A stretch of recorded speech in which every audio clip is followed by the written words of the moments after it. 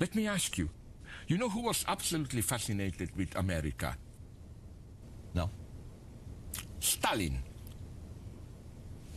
He said he respected the American dynamic, pragmatic spirit. Yes, he did. Yes, he did. So don't be ashamed, even intellectually, to be Americans. Well, come on. Of course not. Look, you're right. This country does a lot that we should be very, very proud of and build on. Yeah, yeah. But there are a number of countries around the world that we can learn from. No, absolutely not. Absolutely not. Most countries are much worse than United States. Well, I don't think so. I honestly don't. Well, I'm very misanthropic, you know. I think that most of the people are boring, stupid, and so on. But here I have absolutely all the freedom to do whatever I want. Well, let me tell you what I believe. You can determine, you know, what we mean by it, okay? Yeah, totally, totally. Okay. The problems we face are enormous. If we are going to prevent this country from sliding into oligarchy. The oligarchy, yeah. People on top are doing phenomenally well. Most others are not. We need... Let me add something to this. We all saw James Cameron's Titanic, right? Yeah. Remember, the rich, spoiled girl is in a life crisis, and the function of Leonardo DiCaprio is to bring some of the lower class vitality to restore her ego, and then after doing this, he can disappear. It's a little bit like E.T. goes home, but he goes down. Let me be clear. I'm proud to be here, and I hope I at least made you start thinking. Amazing. Well, let me tell you something. I think what we want to do is build on our strengths, which are many, So to deal with the issue of more equality and try to figure out how we make it better. But the point the is... important thing is not to engage in some crazy, destructive experiments, but to open up the space of thinking. Okay. I hope you and other intelligent people also know this. This is so good. This is amazing.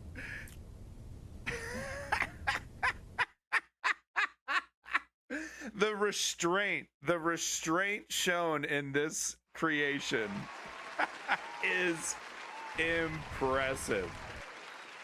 It's extremely impressive, the amount of restraint shown in this creation. So the AI, the voices we heard were AI.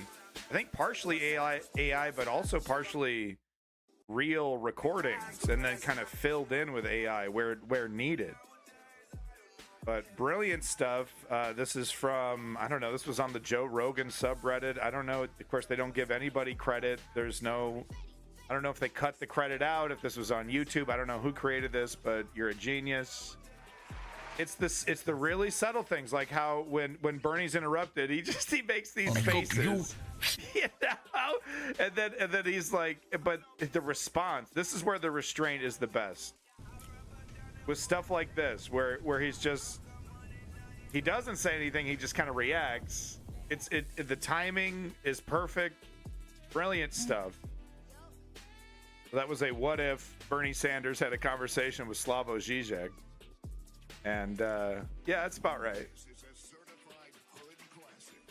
He starts comparing the proletariat to fucking Titanic or something. Always making those really weird connections with, you know, mainstream media and class and politics and all that. Really cool. All right, I wanted to start with something fun because, oh, I forgot to tell Discord. Wanted to start with something fun because no, it's a mixed bag actually, because it's also a, you know, for these hostages being held in gruesome conditions. Who knows? This beautiful woman, you know, being held by these theocratic monsters. God knows what they got up to her with her, you know, and that's probably why she's the face of this hostage situation. Welcome back, Leon. Welcome back, Woke Patriot. But yeah, we're gonna get into the hostage Israel news, and we got several things to talk about with Israel and Gaza and Palestine. We got Gallant gonna be leaving the government, I guess. He's the he's the war minister. Welcome, Davey. But look, this is a mixed bag. So we're going to be talking about that probably for at least an hour, probably maybe even two. Because it's one of those subjects that requires a lot of nuance. Welcome to the fucking News Underground. Then we're going to talk about some other Israel Gaza related news. Then we're going to get into some American news. Actually, a little. I have one little more D-Day update. I just wanted to show you an amazing video. Okay, Davey. No problem. Thank you for tuning into the News Underground, Davey. You're a masochistic person at the very least, but you're quite. I'm sure you're expecting me to eat some crow or something about the pounding that I gave you yesterday. Of course, that's not the case. But at the same time, I don't want to diminish the fact that 4 of these hostages being held in, like I said, some of the worst conditions imaginable. They didn't look like they were starving though. But just for me, it's the nightmare of the prospect of sexual violence on the woman, and the fact the constant intimidation and violence on the guys. If they step out of line, disrespect Islam. They're probably threatened to take his head off, every single day of his life. Hell, they might have done those fake executions where they fire a gun right next to you, or they click the gun.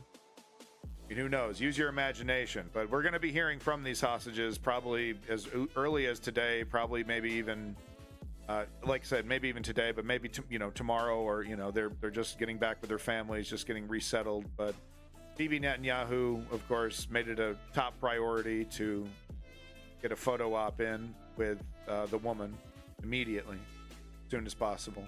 Anyway, so we're going to be talking about some world news, then getting into some climate stuff. Update on Alex Jones, just an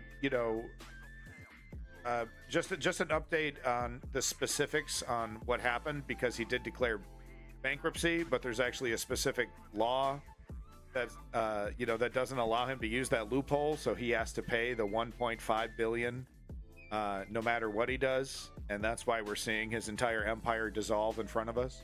So we're going to get an Alex Jones update with some more facts, more fascist updates, Tommy Tuberville stuff, Marjorie Taylor Greene. I got an amazing clip of this fella named Kyle Clark, who moderated a debate that I might stream in full tomorrow if I have the energy, just for entertainment purposes. Because this man, it's Lauren Boebert was part of this debate, Colorado debate here, and it's just amazing. It's 5 minutes of actual journalism, of actual debate moderation, of how you actually should moderate a debate. It's a masterclass, which is why we would never see this man on mainstream media, of course, because he does his job properly. But I thought it was really important to show what a real debate could look like in America if we had the balls to hold our media and politicians accountable. So that's really an amazing video. Look forward to that. And then, of course, I wanted to dip into the UK elections. We got a couple videos here pertaining to the UK elections, just an update. We're going to do... I watched the whole 7-party debate last night, so that was interesting. So I was expecting Keir and Sunak to be there, but no. It's a debate between like the deputies, the top people that are not the prime minister of the parties, giving them a chance to duke it out. It was an interesting debate. I thought it was pretty good. Nigel Farage is a frightening clown, because I can see why people are attracted to his charisma.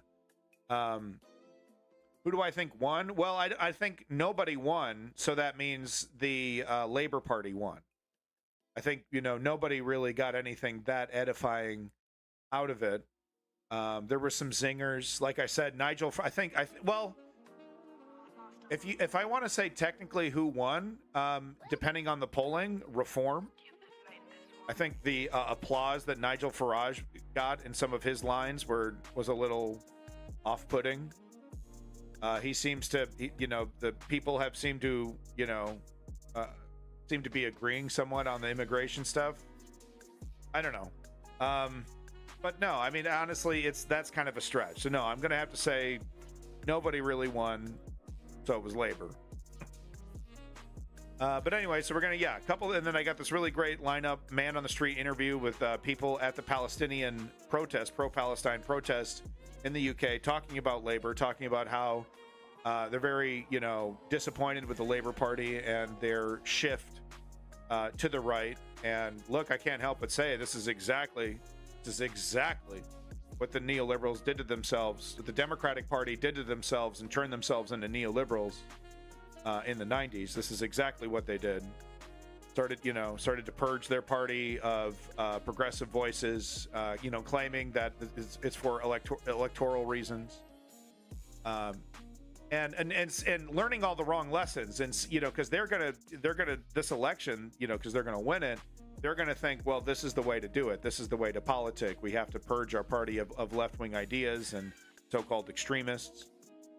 People who would dare speak against the orthodoxy too much, go a little too far. So very interesting stuff. And then I wanted to cap it off with one video on Ukraine. Very sorry to my Ukrainian friends, but I would only have time probably for one video on Ukraine. But I did want to do a map update because, folks, Russia's getting pushed back. This ain't no fucking joke. This ain't no fucking joke, okay? Ukraine's pushing back. Hit the wrong button, sorry. Ukraine's pushing back. Russia's on the back foot. The offensive has all but failed and all but stalled. And Russia gave it all they got, not just in the north, but across the whole goddamn line. Was it 14, 15 different, major points along this? They're desperately trying to spread Ukraine out. Just can't do it. Just can't do it. Supposedly the second most powerful military can't handle a bunch of hardcore motherfuckers with the proper equipment. 50% proper equipment. We know what they need. But even with their hands being forced behind their back, right?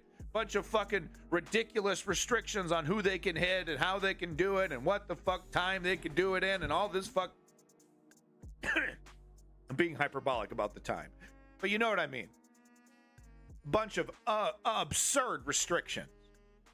Oh, escalation, my election. It's so amazing to me that Joe Biden is so weak and so cowardly. He doesn't see kicking Russia's ass as a big fucking electoral political win.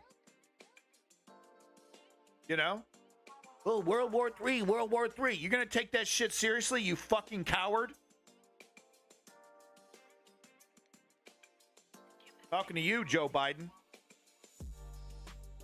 Anyway, so let's get into it. Got to start off with the hostage stuff. And I got a good video that just kind of recaps the whole thing. I think after Amon Animations released a really great Andrew Tate video. And actually, I think I'll start my US coverage with a 30-second preview. I don't want to steal the whole video. But let me just get this in front of my US stuff. Yeah, there we go. There we go. All right, so Channel 4 did a great recap, and honestly, they did a really good job covering the scope of this, which is it's bittersweet. 4 hostages released from some of the most atrocious conditions possible. With that said, like I said, they were not skeletal. The Ukrainian POWs are coming back looking like skeletons. They look like they were fed. But as I said earlier, the sexual violence and, of course, the probably the constant threat of getting your head chopped off for the guys who are probably treated, like I said, nightmare, right? And it is good news, and I would like to applaud. 4 of them are free. That is good news. What isn't good is the massacre seemingly of anything that moved. Oh, it is. Thank you. Seemingly of anything that moved, just shoot, shoot, shoot, shoot, shoot. Kill, kill, kill, kill, kill. Everything and anything.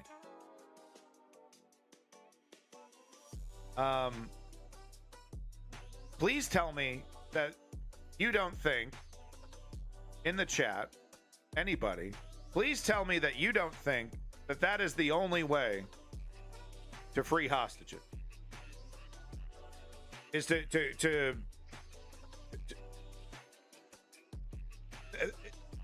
please don't try to describe that as surgical.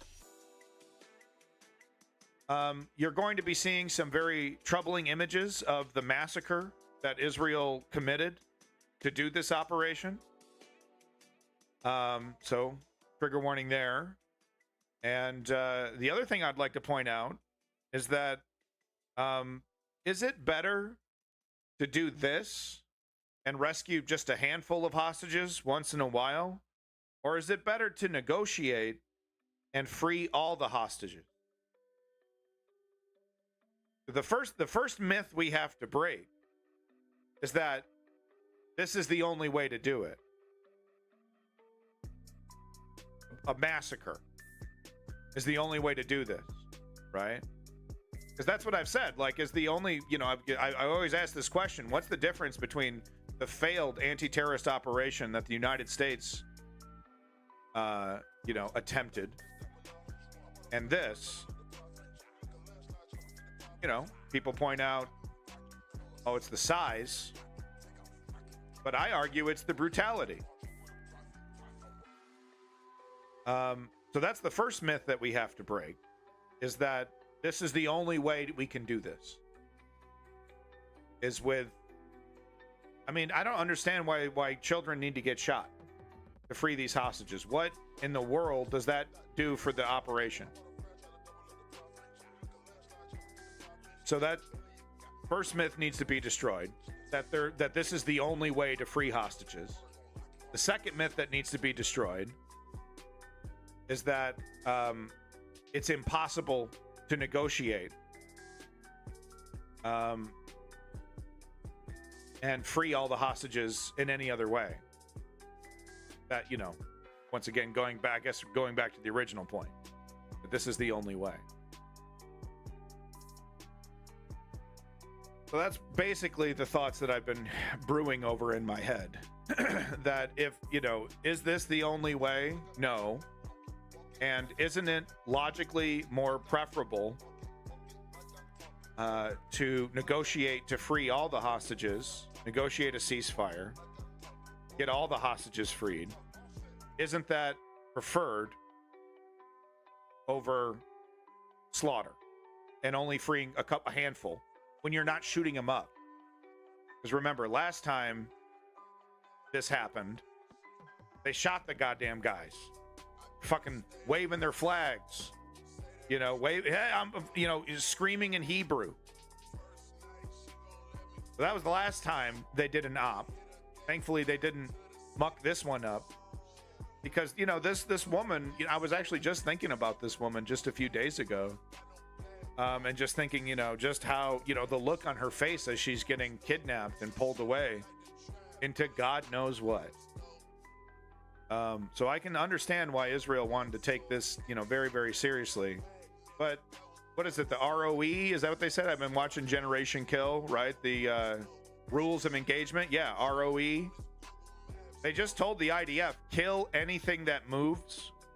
And that's exactly what we see. There's like over 80 dead, like children and women, men, women, and children. Some guy was like cooking food for his family, just sitting there in his, in his home, blasted. All right, so let's get to it. Enough blabbing. I just wanted to set that up because it's, I want to bust through this myth, because that's what we're seeing, on social media, victory, victory, victory, implying that, they also lost a soldier of their own, the IDF. Well, that's the risk you take, isn't it? Police officers and military hostage rescue. Still, all the same. Had the sacrifice would be less tainted and covered in blood had the massacre not occurred. We simply cannot ignore the massacre. There's piles of dead children right now, still warm. And, and we're supposed to be, hey, 4 hostages, you know what I mean? So let's get to it. Channel 4 goes through the whole thing. Like I said, it's going to show some pretty triggering images. I'm going to get my blur filter going. Let's get to it. That is a heroic sacrifice, to die saving hostages. But the massacre, was that really necessary? It was a defining image of October the 7th. People at the Nova Music Festival running for their lives. 1,200 were killed that day and more than 200 held hostage, including 25-year-old Noa Agamani, screaming as she was taken away by Hamas. "Don't kill me," she cried. Today, she was reunited with her father. The IDF said she was one of 4 hostages from the festival who were rescued from Gaza, releasing footage of the complex daytime operation that took weeks of planning. The others rescued were Almog Mirjan, Andrei Kozlov, and Shlomi Ziv. We're committed to getting the release of all the hostages. So yeah, no, you're not, because you're not. You've already failed, because you should say remaining surviving hostages, and you're also not employing a strategy that will lead to all hostages being released. Like I said, that's the implication, right? This is the only way. This is the only way to do it. I refuse to accept that. And we expect Hamas to release them all. But if they don't, we'll do whatever it takes to get them all back home. No, because whatever it takes would be a ceasefire deal and then also treating Palestine like a country. So, no, that's a lie. Look, I'm going to say something, might piss somebody off. But Israel treats the Bibi Netanyahu treats these hostages like political pawns. His actions don't tell me I care about these people. This is Andrei Kozlov in the red shorts, returning to Israel, hand to mouth in apparent disbelief. A group representing the hostage families said today was a miraculous triumph. But as Israelis celebrate and the hostages recover, what did it take to rescue them?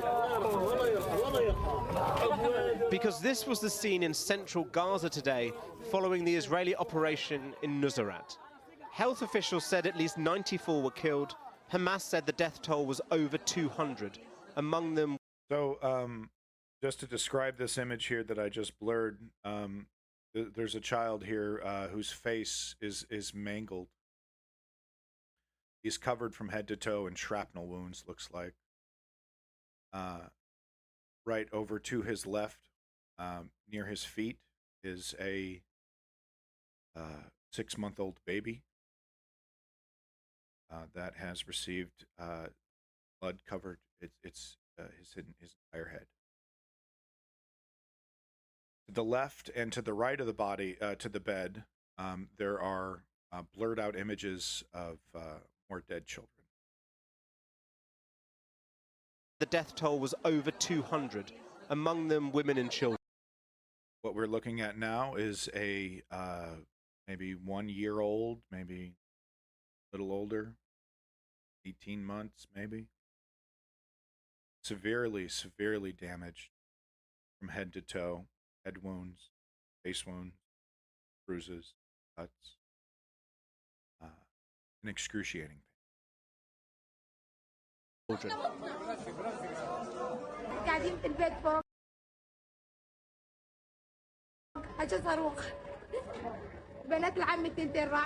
We were at home and a rocket hit us. My 2 cousins died and my other 2 cousins were seriously injured.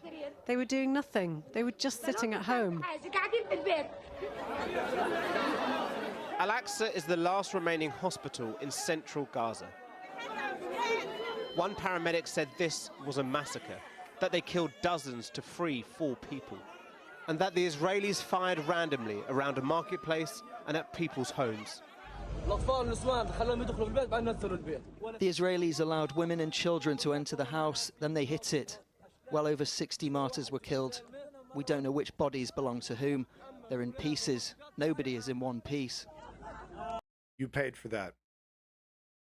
If you're an American, if you live in the UK, you're one of the countries that supplies money or weapons, you contributed to this. Money taken directly from your paycheck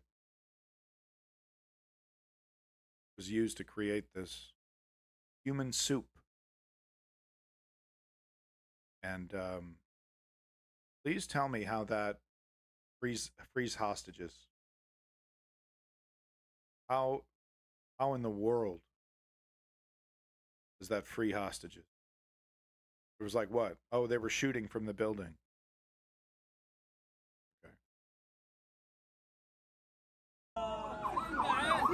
The ambulances kept arriving this afternoon, but some have been unable to reach the wounded, with more than 400 reported injured. Families once again caught in the middle of this 9-month-long war. Israel claims that Hamas hid the hostages in people's homes. Hamas today said our people will not surrender and the resistance will continue. The scenes in Gaza and Israel today are alternate realities. Benjamin Netanyahu clapped as he met Noah Agamani and her family. He has other reasons to smile. He's so disgustingly cynical. He's so disgustingly cynical.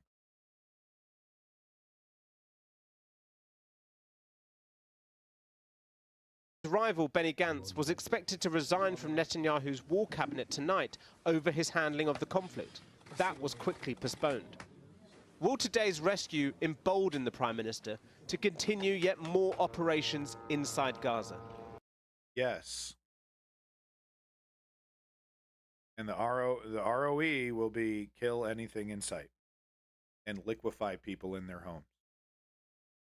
And thus finish any hopes of a ceasefire. 4 hostages were freed today and dozens killed in the process. With 116 hostages still left, what price will Gazans pay for their safe return?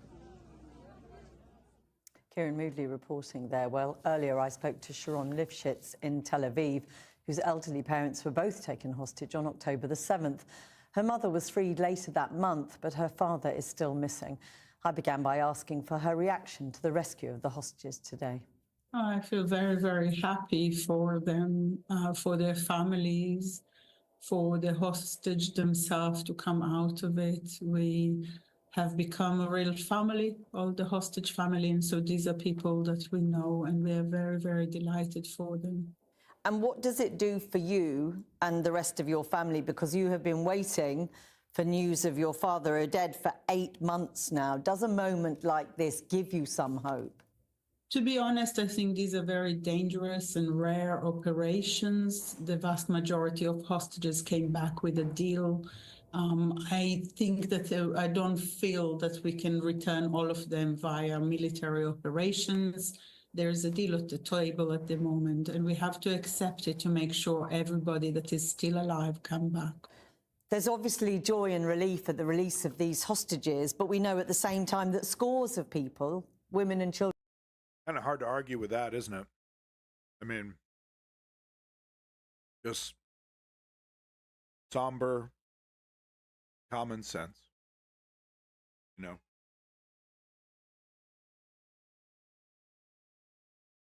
Really no other way to put it.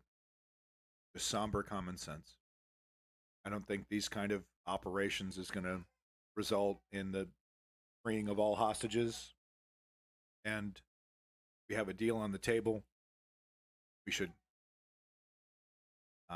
focus on that. Do we think that the Bibi Netanyahu government is going to learn that lesson from this incident?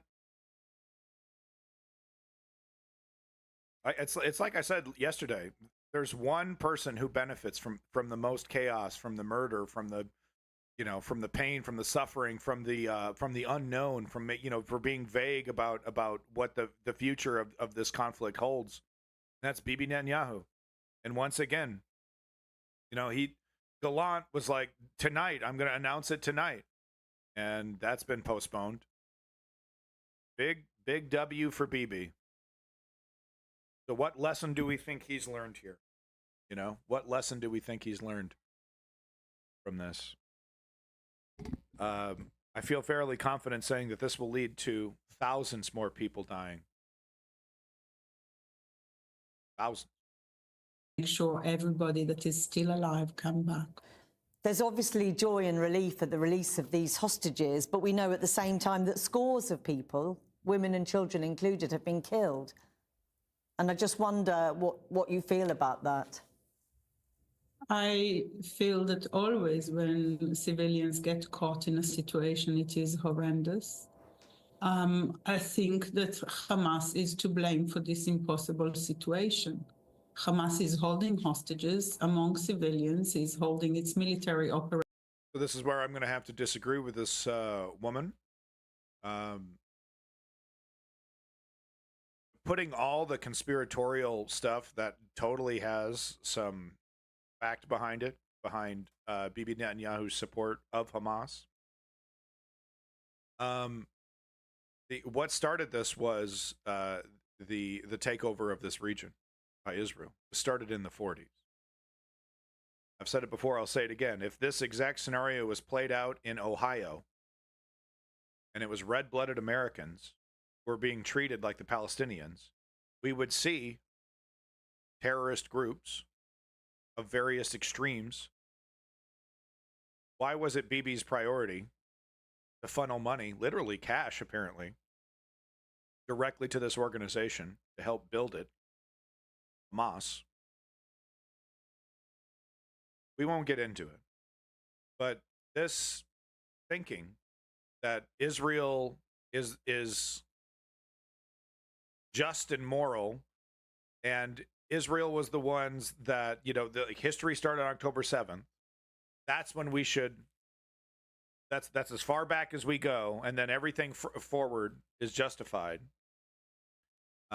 We see the resistance of this government. It's paradoxical, actually, what she's talking about, because she's like, we need to negotiate, we need a ceasefire, we need to do that, but that would require treating the Palestinians like human beings. And you can't do that when you're totally in the right and you're totally justified. And why would we do that when we're innocent victims here getting attacked by barbarians? It's contradictory and counterproductive. I think that Hamas is to blame for this impossible situation. Hamas is holding hostages among civilians, is holding its military operations among civilians. It needs to come. The other point I wanted to make was they're barricaded into a very, very, very, very, very small strip of land. Where the fuck are they supposed to operate? Where would you resist? It's literally an entire strip of urban areas, almost. So is this woman suggesting that the only legitimate way to resist is wide out open in one of the few, you know, some olive grove? That's the only place? Like, it's like a DBZ cartoon. Let's go to someplace uninhabited so we can fight honorably. I've never been convinced by this either. This, you know, I will say though, Hamas cynically uses key civilian areas, schools, hospitals, to operate. But the idea that they're somehow supposed to not operate in civilian areas when the entire area has been barricaded, the entire area is a civilian area, is ridiculous. Unless you think the Palestinians don't have a right to resist at all, you know, even through Hamas or through anybody else. And if you do think that, that's a pretty interesting view there, isn't it? Come to a deal. The Israeli government must agree to the deal so that this horrendous ongoing situation can Never be going to over. happen with the Civilians on attitude both that history sides started are on being October 7th, held lady. ransom to a very right-wing militant organization and government, and that has your full fucking support. is the cause of a lot of death. There's no doubt about it. So as someone who is desperate for news, desperate for the return of your father, give us a sense of what it is like for you and other families at the moment. This week, we also heard about the death of 4 hostages, one of them a British citizen, Nadav Papelwell, that lost their life somewhere in January. These are people, 3 of them are from my kibbutz. They were 80 and above. They have survived for months in this horrendous situation. We are sitting the Shiva for them now. I can't tell you how broken our heart is. It's not possible to break anymore, we always think, and then it does break into smaller shreds. And just finally, if you don't mind me asking, I'd say your mother was released relatively early. You know, this is enormously difficult for all of you. She's in her 80s. She was held hostage for over 2 weeks. How is she doing? My mom deserved to know the fate of her husband after 8 months. We know he was alive and she's waiting for him. But with time that goes on, the chance of an 84-year-old man to survive diminishes by the day. And the light is escaping from our eyes, you know, the chance that he will come back home to us. I think that he is a man who done a lot in his life for other people, and he does not deserve to be taken hostage and treated in this way. Thank you. No, and I would like to agree with that. And just, if people get confused about where I stand, or if the bad actors want to come in and cut me up, of course, October 7th was horrendous. It's not about it's not about who deserves what. It's about the eventuality of putting human beings into the position that the Palestinians are being put in, and not expecting some kind of explosion of violence, of something. You simply cannot treat human beings in this way without expecting something, some kind of response from somewhere. It might be the reason that Bibi Netanyahu found it necessary to put resources towards Hamas. They were the most extreme. It just doesn't make any sense. The more we uncover about this, the more it's like I said, it's almost like it's like a quid pro quo. It's like as soon as Bibi Netanyahu needs needs a boogeyman, here they come, proudly chanting, death to Israel, right? Perfect boogeyman. Thank you very much for talking to us today. You're welcome. Well, joining me now is Dr. James Smith, who has just returned from Gaza, where he was working in Al-Aqsa Hospital until Wednesday. Thank you so much for coming in. Huge numbers of casualties from this attack will be going to that hospital that you were in just a couple of days ago. What are your colleagues telling you things are like? So we were actually working at both of the hospitals that you see in the footage that you've shared, Al-Awda in Nuseirat and Al-Aqsa. And in the days that I was working in the hospital, we had seen several mass casualty incidents, but they were minuscule in comparison to what has happened today. We had several colleagues working in the emergency rooms of both hospitals today, working alongside our Palestinian colleagues there. And they described the most horrific conditions that I have ever attempted to comprehend as an emergency doctor. I will say this, because I agree with this man, but if I was a member of Palestinian resistance, I would clear the building out. I'd be like, get the hell out of here. We're going to be shooting at the IDF from here. Get the women and kids out of here. We're a target. And it does seem like Hamas just doesn't give a shit. Just, could you imagine? They know exactly what's going to happen when they open up, you know, start shooting at IDF from a building, start sniping them from a building. They know, okay, well, this building's going to be targeted and likely demolished. Get the people out of here. We've heard leaders from Hamas talk about how they, you know, they have a flippant attitude about martyrs being created. That's fine. They get to go to heaven. They're all going to heaven. We're giving them an express pass. I'm generalizing, but the rhetoric is very flippant and cynical from Hamas. They're monsters. You know, the idea that they should be like, I would be perfectly fine with Bibi Netanyahu negotiating a ceasefire, getting the hostages released, and then by force installing the Palestinian Authority as the government in the Gaza Strip to start repairing, you know, basically just disregarding Hamas as the governing authority. But that's not the plan, is it? You know, it's like, lie to them. Just lie to them. Oh, yeah, ceasefire. Yeah, we'll negotiate and we'll treat you like the government and just everything will go back to normal. Right? And then, you know, minute one, when the hostages are secured, okay, you know, now if we see Hamas, we shoot them on sight, and we're going to be installing the Palestinian Authority in Gaza City. And we're going to be, you know, starting distributing food and, you know, but if any Hamas members are, you know, you got IDF set up everywhere, checkpoints and everything, right? You have to enforce it. It's just like after World War II, right? There's a whole process for installing this technocratic government. It requires security for years to stabilize everything.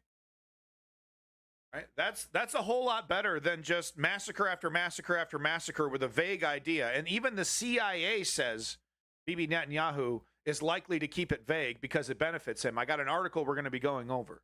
But I just wanted to be fair to those who are incredibly unfair and who often in defending Israel. But I do want to be fair that, you know, there is no real honest negotiations with this Hamas entity.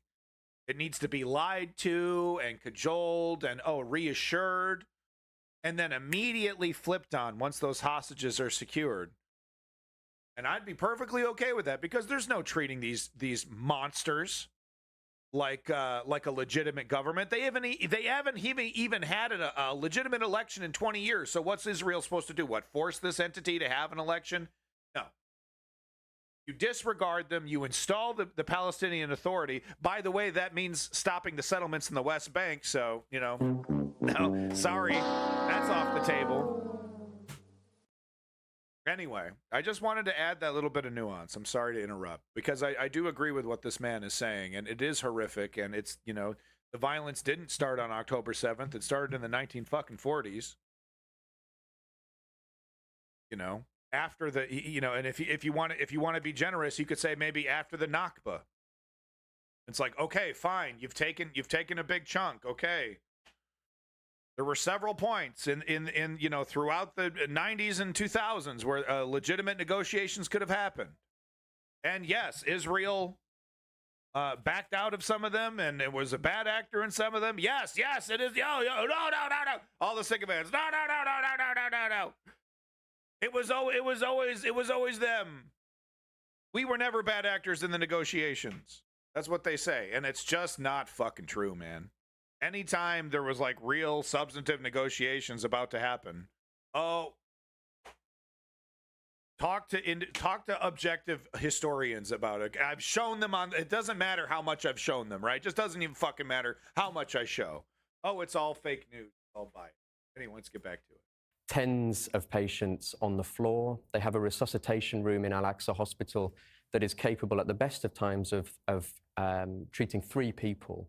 They had 10, 15 patients side by side on the floor there, many of whom had been intubated or were critically unwell. We saw a morgue that was overflowing with the bodies of people that had been killed. I've worked in that hospital not only in the last couple of days, but back in December, January, and this is unlike anything that I have seen before. I mean, brutally speaking, the pictures look as if it's chaos, as if it's absolute carnage, but presumably there are still processes that you as doctors have to try and kick in and to get work done to save people's lives. What happens? So the team there, the team led by the Palestinian doctors and nurses has tried over the course of the last 8 months to maintain a triage system of sorts. So the most critically unwell people are seen in the red area, and then the yellow area for those that are less critically unwell, and the green area for what you typically refer to as the walking wounded.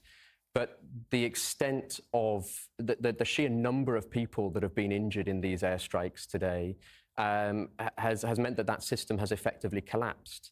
In addition to that, we've had regular power outages in recent days. The last day that I was working in the hospital, we had a patient on a ventilator who died because the power went out and the ventilator stopped working. These are very, very difficult conditions. When we talk about a collapsed healthcare system, what you see in the footage here is that in action. And the truth, presumably, is that even the people who get to that hospital who are alive with treatable injuries may die anyway. Of course. Frequently, we ran out of essential medical equipment. We didn't have the medicines that we needed. We didn't have the equipment we needed to administer basic first aid. Patients that need to go to the operating theatre to receive life-saving surgical interventions often were in a long queue of patients, and they just simply didn't make it. Can I ask you briefly, you literally have just returned today. I mean, what does that do to people like yourselves and the Palestinian doctors who are still there? How does it impact on you? It's horrifying. I mean, I see my colleagues, I recognised colleagues in the footage that you've shared there, and I cannot comprehend how the barbarity of this has been allowed to continue for as long as it has. And will be damaging for everybody involved. Yeah. James Smith, thank you very much for coming in. Thank you. There you go. Channel 4 with a pretty good roundup, quite frankly. A pretty good roundup there of the situation. So good job, Channel 4. You know, got an interview with Israeli hostage family member, and then you get an interview with the doctor who's seen the carnage right there on the ground. I guess not specifically. He was just he saw the carnage previously. Found this LBC interview to be interesting. Dozens of Palestinians killed as Israel rescues 4 hostages in Gaza. You know, I always enjoy the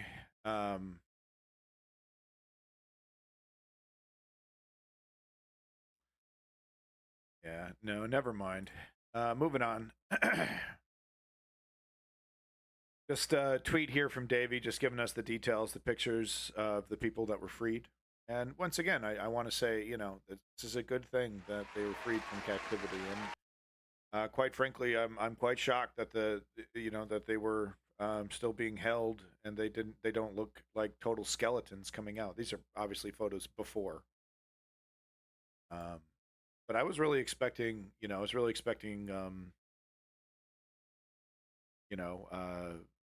skeletons coming out of there. Israel at war. Wow.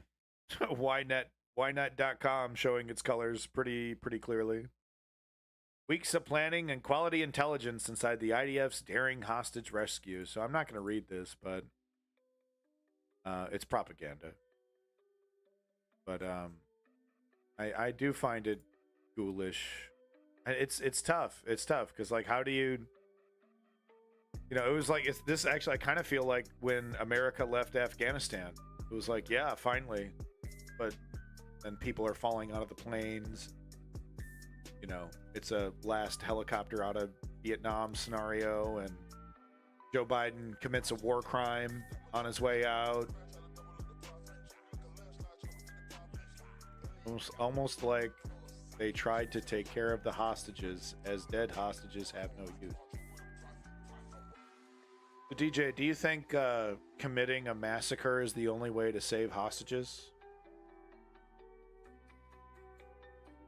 Would you prefer to save only a handful of hostages and while committing massacres, or would you prefer to negotiate and free the rest of the remaining hostages? Knowing that a majority of the hostages that have been freed so far are because of the negotiation. I meant Hamas looking after them. Oh, yeah, exactly. No, you're pointing... I mean, Hamas is amateur hour, you know? Taking the hostages was the only somewhat strategically sound thing that they did. The massacre only helped Bibi. Then killing the hostages and, raping them and doing God knows what to them only helps Bibi. Only helps the further subjugation of the Palestinians. Yeah, DJ Shay, we don't know that's for certain. We don't know that's for certain. We won't know until after. But we can speculate that destroying 70%, at least 70% of the structures in the Gaza Strip, we can speculate that some people were in there, hostages. Welcome back, Lenny from south of Boston. It's your boy, Lenny. Lenny is, of course, the top streamer on Twitch as well. If you want top content, make sure you're subscribing to Lenny. And thank you, Lenny, for being the #1 financial contributor to the News Underground. We know of at least 6 hostages killed directly. Yeah, I talked about that earlier. You know, the last time that they did one of these surgical strikes, they ended up murking the fucking hostages that were running out of there, screaming in Hebrew. But anyway, yeah, the propaganda is all, like I said, it's the implication that this is the only way, right? That's the implication. This is the only way is with massacres. Don't have Israel as your surgeon? Yeah. Wanted to show this because it feeds into this, right? Because this, Bibi Netanyahu very cynically, very politically takes advantage of these situations and has been from the very beginning. I mean, this is from the New Arab, so go ahead and disregard it, right? But Israel reportedly organized online disinformation campaign to gain U.S. support on Gaza war, and we've seen it. I think I have a Reddit post here, maybe, or is it? No, yeah, this is the post where they discuss how bad things have gotten on our world news. And if you're not on Reddit, you don't know what the hell I'm talking about. But hundreds of millions of people do use Reddit, so I'm sorry if it's a relevant thing to talk about. But yeah, they're just pointing out, I mean, world news really, really is bad. So this person saying some of them are just racist shitbags who want the ethnic cleansing to continue. And I have seen that. I have definitely, sorry, I clicked the wrong thing. I have definitely seen full-blown support. Yes, I know this is an ethnic cleansing, and I want that. I think that's good. We need to get rid of them. There's no negotiating with them. What else can they do? Israel has no choice. That kind of language. This person saying, I was banned there for posting links that showed that. So this is what I wanted to show. This, pertaining to what I was saying earlier. Netanyahu's, support for Hamas. Support for Hamas. Quality intelligence, exactly. But no, here we have some receipts. So Netanyahu has been specifically propping up Hamas. I've reported on some of these. This is, literally from Times of Israel. We're just going to ignore that part. We're just going to ignore that. I'm not talking shit. I'm not pulling shit out of my ass because I want to support terrorism. Okay? You bad actors, you doubters.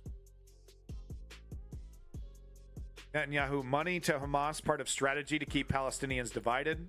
This was an article in 2019. Gotcha, bitch.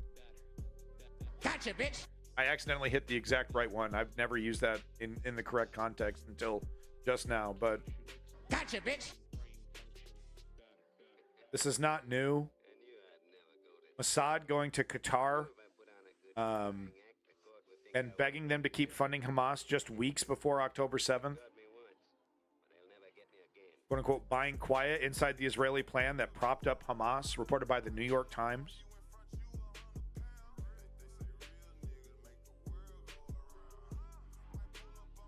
And then this is an article about the planned ethnic cleansing. We've reported on this. Leaked document feels concern Israel plans to push Palestinians from Gaza into Egypt.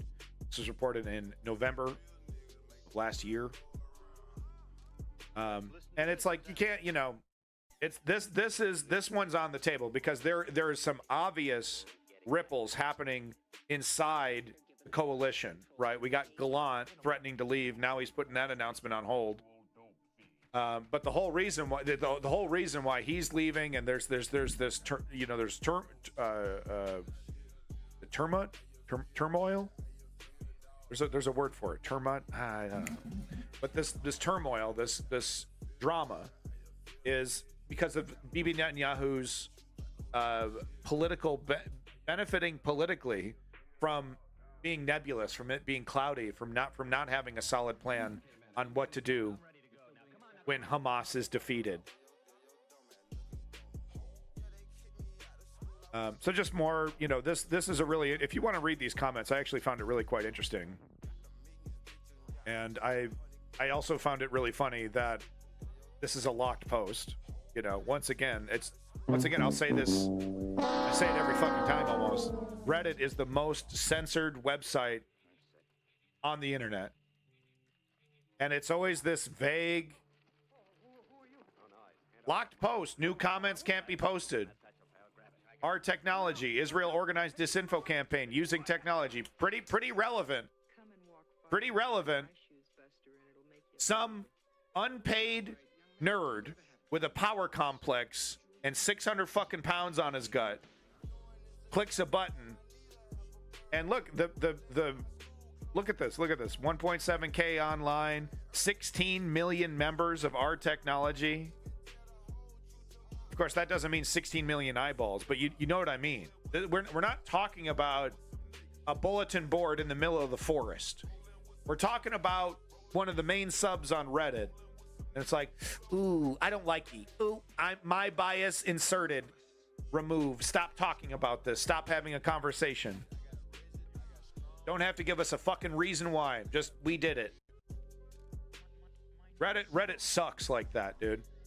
You'll find great discussions that are completely shut down arbitrarily, silently, by unpaid weirdos.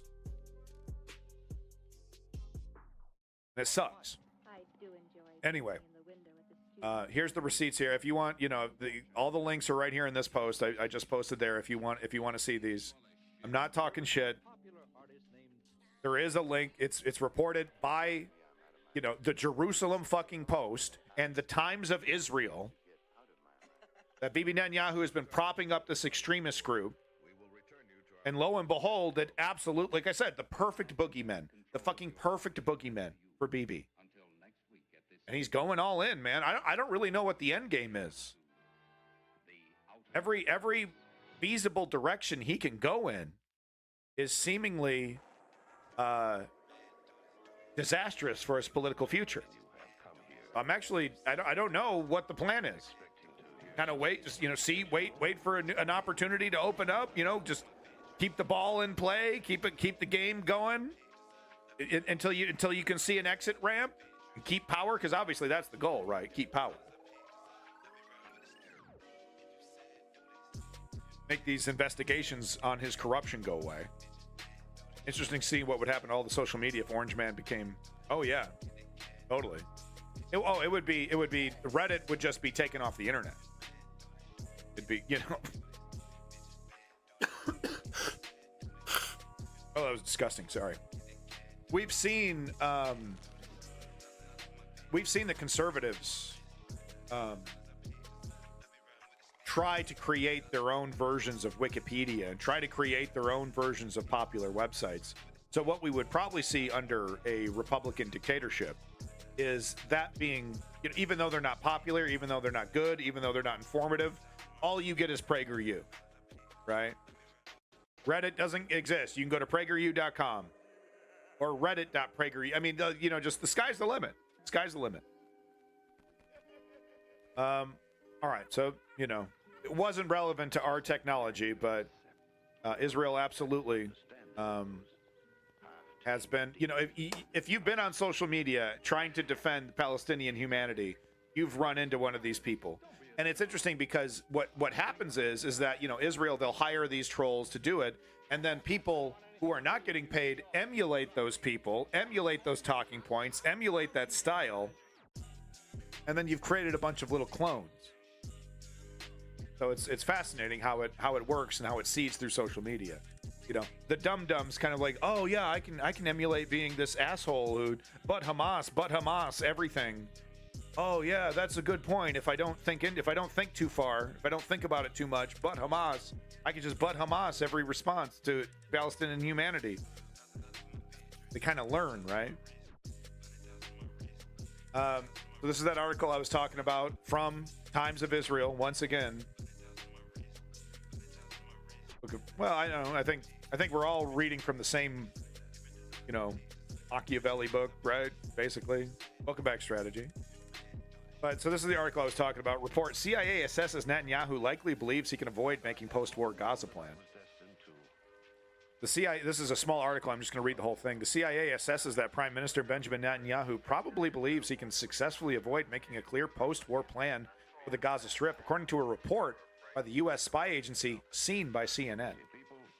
The June 3rd report notes that Netanyahu believes he can withstand pressure from the Biden administration on the need to formulate and announce a plan for the governance of Gaza after the war against Hamas concludes. Netanyahu, quote, probably believes he can maintain support from his security chiefs and prevent defections from the right flank of his hardline coalition by discussing future plans in Gaza in vague terms, the report reads. So this is internally. You know, there's this push and pull. You got Bibi Netanyahu literally manipulating the people right across the table from him, specifically using language in a very specific way. The CIA report circulated to U.S. officials warns Netanyahu will likely only engage on the issue of post-war Gaza after the achievement of, quote, what he sees as key security benchmarks, which may take months. I guess this is that wait and see part we heard about yesterday from one of our lovely underground members of the news underground, right? But this is what the defeat of Hamas, right? All the little pockets, the 4 battalions that were in Rafah. Oh. We got them. You know, Israel, of course, saying that they killed hundreds of Hamas terrorists in this operation. Or no, the hundreds, they were shot at by hundreds of people. Something like that. The Hassan who failed to be Hassan. Oh my gosh. Look, if I'm failing at being Hassan, that means I'm motherfucking succeeding at being a good journalist. So go fuck yourself, bitch. Failing at being Hassan is a motherfucking badge of honor because that means I'm not a completely full of myself, delusional, in over my head, doesn't do his research, pseudo tanky, doesn't know where he stands politically, entertainer. Instead of one of the most legit news-focused motherfuckers on Twitch, I could be a clown. So yeah, you damn right I'm failing at being Hassan. Take that shit to the fucking dumpster.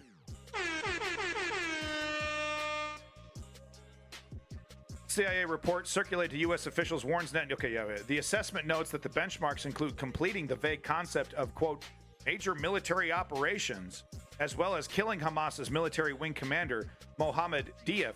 I don't understand why the United States is not negotiating with the prince on getting these Hamas guys where they're sitting. You know, is there no deal that could be possible? Once again, where's the leadership on Joe Biden on that one? We can't sweeten the deal for these fucking crown princes. They only have zero morals. You know, they're only completely fucking disgusting human beings. So there's just no deal that could be made with these fucking crown princes to let us snatch out these leaders that are hanging out in Qatar, Hamas leaders. CNN says of the report, quote, it comes amid a clear shift in how the Biden administration views Israel, less as a trusted partner and more as an unpredictable foreign government to be analyzed and understood. Well, welcome to the fucking party, pal. Are you joking? Motherfucking Joe Biden over here, dog. I swear to God, there are there are sloths in the Amazonia. I don't know where the fuck the sloths are. There are sloths in the fucking jungle that have reacted quicker. Sloths covered in fucking amber. The CNN report comes as a War Cabinet Minister, Benny Gantz, is expected to announce the withdrawal of his party from the government tomorrow night. Not exactly. No. Bibi got him in a rock and a hard place there. He can't, dude. You know how bad that would look? I'm really happy about Bibi's major success in releasing the hostages, but he still sucks. Bibi is a very, very shrewd and skilled politician. I'll say that. That motherfucker knows how to play the game. The move would be he is fulfilling an ultimatum he set to Netanyahu last month, demanding a commitment to an agreed-upon vision for the Gaza conflict that would include stipulating who might rule the territory in a scenario in which Hamas has been defeated. And that's the end of the article. So, interesting stuff. CIA waking up from their coma about the situation. Interesting stuff there. Reported once again from the Times of Israel. Bad actors. So we've already reported on this. You might recognize this screenshot, maybe even this 3D render here of these prisoners being held. We showed this whole CNN clip here. You know, this fella coming up to the prison asking about the torture. Up the oil price in a time everyone complains about it. I mean, that's what I'm saying. Lack of leadership. Strategy member, would you believe that the United States has enough oil in its country underground and in reserves to completely upend the entire oil cartel at a moment's notice? Yeah, does that mean that the military won't have every drop of oil, an ocean of oil we might have to sacrifice? It's so fucking pathetic that I don't know for how many decades now, American presidents have been led around by the nose by spoiled royal brats in Saudi Arabia. I can't tell you how fucking embarrassing it's been my entire life seeing so-called U.S. presidents, so-called leaders, holding hands with these fucking criminals. Saudi royal family. Do a Google search if you fucking don't believe me. So I find it disgusting that, once again, supposedly good men with power who can pull levers refusing to do so, refusing to lead. The U.S. president, with a fucking wave of his hand, could make those Saudi royals sweat. Oh, by the way, I'm releasing, 50 fucking million barrels. 50 billion barrels. I don't know how many he's got, right? Oh, yeah, by the way, Americans, hey, what does America think about paying $1 a gallon for gas for the next year? Yeah, I just made it happen. I literally can do that. Says Joe Biden in an alternative universe. And he totally fucking could. I don't even think he would need to get congressional approval or anything to do some of this oil shit that I'm talking about. Don't quote me on that, though. Who knows? But you know what I'm saying. Motherfuckers supposedly can do shit. Doesn't. Bush was rubbing elbows with APEC leaders. It's pathetic. And we still let him do it. But anyway, so back to this. I just wanted to... I don't have time to read it. Like I said, we've already seen the CNN video that went through all of this evidence. But if you would like the article version that goes through the various maps, the various infographics, the videos and clips, definitely recommend it right here. We also have the News Underground clip somewhere. I don't know. Fuck. Kidding me? I don't know. I have a YouTube archive of everything. I don't know what date I fucking did this. You kidding me? You know how difficult it would be? Like, I'd have to watch every episode, and oh my god, I don't even have time to. I didn't even take a shower today because I had to wake up and I had to do a bunch of shit. Stink. What I'm saying. What universe is that? The only one where I can think of is the one where he isn't a neoliberal. Yeah. Well, you can be a neoliberal and still be a leader. Joe Biden. Israel, next video here. Israeli war cabinet minister likely to announce departure on Saturday. So I was going to show this, but honestly, you know, he's already announced that he's delaying it. So this is old news. This was put out 11 hours ago, and it's already it might as well be from the 1930s. Okay, it's old as shit because it doesn't mention. I don't think it mentions 11 hours ago the hostages weren't released. I don't believe. No, yeah, they don't even mention the hostage release. So old news. But he was going to do it. He was going to do it. But Bibi Netanyahu threw him a curveball, man. I got to say, he's very shrewd. Very, very shrewd. I guess I should mention as well this really quick. We won't show the video. Prominent left wing. Prominent left wing? No, that's incorrect. I mean, I guess, yeah, left, I guess. But it's like, it's the Hill left, which is like, what do you want? What do you actually want? What's your goal? The Hill? They're super right wing sometimes, you know, platforming a bunch of weirdo right wingers. And they're always like, you know, maybe we should give up to Russia. Maybe we should capitulate. Maybe we should negotiate. Can you believe how much money we're sending to Ukraine? They do that shit. I don't know if I'm comfortable calling it left wing. What was it? Someone said in the chat one time, schizo left wing. Was that it? Maybe that's it. Schizo liberal, schizo Democrat. I don't know. But anyway, she dared criticize Israel or push back, or I don't know. You know, she said something, you know, 10 times more mild than anything I've said even today, and she got, you know, her career gone. See you later. Bye. But honestly, that's why. You know, I was disappointed with Brianna Joy Gray when she left her, you know, what she was doing after the Virgil disaster. She kept going with her, what was it? That wasn't Useful Idiots. It was something else. What was it? Bad Actors, or what did they call themselves? Something like that.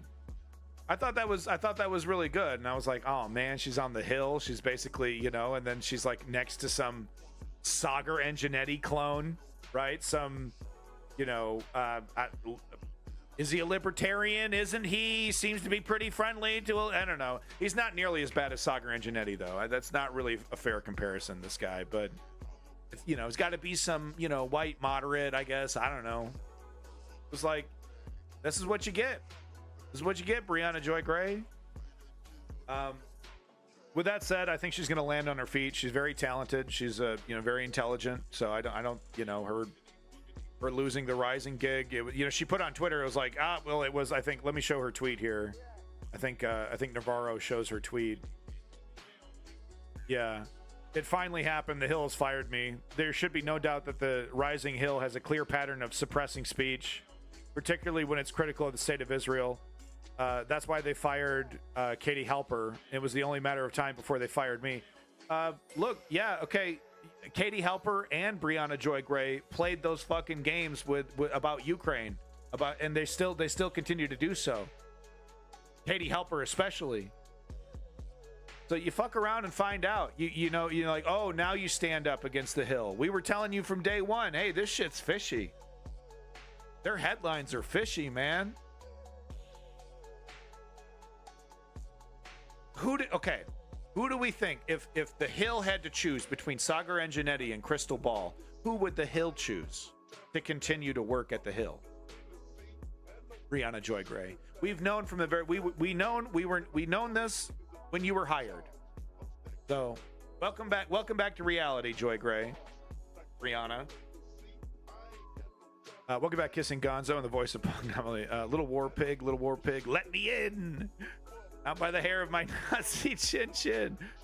Wow, what the hell? I want to see my war anti-propaganda poem song.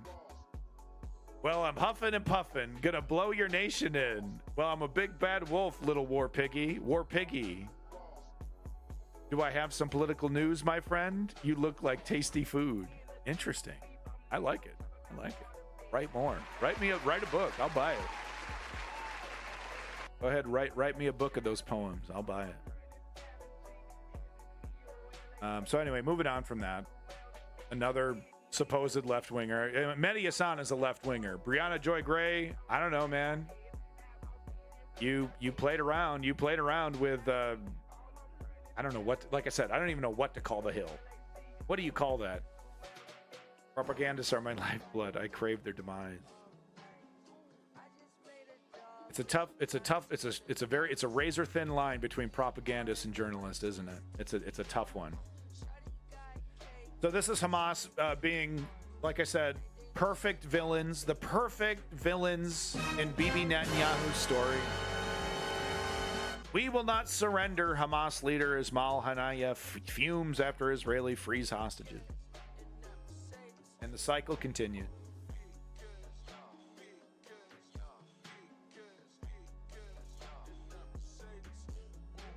Shortly after Israeli forces freed hostages Noah Argamani, Andrei Kozlov, Shmali Ziv, and Amog Mir on Saturday, Hamas published a statement from the terror organization's leader, Ismail Haniyeh, in which the arch-terrorist asserted that Hamas would not surrender.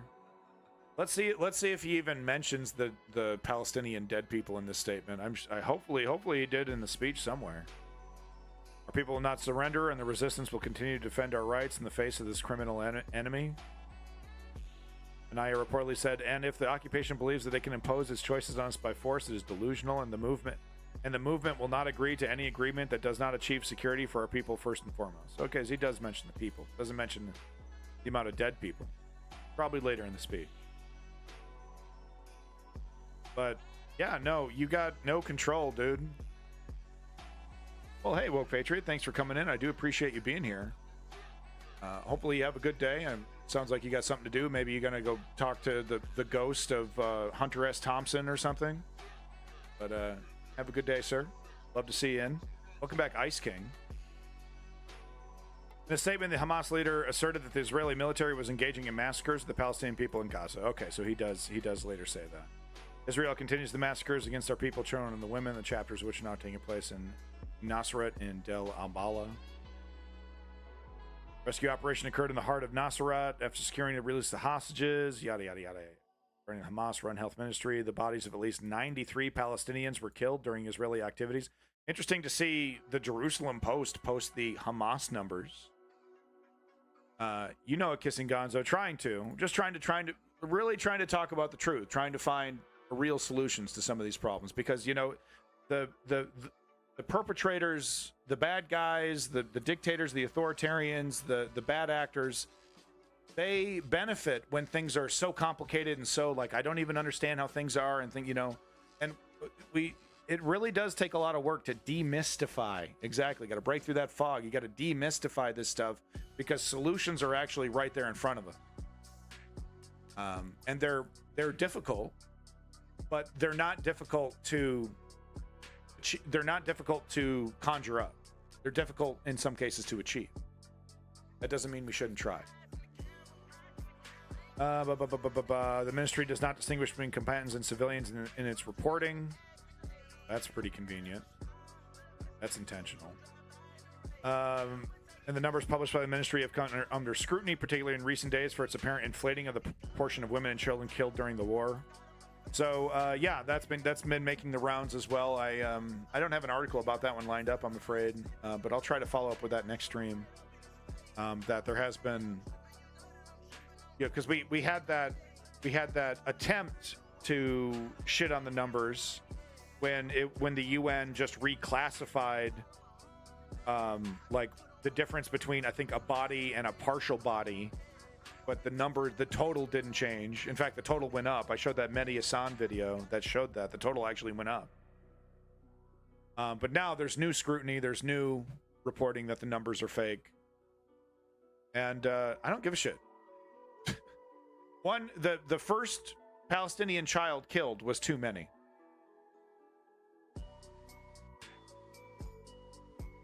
There was no justification from day one on October 7th to kill a Palestinian child.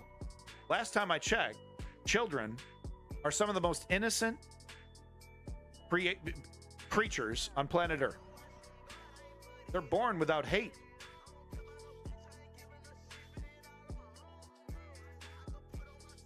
With that said, I mean, I'm being flippant because accuracy in the numbers is important. So I'm being too flippant here. And I'm not trying to make excuses for defending Hamas or any of this. But all I can, the only thing this discourse really benefits is Bibi Netanyahu. Because really, what is it? What is the implication?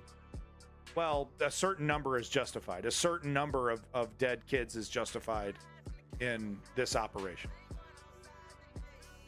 And that's of course, I categorically refuse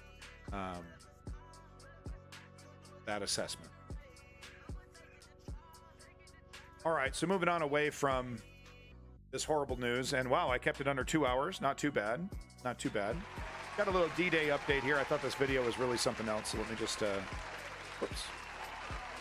Let me just completely destroy my stream here real quick. Thank you. There we go, but no. Am I still applauding myself? Jesus Christ. Okay, now I need some booze. Oh my God, that's insufferable.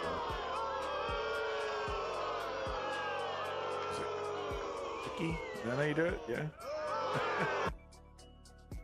But no, this is really quite amazing. Check this out. 97-year-old World War II paratrooper veteran returns to Normandy to recreate his D-Day jump. The 97-year-old, he still got it. Still got it. Unbelievable. Unbelievable. Where do you see this here? Let me just get this a little bit bigger. There we go. Where do you see this? This is something else.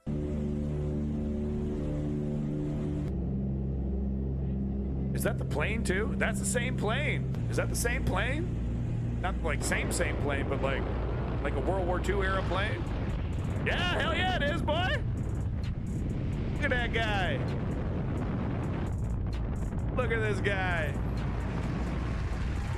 He still got it. He still got it. Should have let him carry his rifle. Oh, ouch. Oh, ouch. We're okay.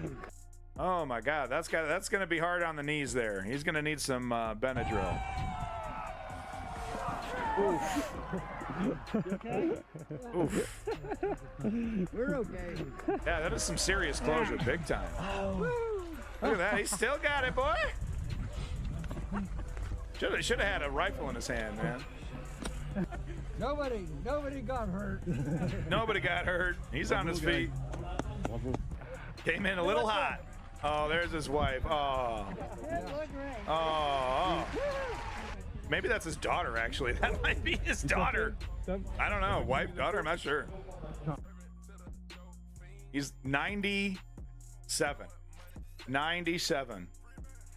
Still ready to fuck up some Nazis. What do you think about that, Fuentes? What do you think about that, Tucker Carlson? What you think about that? Fucking Charlie Kirk, Steve Bannon. What you think about this, Andrew Tate? How about what a real man looks like? Alpha male, my dick.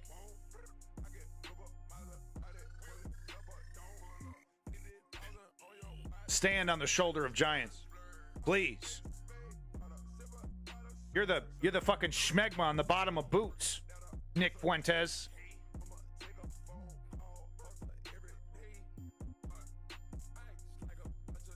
God damn it. One more time. Let's get it. Let's see it. Let's get it. One more time. Let's see him jump out of that plane. Look at that. Without a bit of hesitation. 97. Think about this guy next time you make that boomer joke. Look at that. God damn it. Coming in hot. Boom. Dusts himself off. He's good to go. Lovely stuff. This is, I don't know if this is funny or sad.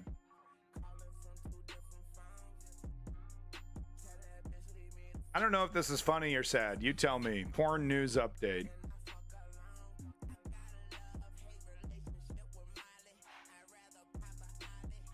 I have a little video pertaining to Andrew Tate, actually. So stick around if you want to see that. We're going to watch a little sample from Amon Animation's newest video. But no, this I had to talk about this. Amazonian tribe becomes addicted to porn and games after introduction of Starlink. So,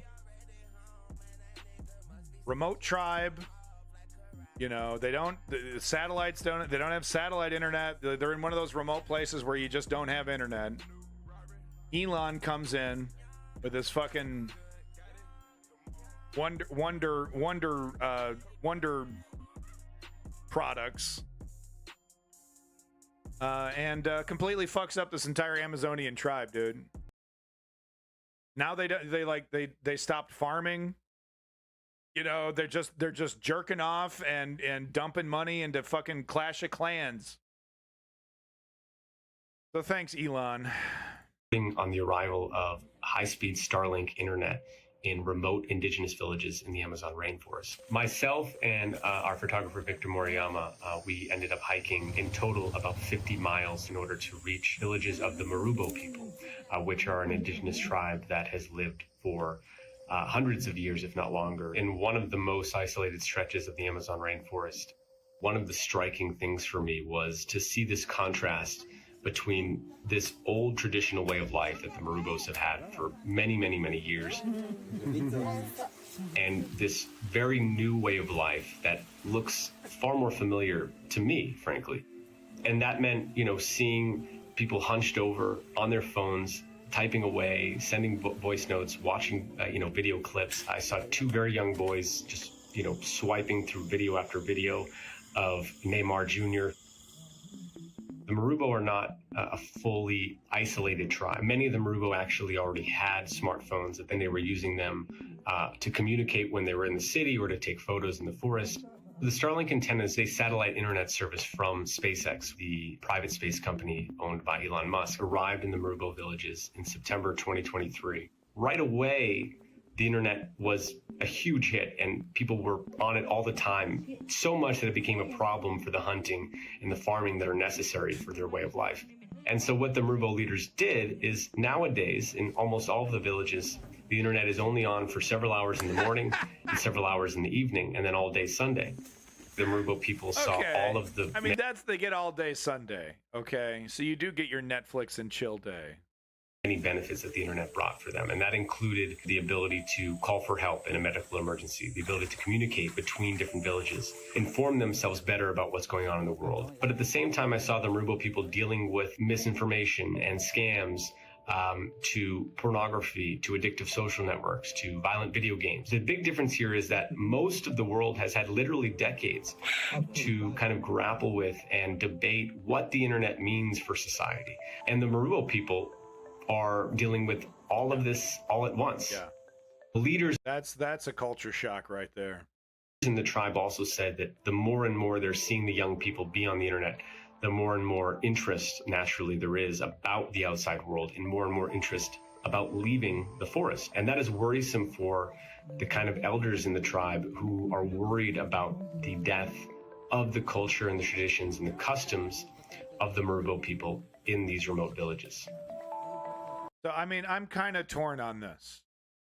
Because I believe everybody should have the right to have access to the internet, everyone, if they want it. I believe in free speech. I believe in, the American definition of free speech, not unregulated free speech that no one actually truly believes in. You know what I mean?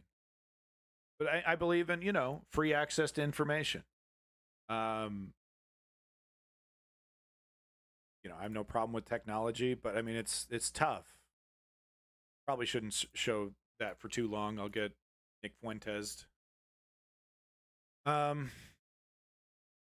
It's tough, man. It's because that the elders are correct. The elders are 100% correct that this will get young people to go. So the Amish have figured this out, though.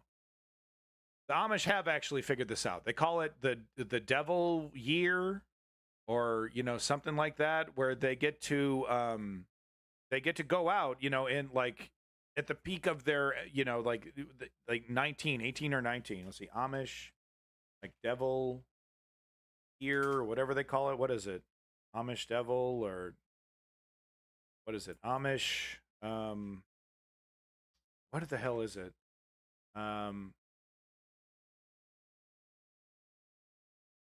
Choose to leave. Yeah, what do they call it? Yeah, Rumspringa. Oh, shit. Okay, I'm way off. But no, some Amish youth do indeed separate themselves from the community, even going to live among the English, quote unquote, or non-Amish Americans experiencing modern technology. Their behavior during this time does not necessarily prevent them from returning for adult baptism into Amish church. So yeah, so Rumspringa here. They get an opportunity, right? Because they, the Amish people like, well, we can't. Oh, thank you. You were on there, strategy member. Thank you. But they were like, look, we can't stop young people from being like, horny and curious and rebellious. We got to give them a chance to go out there before they make this incredible, because once they make this decision, they're, once you're in, right? It's kind of a big decision. You can, of course, leave, but it's not like you can just leave and come right back, depending on, it's a family kind of thing. It's complicated. But the Amazonian tribe we just saw is going to have to come up with this with a system like this, because the cat's out of the bag. Pandora's box is open. And, that young girl we saw with the monkey there, she's going to want to, she sees a bunch of pretty Kardashian girls. She's going to want to see, what is New York? What is San Francisco? What is, Australia? What are these places? And she is going to need an opportunity to at least see them. It's interesting. Some come back, right? They smoke weed, they have sex, they go to see movies, they live their life, and they're like, I feel more well, but they lose something amazing, which is this amazing community amongst the Amish. And I would say no other family unit. Maybe there's very few family units that are as tight as an Amish family unit. So you're not going to get that anywhere else. You're certainly not going to get that in in like a big modern city. You're going to get the exact opposite. You'll be alienated amongst millions. So they come back, but that's what's going to need to be done, because obviously I think what's going to happen is at first, that's what we see right now. At first, ban this, you can only have it for certain times. You can, it's Sundays only. That's actually pretty progressive. Than a full on ban. But the problem is going to get worse and worse and worse. And what they need to figure out a Rumspringa style system to allow young people to go out and experience it before having a chance to come back into the community. It's not exactly the same. This is a village, not exactly like a religious order like Amish, like the Amish live. So it's a little bit different. There's probably a little, it's more freedom to come and go as you please. But I don't know. I think that would be healthy. An opportunity to get it out of your system guilt-free, right? It's kind of guilt-free, right? Like you don't have to talk about it when you come back. It's like, oh yeah, I watched a lot of porno, but now I'm back in the Amish world. Which controversies? Just curious. And yet there'll be violence between Amish clans, and there's a lot of really great Amish documentaries about the drama. Yeah, there's some drama there. So a little bit of climate news here, and I do have a kind of a tornado update. So 1 second here. Let's get this going. Carbon dioxide levels in the atmosphere are surging, quote unquote, faster than ever to beyond anything humans ever experienced, officials say. So we got a little reprieve with COVID, and after COVID, it was pour it on, and that's what we've seen. Just a massive increase. And quite frankly, what are we seeing from governments, and what are we seeing from these large, the biggest polluters? They're basically saying, well, we don't have to stop polluting because they're not stopping. China's polluting. How come we can't pollute? They're making money. How come we can't make money? We can't do stuff alone. We can't do stuff unless they do stuff. We're seeing a lot of that, and it's just pour it on, man. They're just going nuts. I guess people, like we were making some progress, right? People started to use like bamboo and potato silverware, and started having conversations about light bulbs and fucking straws and things like that. Some of it counterproductive, okay? Like the The paper straw is covered in a fucking plastic coating. Okay, no. You fucked it up. Because it's actually better. You want less microplastics. It's better to use a fucking plastic straw that isn't disintegrating when you're sucking up the liquids. So, great move on that one, green lefties. Smart move on that one. Nice little loophole. People think they're covered in wax. They are not. It is paper, technically, underneath a very thin chemical coating of plastic. So we were making some progress, right? And then COVID hit, and it was like, okay, no, like, rubber gloves and masks and disposable everything, and like put my food in a fucking, plastic suitcase, please. Literally put my Chinese food in fucking Tupperware. My wife, when we order Chinese food, my wife saves all those containers and uses them for fucking months. No problem. Freezes stuff. We don't heat up food in the plastic. I tell her, we're not heating up the food in the plastic, but we can store like soup, right? Like, you're done with the soup, you put it in the plastic, you put it in the freezer. You're not going to get as many leached off microplastics as if you like put it in the microwave and heated it up. We don't do any of that. Heat it up in the glass. Heat it up on the stove. But she's got Tupperware level shit that she can use for why are we ordering Chinese food for a night of flight and fancy and Netflix? Why does that produce garbage that can last for years and years and years? I don't need my fucking sweet and sour sauce in a goddamn plastic cup that's gonna last for fucking years, man. I don't need that. Thank you, female eunuchs, for following. I do appreciate it. Anyway, I'll just read a couple paragraphs here. One of the major drivers of the exceptional heat building within Earth's atmosphere has reached levels beyond anything humans have ever experienced. Yeah, here we go. Officials announced on Thursday carbon dioxide,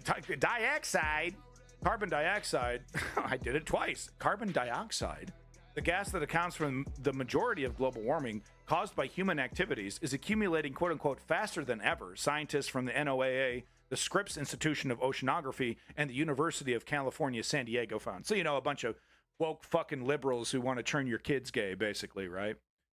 Quote unquote, I'm being facetious, by the way. I don't know if, got new viewers. I got to be careful. Quote unquote, over the past year, we've experienced the hottest year on record, the hottest ocean temperatures on record, and seemingly endless string of heat waves, droughts, floods, wildfires, tornadoes. I'm going to go ahead and add that one, and storms. NOAA Administrator Rick Spinrad, that's his name, Rick Spinrad. You fucking know it's his name. Rick Spinrad said in a press release, quote, now we are finding that atmospheric CO2 levels are increasing faster than ever.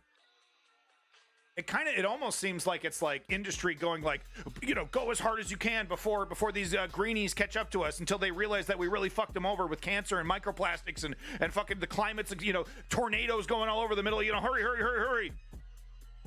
Go before they get us. Kind of feels like that, quite frankly. Oh, it's too late. They're going to realize we completely fucked the world up. Just go until they stop us. The researchers measured carbon dioxide or CO2 levels at the Mauna Loa Atmospheric Baseline Observatory, I assume in Hawaii. They found that atmospheric levels of the gas hit a seasonal peak of just under 427 parts per million in May, an increase of 2.9 parts per million since May 2023, and the fifth largest annual growth in 50 years of data recording, folks. This is legit. Now, do we give up? Do we embrace nihilism and say, no, there's nothing we could do? And we just, no, of course not. Of course not. The only thing we can do is equip ourselves with the knowledge of what is real and what is not real, and hold our leaders and politicians accountable when it comes to the time of, hey, you promised you were going to do something. You got in there and you actually reduced those funds to, give it to, Israel or whatever you did, right? You said you were going to do something about making society more green, and then once you got into power, you started making excuses and pointing out that China polluting too, how come we can't? Taking money from industry lobbyists, etc., etc., etc. So you feel like looking at a summary of the subject. It's gotten progress. It's gotten progress away from plastic. Well, that is great news. Thank you, strategy member. We'll get that queued up for next stream. We'll do a because I mean, I would love to hear about some new. It's of course. Don't you love it when you read an article about some breakthrough technology that some high school kid came up with, and then of course nothing happens. This amazing breakthrough goes fucking nowhere. No one puts any money into it. Spinrad strategy member. Last little bit here. It also made official that the past 2 years saw the largest jump in the May peak when CO2 levels are at their highest in the Northern Hemisphere. John Miller, a NOAA carbon cycle scientist, said that the jump likely stems from the continuous rampant burning of fossil fuels, as well as El Nino conditions, making the planet's ability to absorb CO2 more difficult. So look at that fucking chart and despair.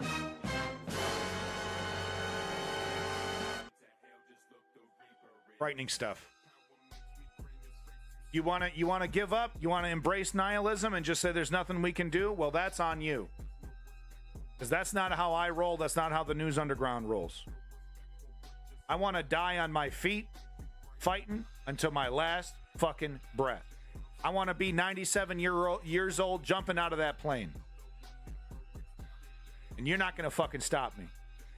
You want to tell me there's nothing we can do? You want to tell me there's no hope? Fuck you. But we have to accept reality if we want to change this. And the reality is that it's wildly out of control. Industry is getting away with murder.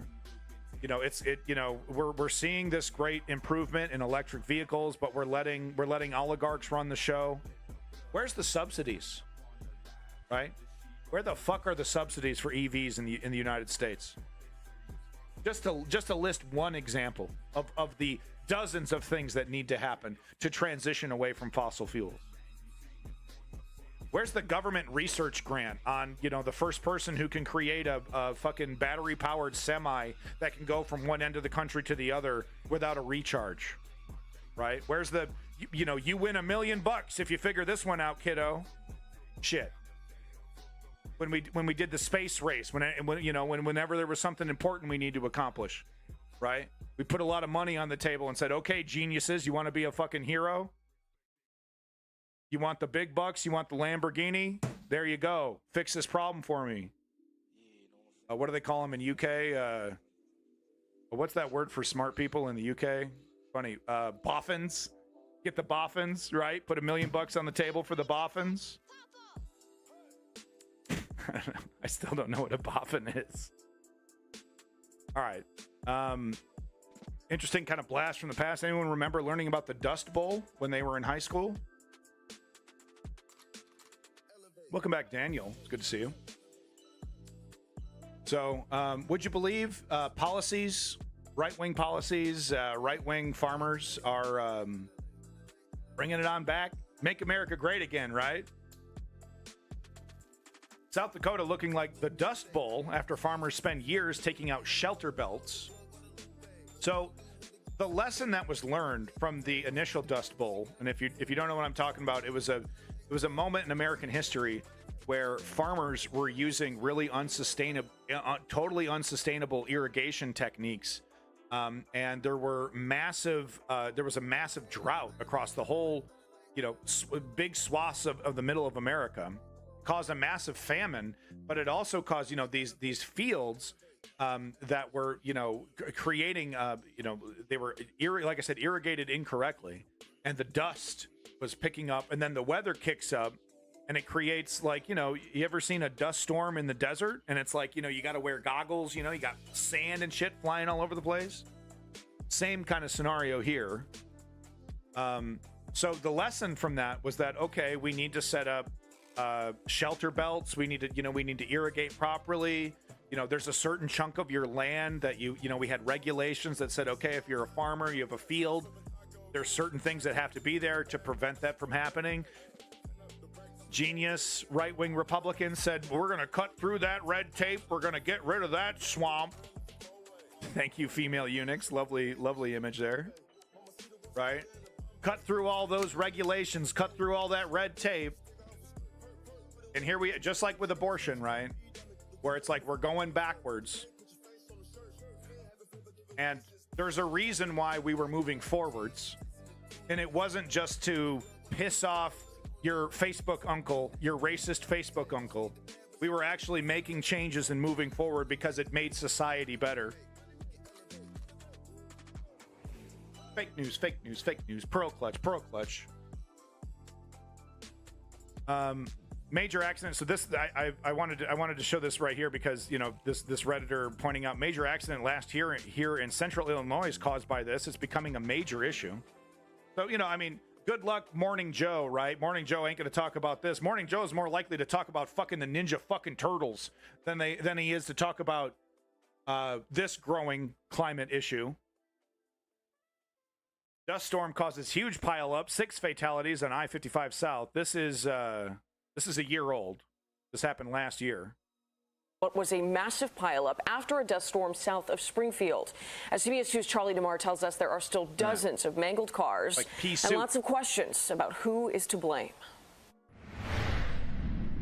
And while I-55 opened early this morning, Illinois State Police need help identifying 2 of the people killed in yesterday's wreck. The extent of the damage so bad that their cars and bodies are...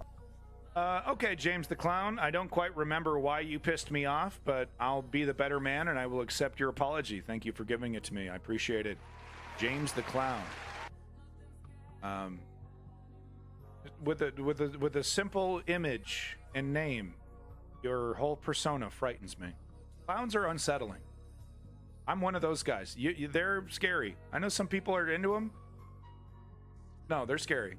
Unidentifiable. At least 6 people were killed and more than 30 injured in a series of crashes after dust blanketed the highway.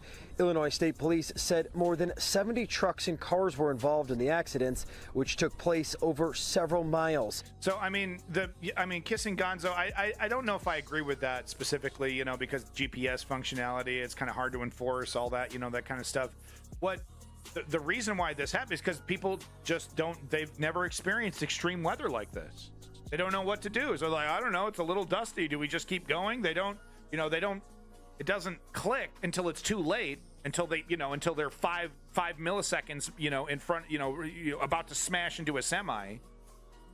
They don't think to slow down to 5 miles an hour. Because when this happens in Michigan, when it's like a whiteout, people still drive on the road, but you drive 5 miles an hour so that you can react to situations like this. But if you've never been in a whiteout, you've never been in a dust storm, you maintain speed. You keep going 50, 60 miles an hour and then smash. I mean, it happens instantly. You get maybe 1-2 seconds to slam on those brakes before you're right up in there. And the main thing that I want to point out, red tape and regulations is what prevented this from happening the last time during the first Dust Bowl. What, 60, 70 years ago, 80 years ago? I don't know when that shit was. It was like during the Great Depression era. About 40 people were taken to local hospitals. Their ages range from 2 to 80. As for the deceased, ISP can't determine their gender. The only information they have is that one person was in a blue Chrysler 300. Look at that. And imagine you're doing, you're cruising along, you have visibility, but then you're cruising along and then you hit the cloud and you continue to do 40 or 50. Was in a blue Chrysler. You're fucked. You have to slow down to 5 miles an hour. Chrysler 300, the other in a Hyundai. The make and model of the car is unknown because of how severe the damage was. I should have set it up. Some in the local farming community say Monday's dust storm was avoidable based on the farming techniques used. I asked Illinois State Police Director Brendan Kelly if charges are possible. We're looking at the surrounding area to see what information we can ascertain. Oh yeah, we're gonna arrest Mother Nature for reacting the way that we know better. If you're gonna arrest somebody, you arrest the politician who signed the bill that allowed this to change, right? I mean, come on, arrest somebody. You're gonna arrest a farmer for following the law, for doing what he's allowed to do? I mean, unless it's just a bunch of farmers totally disobeying regulations, to build their fields in a way that creates the scenario. Then they're culpable. But if it's just the farmers going by the regulations that are set, who the fuck are you going to arrest? Fucking dopey ass motherfucker over here. What are you going to do? Oh, we got the dust storm in handcuffs right now. We're interrogating him. Idiots. That may link, where the dust was coming from. There's any number of things that could have led to this. Al-Qaeda. There's many different ways of tilling soil. There's no-till. There's lots of different types of agricultural activity. But some of these things may be related to a period of dryness. We're going to try to connect as many dots as we can and see if there's anything we can learn from that. But we're not jumping to any conclusions. And again, all right. That I was really harsh on the guy. That's a pretty fair. That's a pretty fair answer to that. I'm going to war against dust. It's a war. It's a war. So I'm like blown it way out of proportion. No, I take it back. Pretty sensible response. Again, it is very early in this investigation. Director Kelly says the focus right now remains on identifying those 2 people who were killed in Monday's crash. Illinois State Police have set up a hotline if you have any information about them. Okay, well, this is a year old, so I don't think we need this information. That is incredibly tragic. R.I.P. to the victims there. Just the last thing I want to point out, 1930s. I just want to read Kissing Gonzo's comment here. I assume copy and pasted right from Wikipedia. The first Dust Bowl in the United States occurred during the 1930s. This period, known as the Dirty 30s, ooh, I love that, saw severe dust storms that greatly damaged the ecology and agriculture of the U.S. and Canadian prairies. OpenAI. Okay, well then, don't do that. Please don't do that. Okay, now I need to go to Wikipedia. Now we got to go get real information real quick. The Dust Bowl was the result of a period of severe dust storms that greatly damaged the ecology and agriculture of the American Canadian prairies during the 1930s. Oh, wow. OpenAI literally just copied Wikipedia. Okay. The phenomenon was caused by a combination of natural factors, severe drought, and human-made factors, a failure to apply dry land farming methods to prevent wind erosion. Most notably, the destruction of the natural topsoil by settlers in the region. Right, so it was just they didn't know any better. They just started doing their thing, and then on top of that, weather came in and it created, like I said, imagine you're in the middle of a desert, and it's like a dust storm, and imagine trying to do anything in that situation. You'll, for a lot of these settlers, your ass is dead. Your food's gone. Yeah, let's not go to OpenAI, please. Okay, yeah, so this is that article. Okay, so moving on to the fascists. All right, Fash update. Yay! All right, let's find out what these crazy motherfuckers are up to. So, Charlie Kirk wasting no time, shamelessly comparing his attempt to destroy America to the brave soldiers on D-Day who were, of course, fighting against fascism, which is literally everything Charlie Kirk stands for. Once you've reached this level of shamelessness, there is no turning back, and there really isn't no limit, right? You can shamelessly recontextualize Martin Luther King and shamelessly recontextualize Gandhi and everything's on the table. There's no shame. There's no limit. Ron Flapowski, who is of course Midas Touch, whatever. What is it? No, is the Lincoln Project guy. Trump's event today, Charlie Kirk says that the people in the MAGA movement are just like the soldiers who fought in D-Day, because the Biden administration is a fascist totalitarian dictatorship, just like Nazi Germany. So, classic fascism, right? You accuse everybody else of fascism.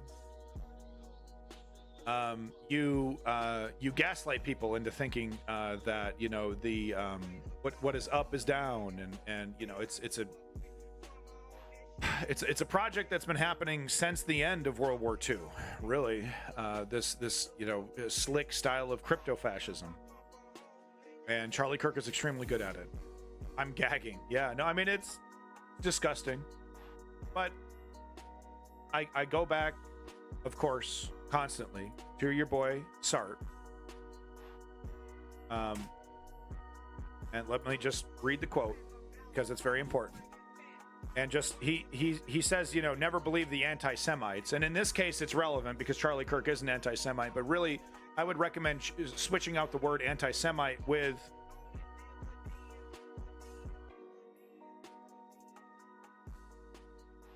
in the current makeup of the current politics, it's really anybody who is trying to defend this extreme MAGA conservative ideology. So maybe just saying MAGA, but whatever. Anti-Semites. This applies to anybody trying to. This quote applies to anybody trying to spread fascism, not just because maybe back in Sartre's day the only people that were pro-fascist were the anti-Semites, but now we have a rainbow of fascists, and dare I say it, there are totally Jewish people who totally support Trump and totally support MAGA. Am I crazy for pointing that out? Who would they be like? Of course I'm not anti-Semitic. I'm freaking Jewish.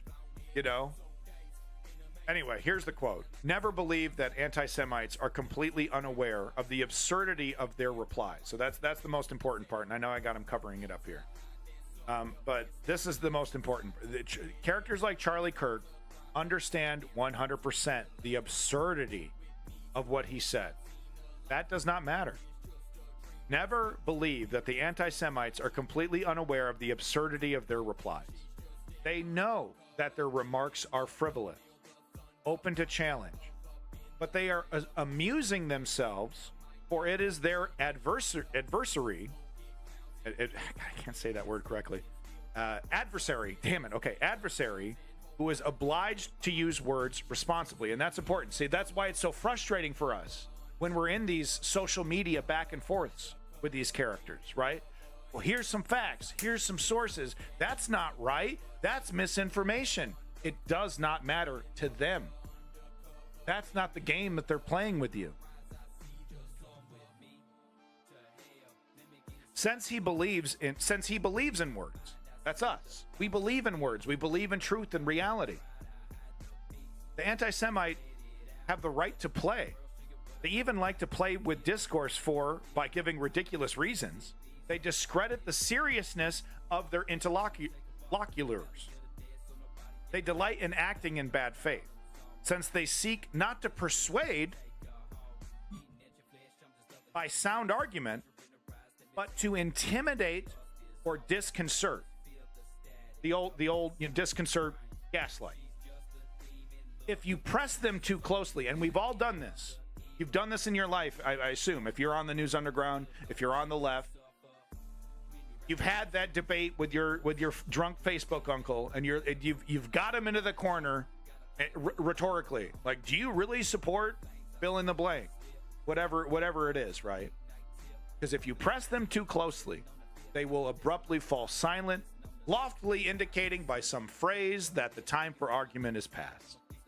And we see that. Oh, fake news. You're a liberal. Bias. They're out to get him. Deep state. Some rhetorical technique, something that shuts down the conversation, that makes any further conversation impossible. Sartre knew this way back when. Jean-Paul Sartre, I don't know when, what? I don't know when this guy was born or died. I just know he was 100% correct about this. Like he saw it and put it. It's really, sometimes it's really hard to put to words the totality of it, the completeness of it, how impossible it is to maneuver against these people rhetorically. And the genius that he is, he found the words. French philosopher, wrong by default. There's a lot of controversy with Sartre. Not going to deny that, but we're not going to get into that. He was 100% correct on this statement. But yeah, there is a lot of controversy on Sartre. Maybe one day we should get into that. We should do some Sartre documentaries. But he nailed it there. So I wanted to show just as a fun thing for everybody here, Ammon Animations. I don't want to steal the whole thing, but he's brilliant, and he just a couple minutes ago, just a couple minutes before the start of my stream, released this new video on Andrew Tate.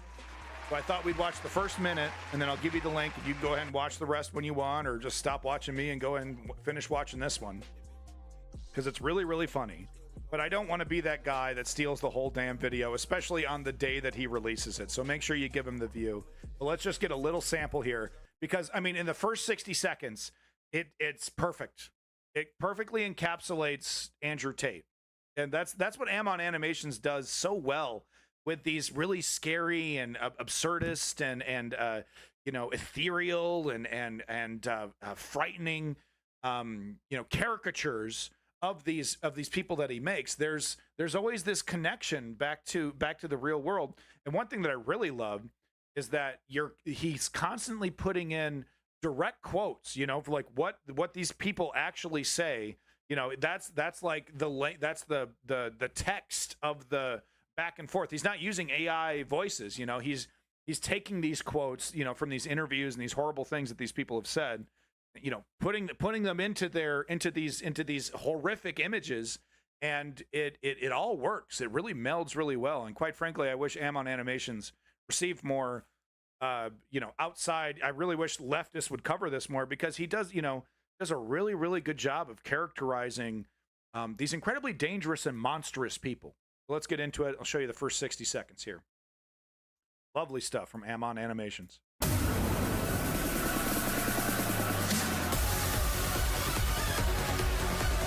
This is 2016, when Tate had a fighting career. Andrew Tate. Ibrahim Bustati. When he gets his ass kicked by this guy. Round 1. Fight.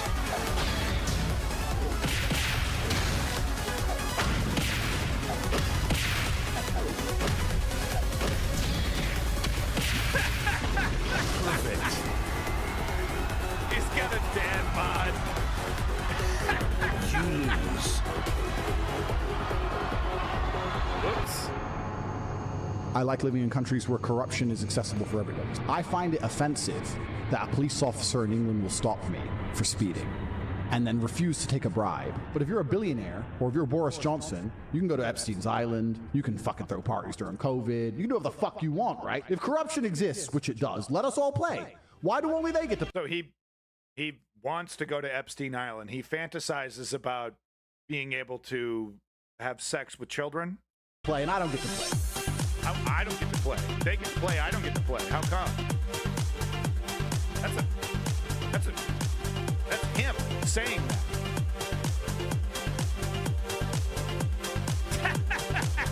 The eyes. The weird gait. The nose chin.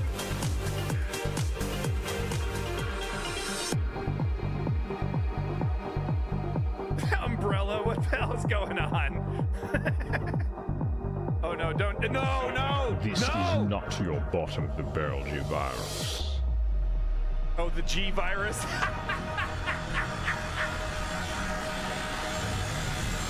Oh no! No, don't take the G virus! No! Okay, we gotta stop here. Hold on. We've already done 2 minutes. I want to see what happens when he takes the G virus. Then we'll stop. I want to see what monster. I want to see what monster he turns into. Okay, wow, he's going really epic with it. Oh, okay. No, we don't get to see it. We don't get to see the G virus until he's kind of setting up. He's being really cinematic. Hold on. Let me see. Let's just skip. Oh, here we go.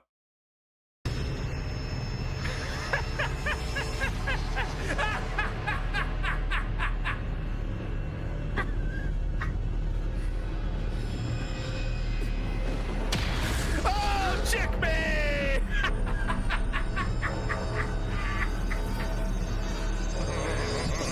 They just keep posing on him. Oh my god, it's so good! That's Hassan. That's political commentator Hassan. Take the G virus. Do it. Let's see. I want to see him take the G virus. They shoot. There we go. There we go.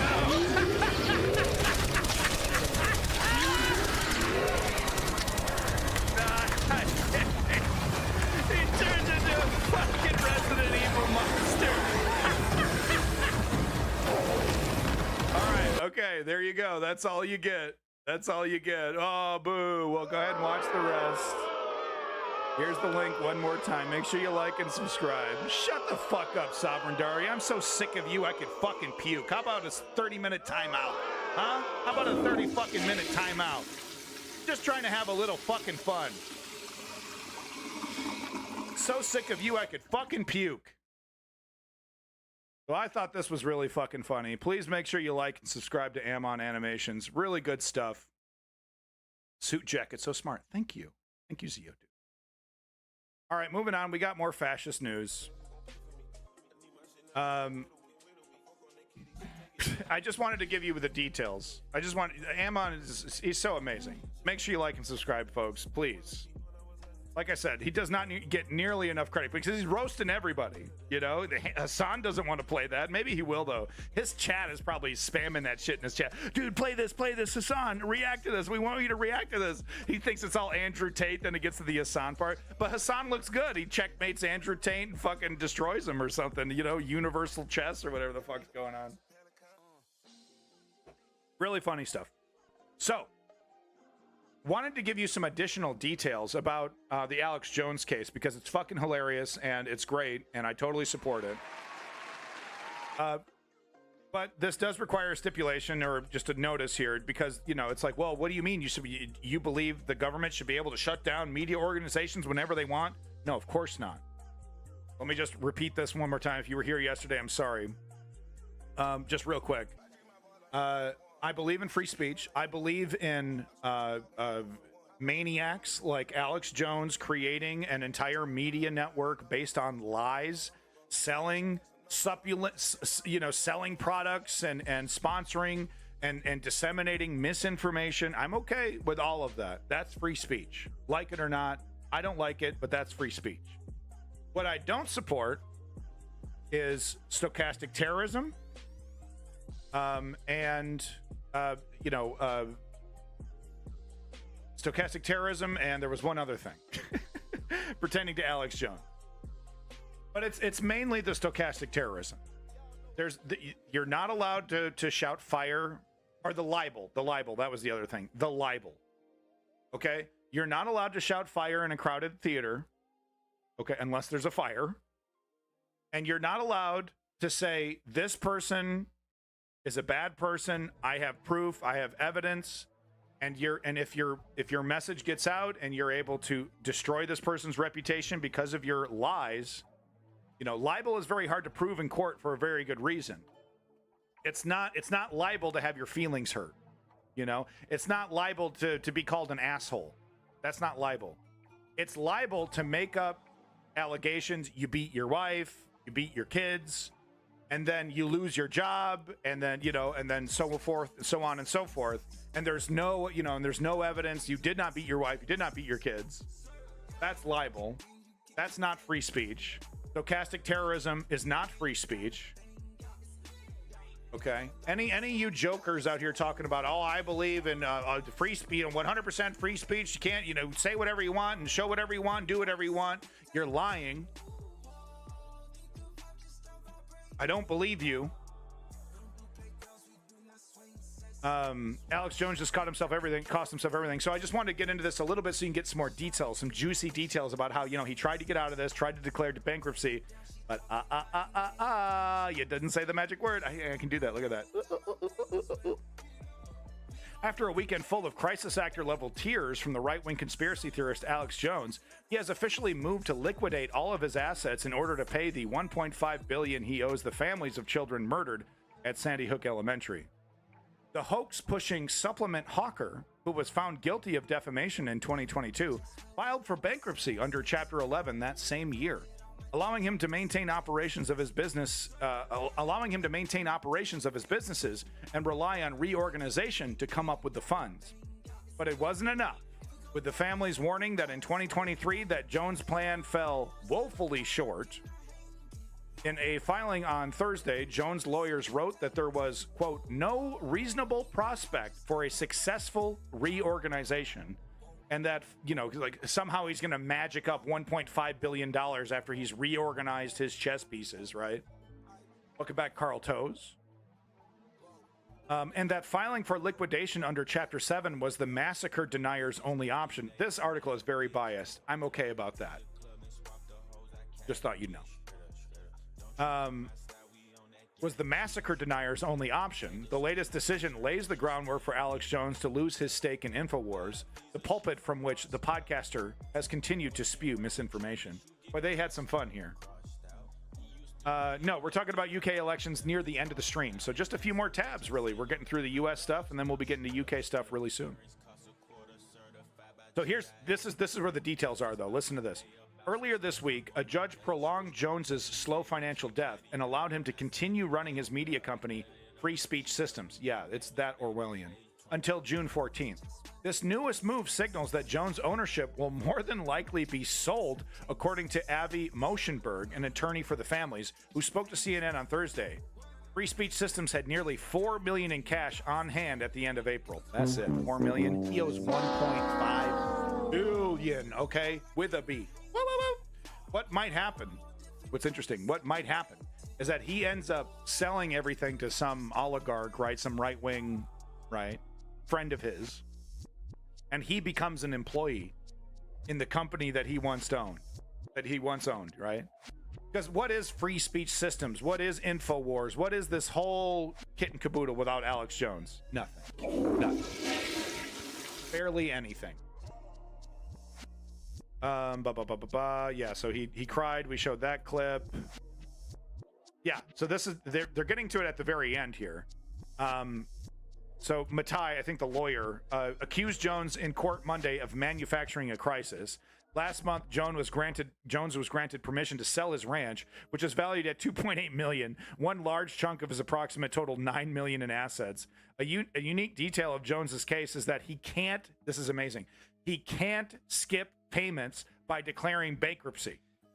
The judge who presided over Jones's bankruptcy filing last year made his debt non-dischargeable through bankruptcy, meaning he has to continue paying the families until he has fully settled the $1.5 billion debt. So you think it's bad, you know, for those deadbeat dads who don't pay their child support? This motherfucker is ruined for life. For life. As a result, Jones will likely be, quote unquote, basically broke now for the rest of his life. Harry Littman, a former U.S. attorney, told MSNBC at the time.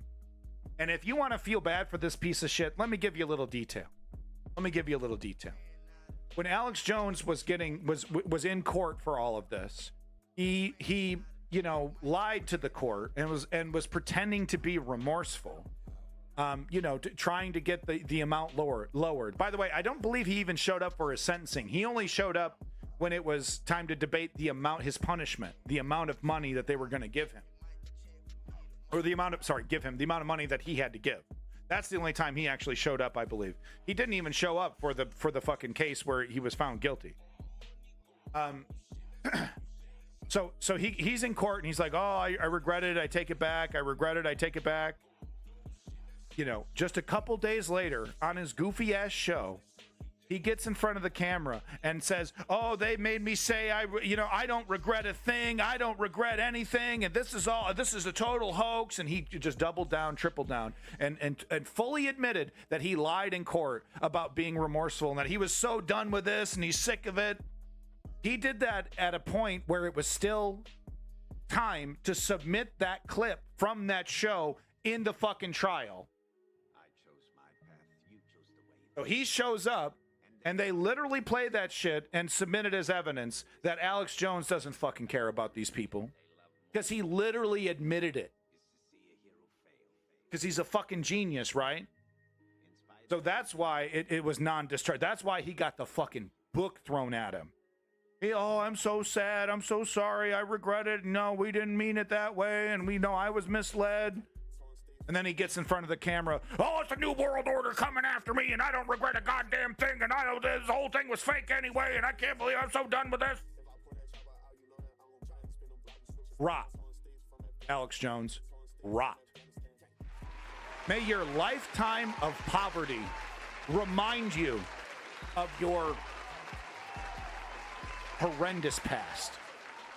What's interesting, though, is that he has no choice moving forward. He's going to have to fire up the grift again.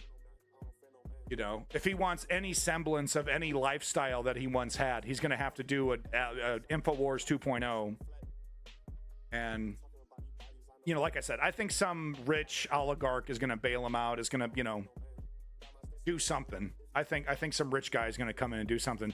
But if he can't even get a rich guy to help him out, my God, Alex, my God, especially if you've been watching this for a while, if you've been watching Mr. Jones for a while, this guy started off counterculture, criticizing George Bush, talking about Skull and Bones and the Bohemian Grove, and, you know, and 9/11 conspiracies, and talking about, you know, how bad the Republicans, how scary and demon the Republicans are. George Bush is a demon, Skull and Bones, right? And then he just completely he gave it all up. He gave it all up. Remember when he first started to get in trouble, and he said Trump, you know, he hates Trump. Remember that? Remember this? Alex Jones says he hates Trump. Wait till you see this clip. Yeah, I wish I never met Trump. It's unbelievable. So there was this clip of him saying this, right? And then he's like, I have no choice. And he threw everything away. His principles, whatever he actually believed in, everything. He put it to the altar of Donald Trump. And what did that get you, Alex? It's amazing, man. He sacrificed everything for Trump. He even helped plan the January 6th, insurrection. He helped plan the march, right? Remember him with the bullhorn? 1776 is 1776 again. He wasn't at the riot, though, of course. Oh, this is getting too real for me. I'm not really a leader. I just play one on TV. He lost everything. And let me ask you something, Alex. You think Trump cares? You fucking sucker. You fucking rube. You think Trump cares? He might not even get bailed out by a horrible racist oligarch that sees the benefit in a character like Alex Jones. That's how pathetic you are, man. The bootlicker of the bootlicker, who gave up his entire empire for a king who didn't even notice. My God, man. You're supposed to be tough guy, supposed to be, manic and, a maniac. You're just pathetic, man.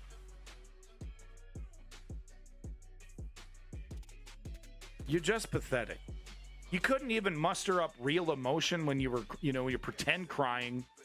I don't know. It kind of seemed real, kind of seemed, I don't know. It was hard to tell. I'm going to say it was more pretend than real. I know I made that Kyle Rittenhouse comparison, but I looked at the footage a couple more times, and I don't know. I don't believe it. It's just like 10, 15 seconds later, he's like,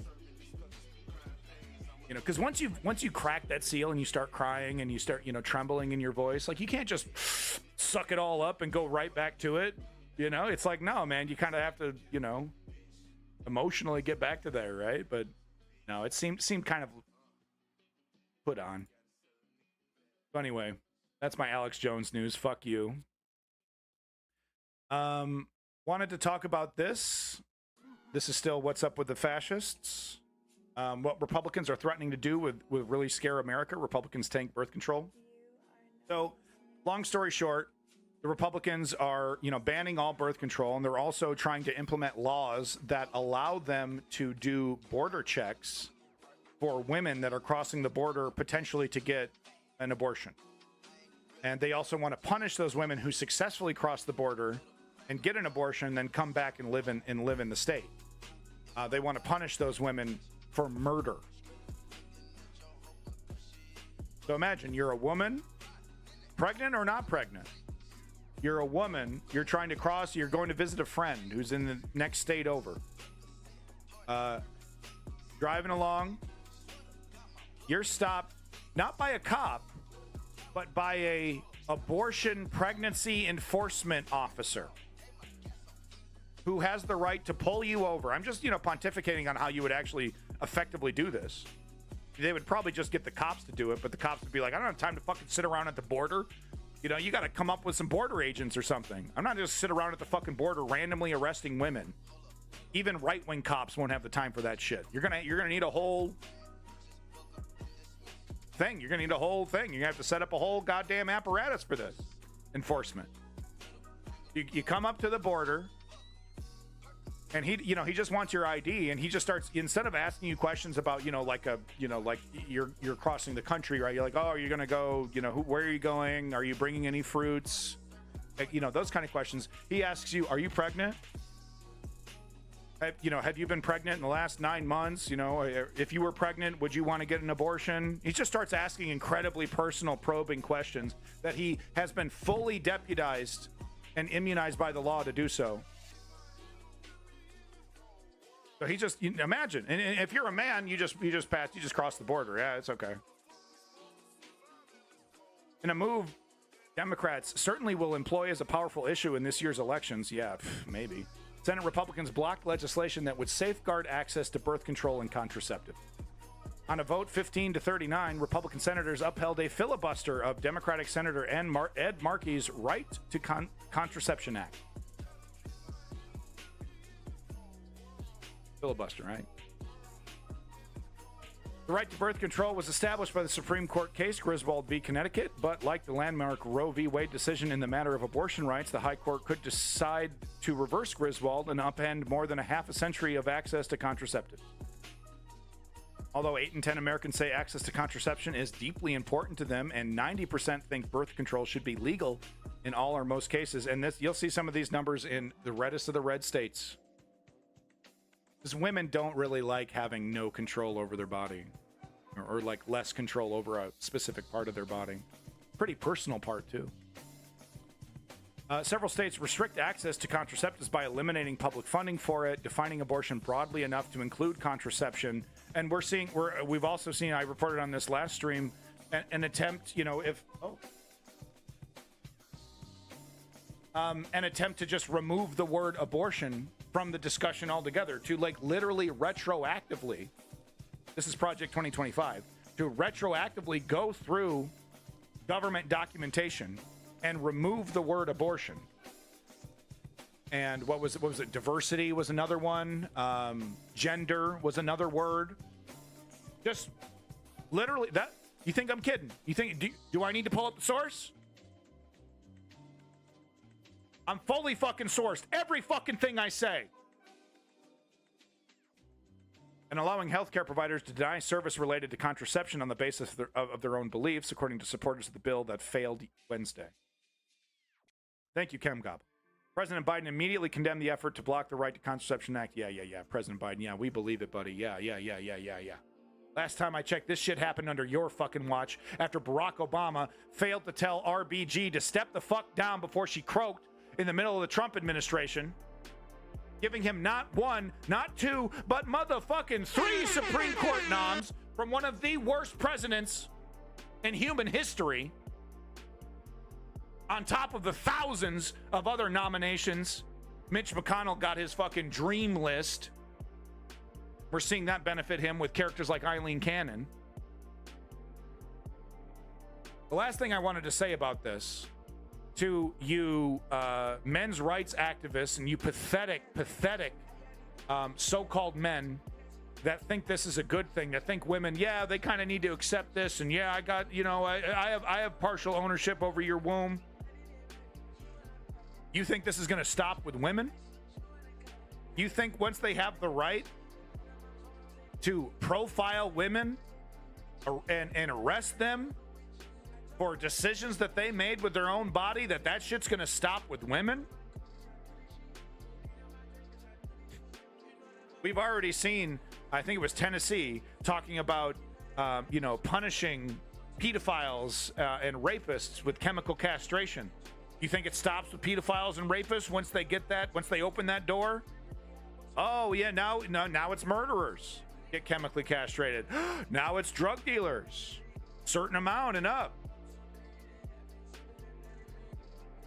You want to open the fucking Pandora's box of letting unscientific, theocratic, authoritarian, partisan politicians make the choice on what you can and can't do with your body and what happens to your body and what the state can do to your body.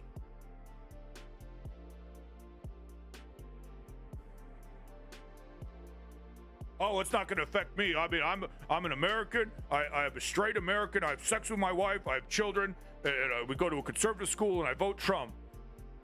I don't care. I don't care about any of this. It will fucking get to you, buddy. And if it doesn't get to you directly, it'll get to someone you love.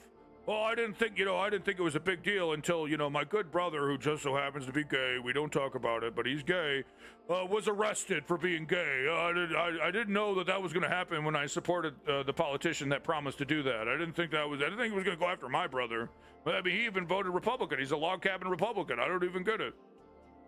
But he got caught up in the roundup. I don't know if fascist dictatorship is such a great idea now. Yeah, too little, too late there, isn't it, buddy? Birth control should be legal under any circumstance. I think of a part of freedom in life, their body, their choice. That's how it works. But not according to Republicans, not according to the fascists that want to empower the state to tell women what to do with their bodies. And let me tell you something, it doesn't stop with women. Use your fucking imagination. On what a Ted Cruz Unchained. What do you think that would do to society?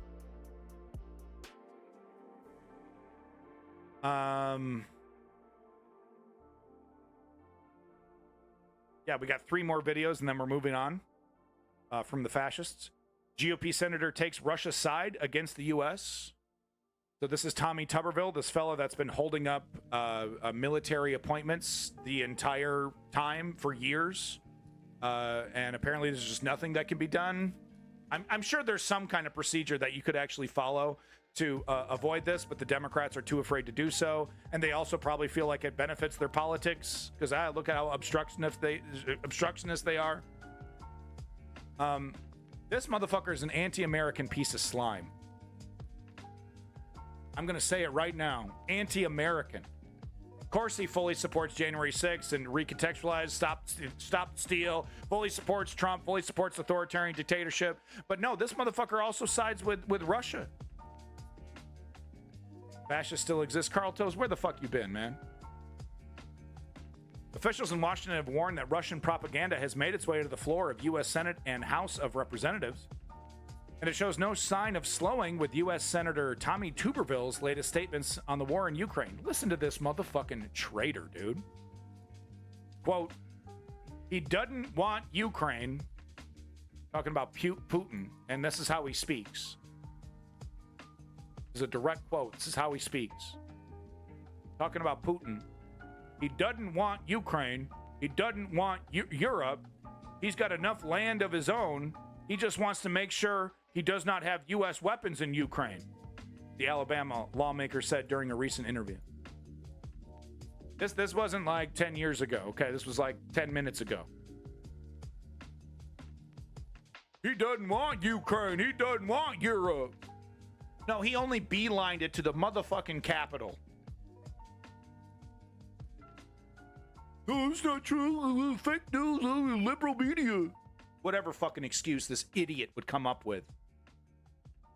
Among the problems with the statement, which CNN's chief national security analyst Jim Scuto was quick to point out, is that it's flat out wrong. One more history lesson for the senator. Okay, I accidentally clicked it. One more history lesson for the senator. 1, Russia first invaded Ukraine in 2014, years before significant U.S. military assistance. Not exactly true. NATO was a very relevant factor in 2014. But still, of course, doesn't justify Russia's actions. 2, more importantly, Putin denies Ukraine exists as a nation independent of Russia. In fact, he does and has long wanted to simply absorb Ukraine by force. And we've reported on this. We've shown the sources, not just Putin, people close to him, his propagandists.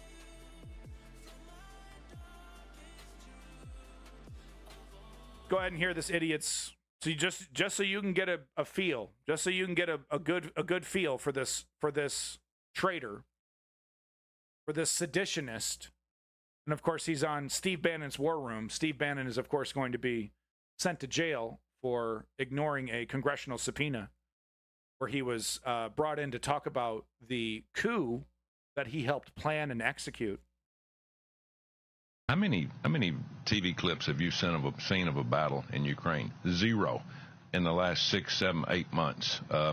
It's one-sided.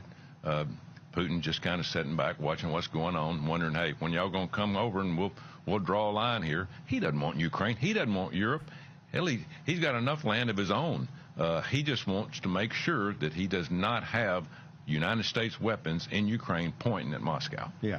Wow. A couple. Wow. How many? And Steve Bannon, yeah. Like that makes any sense whatsoever. Doesn't make a lick of fucking sense. Doesn't make a lick of fucking sense. Doesn't matter. Doesn't matter. You know, these characters like this, when they get into power, they think they can kind of continue this, you know, just fucking making shit up. They quickly hit a wall. Remember Donald Trump quickly hitting that wall?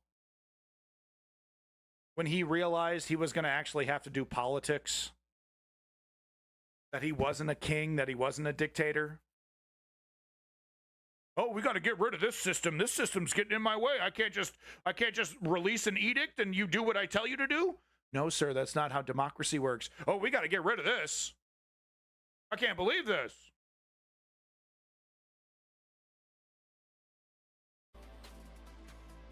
Moving on to the next story.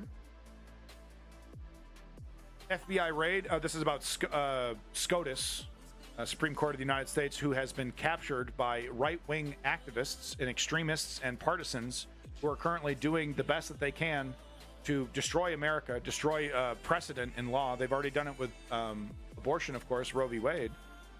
But they decide to kick the can down the road on the essential question on whether a president is a king or not.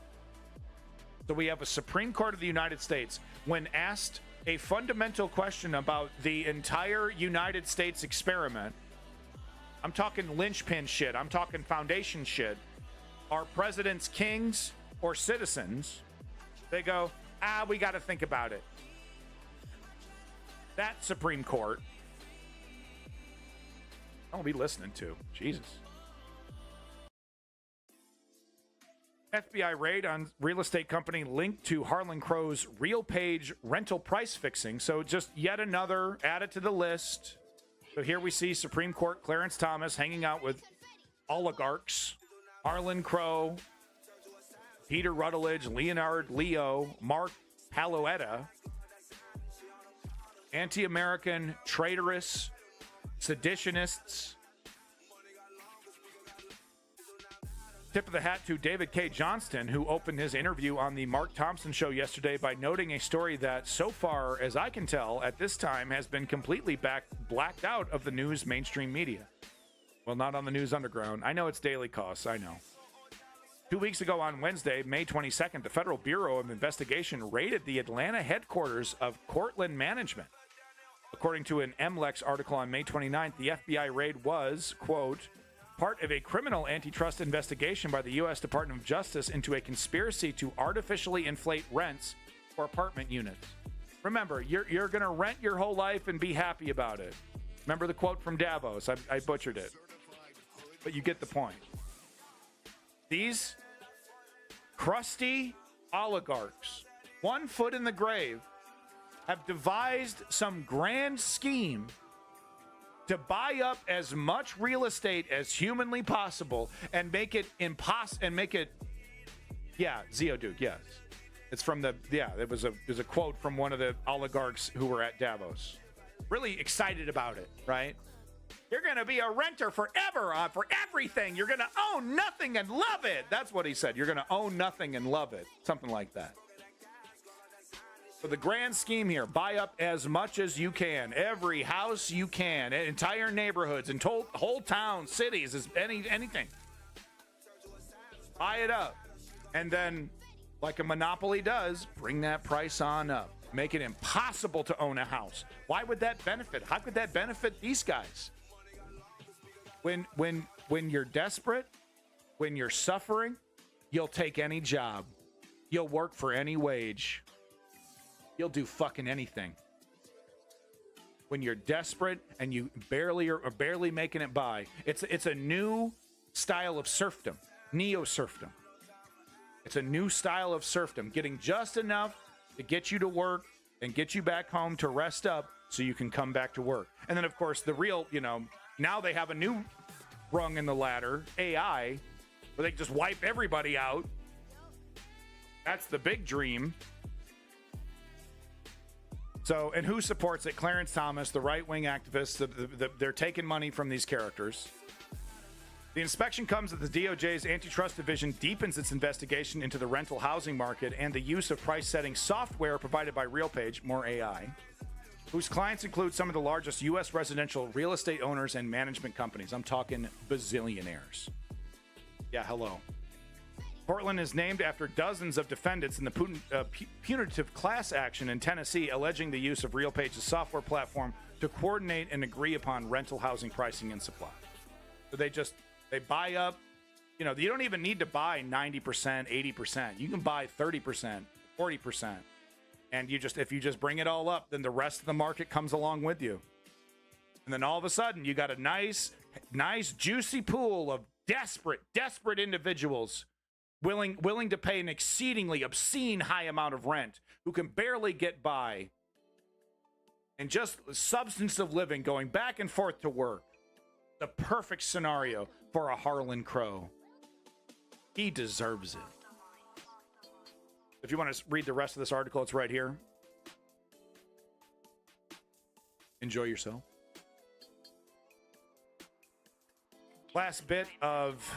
Actually, no. I'm sorry. We have a little bit more U.S. news. I'm sorry, I lied to you. I have three more things here pertaining to the fascists. This is a video that'll knock your socks off. Get this shit. Trump supporters were played tapes, fake tapes, AI-generated tapes of Trump saying outrageous things. I eat babies kind of stuff, right? I don't know if it gets that extreme, right? It's got to be believable. But these Trump supporters were played fake Trump quotes where he says horrible things, and they defend it. It's a cult. It's a cult. And don't give me that both sides shit, okay? Because if you did this shit with Biden supporters, they'd be like, oh, okay, no. Okay, I have my limits, but that's too far. That's not the case with Trump supporters. Welcome back. Smash! What's your usual schedule? Saturday's 12 to 3 or 4, at least. I usually try to stick to that, but then throughout the week I try to get streams in where I can if the time allows. But no, so back to this video here. Trump supporters listening to what they think are actual Trump quotes and defending them. Jump right into it. We're gonna roll. We're gonna start out, and I want to share some leaked audio.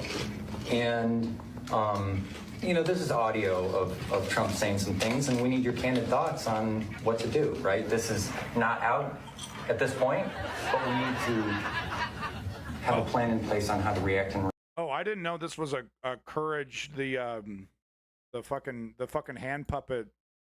This is that dog, the Courage, the fucking, what does he call himself? Fucking rude dog. He makes rude jokes about people. That's funny. Okay. To have a plan in place on how to react and respond to this stuff if it ends up in the media. Look, I need cameras in the dressing room. Cameras on the wall, cameras on the floor, aimed up at their whatevers. I want the best cameras, set up by the best Chinamen. Understand? Yeah, well, that could be a violation of... It's to make sure that they're safe. Dave? That's not AI. Look, AI. I can't be there all day. I'll just start grabbing them. Believe me, for them, not me. I'm a man. They're beautiful women. It's totally natural. You know, sometimes I'll walk in naked. So then we're all naked. So if they file a complaint against me, I can file it right back at them. The Jew lawyer taught me that one.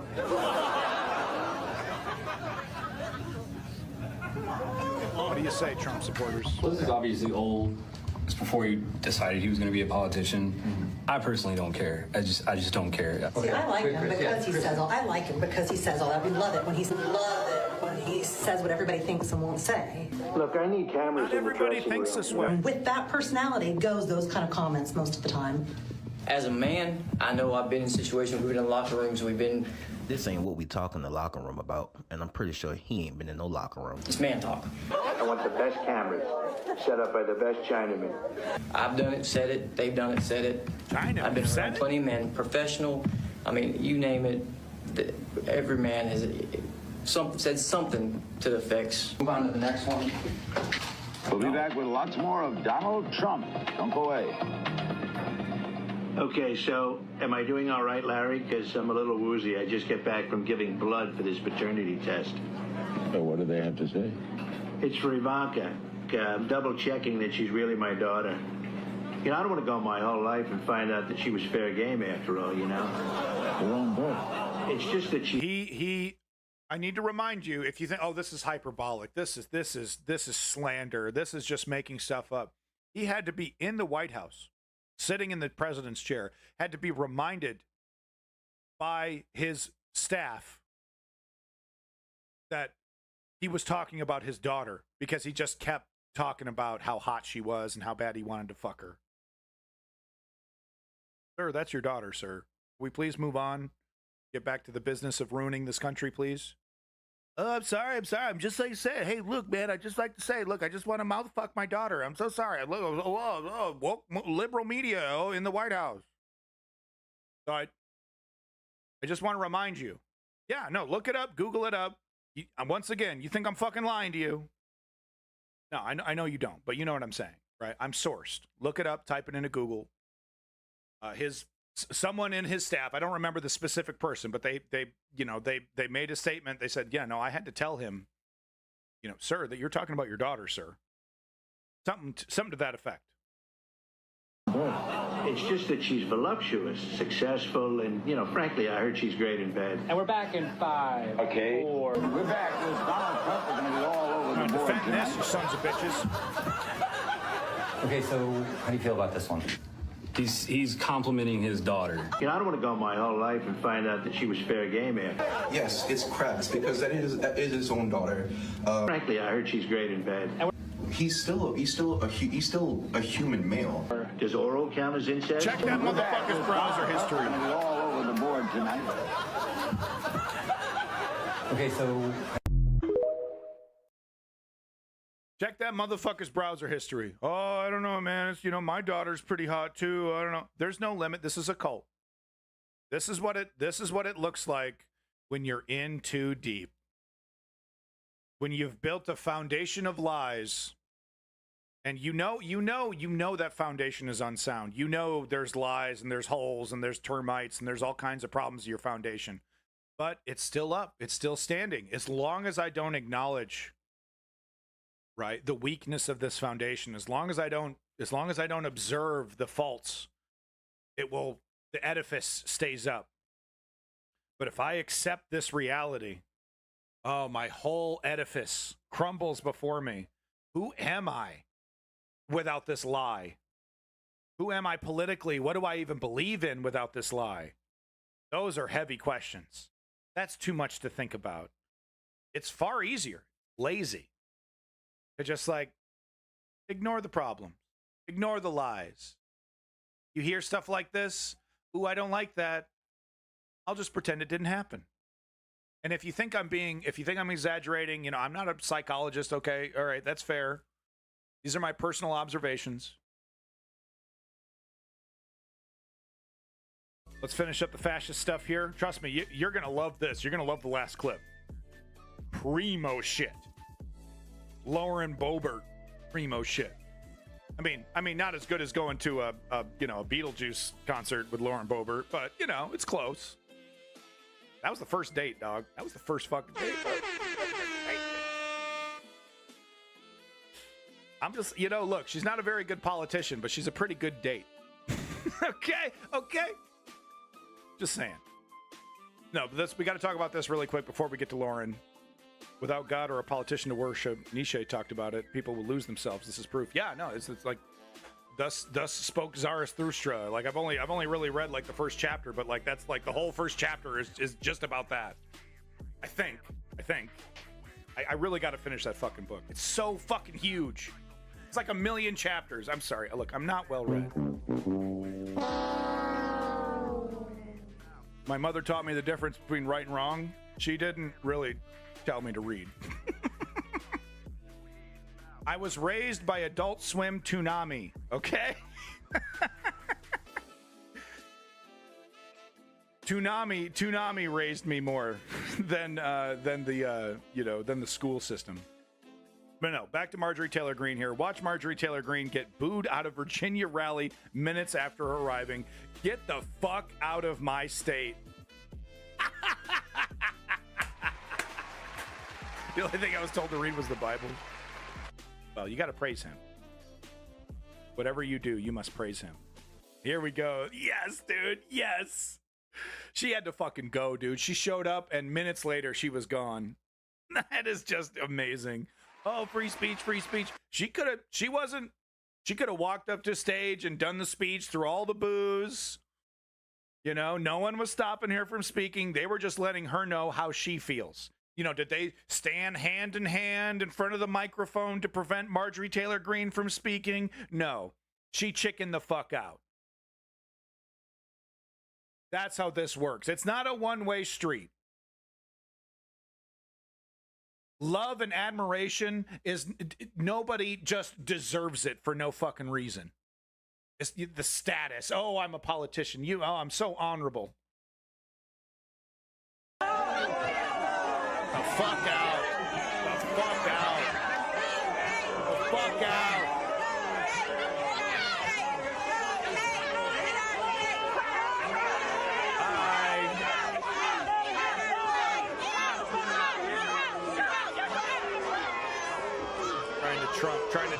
Trying to USA Trump her way out of it. I don't think so.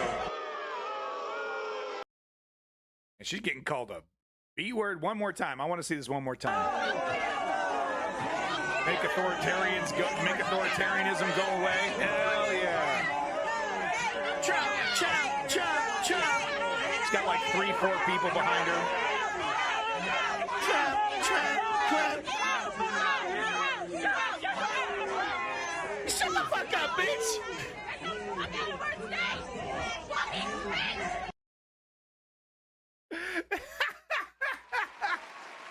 This is the politics you foment. You want to fuck with people's lives. You want to fuck up the system. You want to change everything irrevocably to benefit your dictator. Get used to this. Get used to this. Marjorie Taylor Greene. Now, look, does that mean I support, physically harassing, No, of course not.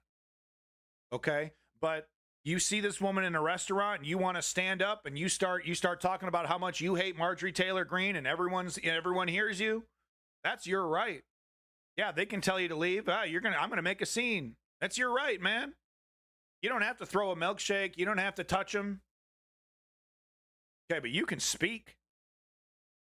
You can speak. You can let them know that I don't feel comfortable with you, and I don't feel comfortable with your authoritarianism, and I don't think you're great. And you can tell people what you feel about them. You don't get a magic protector of bubble because you're a politician. You get to avoid this kind of shit. Reminds me, remember that great clip of Ted Cruz getting shit on at the airport? Okay, we got to show it real quick. Real quick. I got a little time. Remember Ted Cruz heckled airport. So he was, there was a major crisis going on. Yeah, this is great. There was a major crisis going on in his state, and he was about to go on vacation. Okay, so disgusting, depraved, diabolical disgrace of a Senator Ted Cruz. Yeah, that's an accurate description. But he's stuck. He's stuck. He's got to wait for his plane.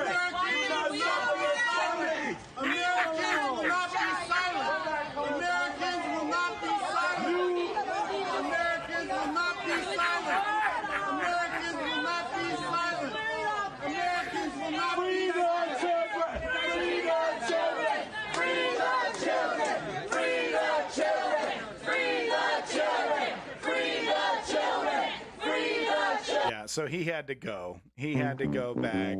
This tail tucked between his legs. This isn't working. Can the gate person let me in a little early, please? Ooh, I'd like to just get to that, That'd be funny too. He'd be sitting there in first class all meekly while everyone walks by and gives him shit. Ooh, I don't like this. I only like ruining people's lives when I can't see the results of it. Ooh.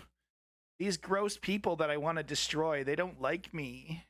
Children! Free the children! Free the children! Free the children! Free the children! Free the children! Yeah, exactly. Being MAGA is expensive. All right, so I've teased this long enough.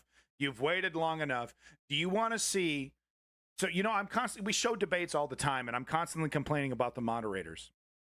So maybe you don't exactly know what I'm talking about. Like, what's the difference, right? I mean, I don't. Maybe you haven't seen a good example of what real, proper, journalistic moderation looks like in an American debate. Maybe you've actually never seen that. If you've only seen presidential debates in the last 20 years, you've probably never seen what a real American debate would actually look like if a competent person was moderating it and it wasn't just some mainstream media fuck-off fest, right?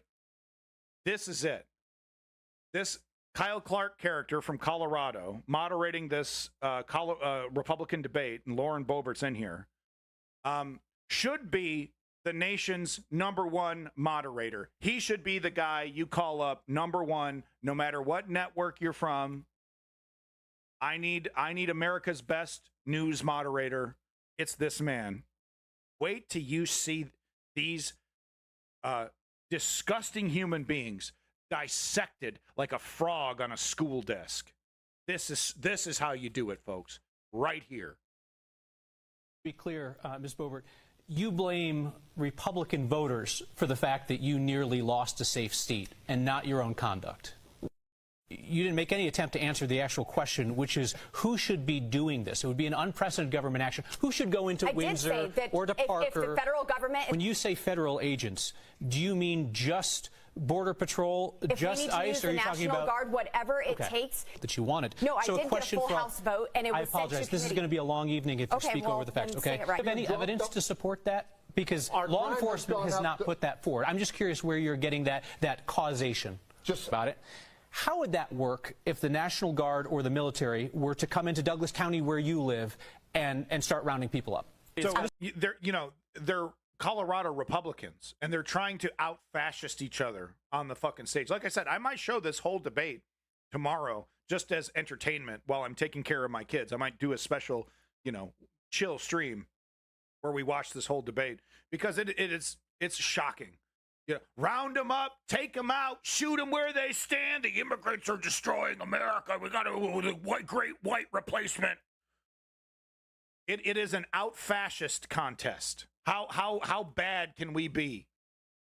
Mr. Holtorf, you've been interrupting people constantly. I would ask you to stop. Ms. Flora, could you please answer the question? Yes. Bringing an out-of-state National Guardsman or the U.S. military in Douglas County, do you feel like that would work? Not into Douglas County. Move on. The question was about the actual work of rounding people up in Douglas County. But we took a couple tries at that. Marshall. Ms. Boebert, this session of Congress is on track to be one of the least productive in history in terms of the bills passed. Your Republican House colleague Andy Biggs said, "We have nothing to go out there and campaign on." Another House Republican, Chip Roy, said the Republican majority does not have one material, meaningful, significant accomplishment. And that's what the Republicans are saying. What has the Republican majority in the House done about the price of groceries? What we need to do to begin to... And how does that impact food prices? I'm sorry, I'm just trying to clarify. When we are selling our resources... Opportunity, if you would like to answer his question, which is the number of bills you've prime-sponsored that have been signed by the president. So my Pueblo Jobs Act has been signed into law. A number, please. That is one. Got it. If parents were to take your advice seriously and pull all the kids out of public schools, what would America without a public education system look like? Okay, I was hopeful for an answer about what would happen if folks followed your advice and pulled all the kids out of public schools. So you see what they're doing? They make these incredibly extreme, like applying, trying to appeal to their fascistic base, their extreme MAGA base. We're going to round them all up, and I'm going to literally make public education illegal. No public, we're going to destroy it. This guy, okay, what does that look like? So you're going to destroy the American public education system. What does that look like? What's going to happen? And she just doesn't talk, other direction. America's being attacked by gay people, and they're trying to turn your kids, the frogs turning gay, and blah, blah, blah, blah, blah, all that. Yeah, what about your plan to round up Mexican people? What are you going to, how is that going to work? How much is that going to cost? Who's going to do that? Who's enforcing that? Oh, well, they're trying to turn the frogs gay, and all,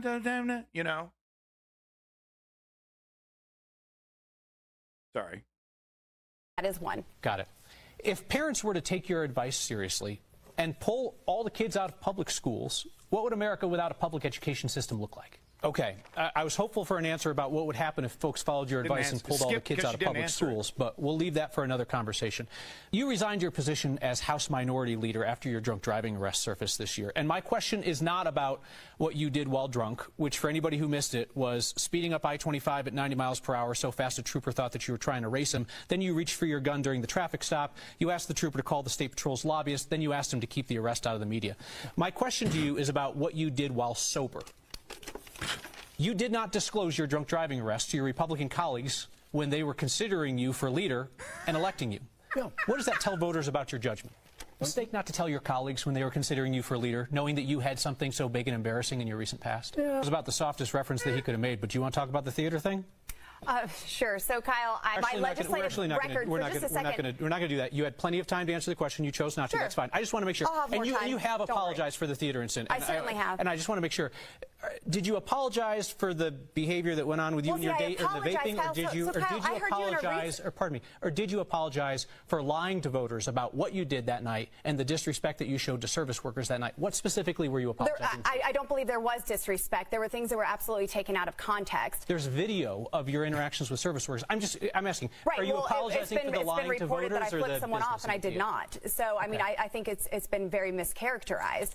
I'm apologizing for you, Kyle Clark, getting footage and releasing that, and people seeing this in a very private moment. Certainly, it was very important to figure out whether you. Very private moment when you're jerking your date off in a fucking full context. There's a person sitting right next to him, dude.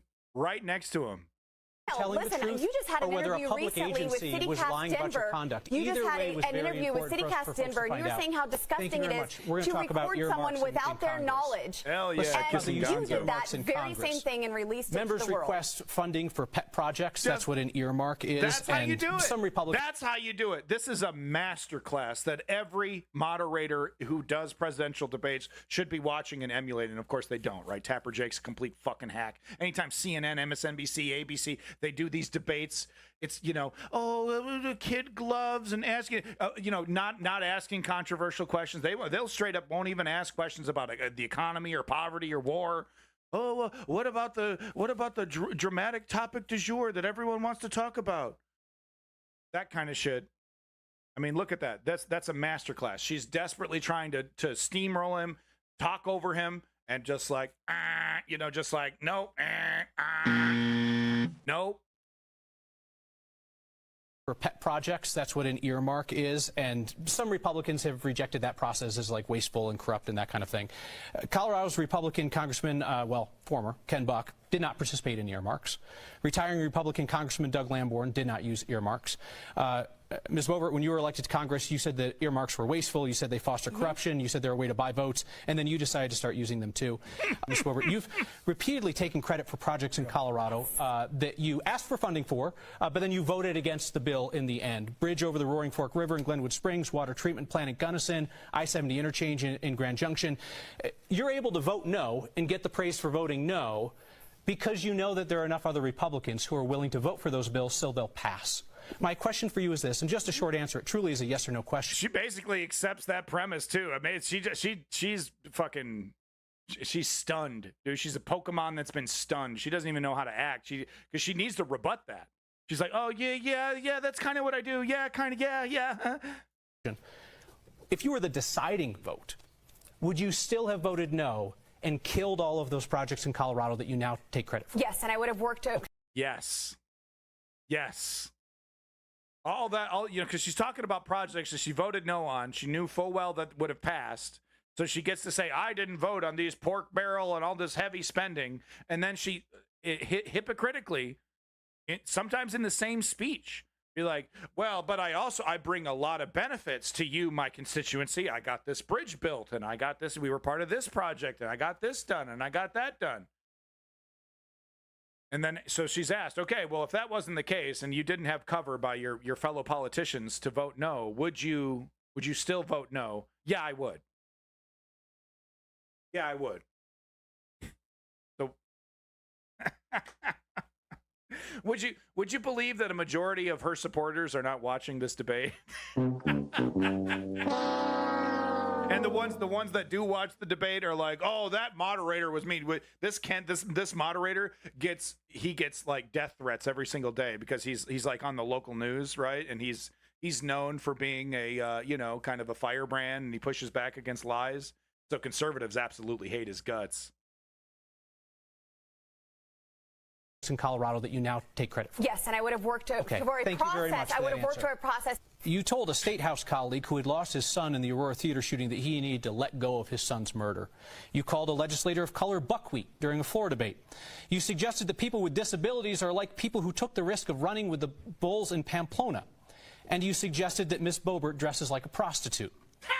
Do you regret saying any of those things?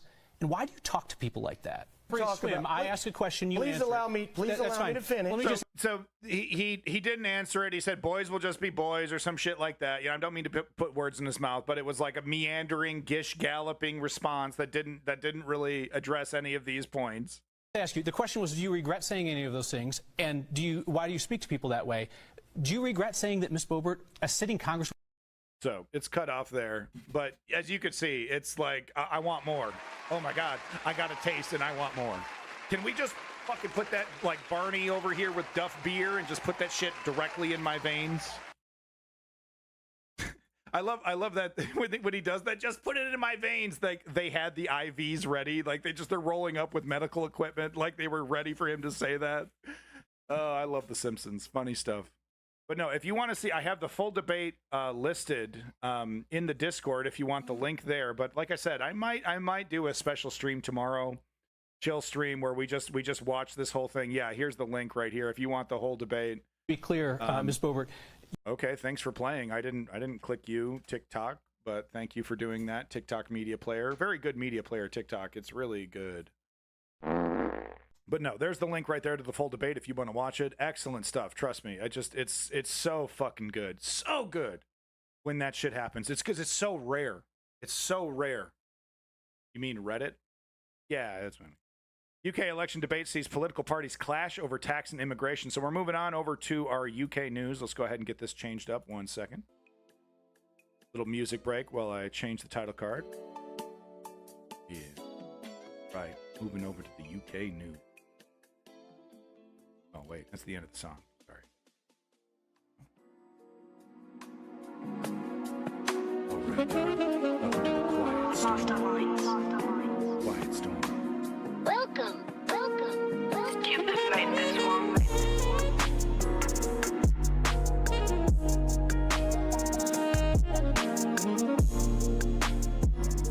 What was that genre of trap music that was like Simpsons? What was it called? Like Flanders Core or something? There's like a bunch of like Simpsons related music genres, Simpsons core. All right, so moving over to UK elections, big news. Wanted to do a kind of a breakdown of yesterday's 7-party debate. So it's kind of confusing to me as a Yankee, who's, of course, immigrating to Canada. So I'm a maple syrup Yankee. Maybe that's what you should call me. But it was confusing to me because we just watched the entire Keir Starmer. I did watch the whole Keir Starmer-Sunak debate, and then, of course, I played the ITV headlines, which were totally biased and cut out a bunch of the most important stuff that was, I didn't know that. I didn't actually know that until after that ITV was incredibly Tory biased. I didn't actually know that. Springfield Grimecore or something like that, yeah. So I wasn't, I didn't know that soon, like a day after or the 2 days after or whatever, how much time was elapsed there. They do another debate, but this time with representatives from the party, not the party leaders, but the second in command, right? The guy, the people right below the prime minister. And, they put them through a pretty good debate there. I'm trying to get a good picture of all of them standing up. There we go. So, yeah, we had the clown-ass Nigel Farage. I think this fella was the Lib Dem guy. No, she was the Lib Dem. She was green. I felt the Greens, actually. Normally, the Greens are totally fucking embarrassing in these kind of situations. I thought she did really well, and I thought it was really smart of her to wear a green blazer as well. So, props to her. Props to her. I mean, Zeoduke, my observation is there was some kind of bias there. And then I showed the highlights that conveniently left out really relevant things that Keir Starmer said.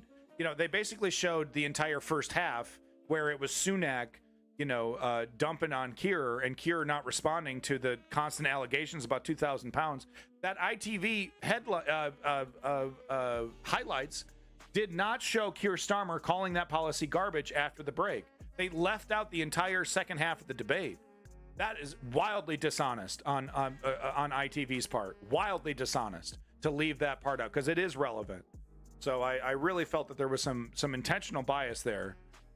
Anyway, this is the Conservative. This is the Labour Party. Angela Rayner, is that her name? But anyway, it was a pretty interesting debate. And I got to say, my big takeaway is that we should be very scared of the Reform Party. We should be very scared of Nigel Farage. He's a very charismatic person. He's a very dangerous person who, through con man, carnival barking style charisma is going to, make things even worse. With that said, though, it is interesting to see this Reform Party. It's kind of hard to see where they actually stand on certain things because they are criticizing the Tories for Brexit. But I'm pretty sure that Nigel Farage is criticizing the Tories on Brexit from the angle of they need to double down harder. They need to Brexit harder. Not from a we need to reverse these, this terrible disaster policy. I'm pretty sure that's where Nigel Farage is coming from. But I just don't trust this man. He's a Boris Johnson 2.0, very frightening character, in my opinion. But let's get into it. Let's see this review. BBC News gives us a full rundown, highlights from this debate. We're not going to play the whole thing. Come on, it was like 2 fucking hours long. I was up until 1 o'clock last night watching it. So let's just get into it right now. So a septet of politicians for 90 minutes on a Friday night. I grant you it's not traditional weekend entertainment, but then again, there is an election on. Lots discussed and debated. We'll bring you the highlights on the programme tonight. And a keen reminder too that, yes, there's lots of focus in this campaign on the race to be Prime Minister. But there is a smorgasbord of options that voters will have in front of them, depending on where you are around the UK, and a cacophony of voices. And we've got a real sense of that this evening here on BBC One. Oh, and all 7 of them had rather a lot to say about the big story of the day. When this music gets an outing, you know polling day is getting close. And within minutes of tonight's debate beginning... What is this stage? What the fuck is this? People were making fun of this stage for being like a game show. Yo, it's not appropriate, man. What the hell is this? This looks like a Dota tournament. This is a fucking Smite tournament over here. Some kind of MOBA FPS hybrid coming to the market. The fuck is this, dude? This looks like a gamer streamer's background, man. This is not politics. How does this represent politics in any way? These purple fucking triangles okay, I'm done. I'm sorry, I'm done. It's just, what the fuck is this, dude? Today's row was centre stage. What happened was completely wrong, and the Prime Minister has rightly apologised for that. Thank you to all those that have served in our armed forces and continue to do so in what is a very, insecure world at the moment. A Prime Minister who puts his own political career before public service is no Prime Minister at all. It was not only politically shameful, but I think many of us feel personally quite insulted. We all owe a huge debt to our veterans, those from D-Day and those from conflicts since. I think was a complete and utter disgrace and shows us we actually have a very unpatriotic Prime Minister. It was dreadful. I think what we saw from the Prime Minister was panic, and I think it's the same pre-election panic that gave us that back of a fag packet plan for a new national service. From this evening to this morning. Here we are. And Rishi Sunak arrives at a nursery in Swindon. It's a new low point for you, Prime Minister, apologising to the veterans. I thought I'd turn up too. Who's advising you, Prime Minister? Inside, playing in the sandpit and gentle chat with the nippers. What's your favourite ice cream flavour? But sharp questions from the reporters. You left early. What were you thinking? Over the past 2 days, I've participated in a number of events. Engaging talking points over the last few. It's like all robotic. Finding latest talking points, seeking, found. According to the latest.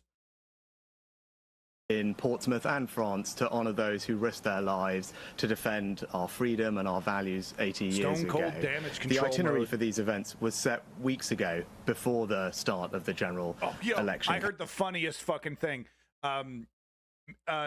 Rishi Sunak is the Mr. Bean of fucking politics, dude. It's over. It's over. Yeah, well, Starmer. Yeah, well, we could talk. We're going to talk about Starmer's rightward shift coming up here. We're going to get some man on the street interviews with people who have or are seeing this themselves. But he's the Mr. Bean of the fucking UK political scene, dude. Campaign, and having participated in all the British events with British veterans, I returned home before the International Leaders event later in the day. On reflection, that was a mistake, and I apologise. But I'm someone who will always admit when I've made a mistake. That's what you'll always get from me. Yeah, you sure do admit your mistakes, don't you? Exasperated than apologetic. These men made the ultimate sacrifice, and you couldn't even sacrifice a whole afternoon. Ken Hay, a 98-year-old D-Day veteran, told us that you let the country down. Is he right? I participated in events both in Portsmouth and in France over 2 days because this is an incredibly important moment for our country to commemorate the sacrifice of all. To be fair, there's no answer. There's no answer. He could get on Japan style, right? Hand and knee, and it's not enough, dude. It's not enough. Unless you got a time machine and you can go back in time and unmake that decision. And look, I'll go back to what I said yesterday about why does he make these kind of boneheaded mistakes? It's because he's cosmopolitan. He doesn't really have any allegiance to his country. This is a big fucking game. He's been groomed to play it since he was a young lad. Okay, he knows exactly. He's very convincing when he needs to be. He's very robotic in his canned responses. This is just a game. He has no allegiance. That's why characters like him and Donald Trump, they say incredibly stupid things about veterans or do incredibly stupid things around veterans because they literally do not have the capability to empathize or to put themselves in, empathize around this around the sacrifices made. They've never sacrificed. Right, it's like that Key and Peele skit about Will Smith's son, and his agent is telling him, "Oh, it's his character. He has to choose between this or the other thing." And Jaden Smith goes, "Choose? What is that? What does choose mean?" He's a little Jaden Smith. He's never had to choose. He's literally. It's hard to imagine for a lot of people.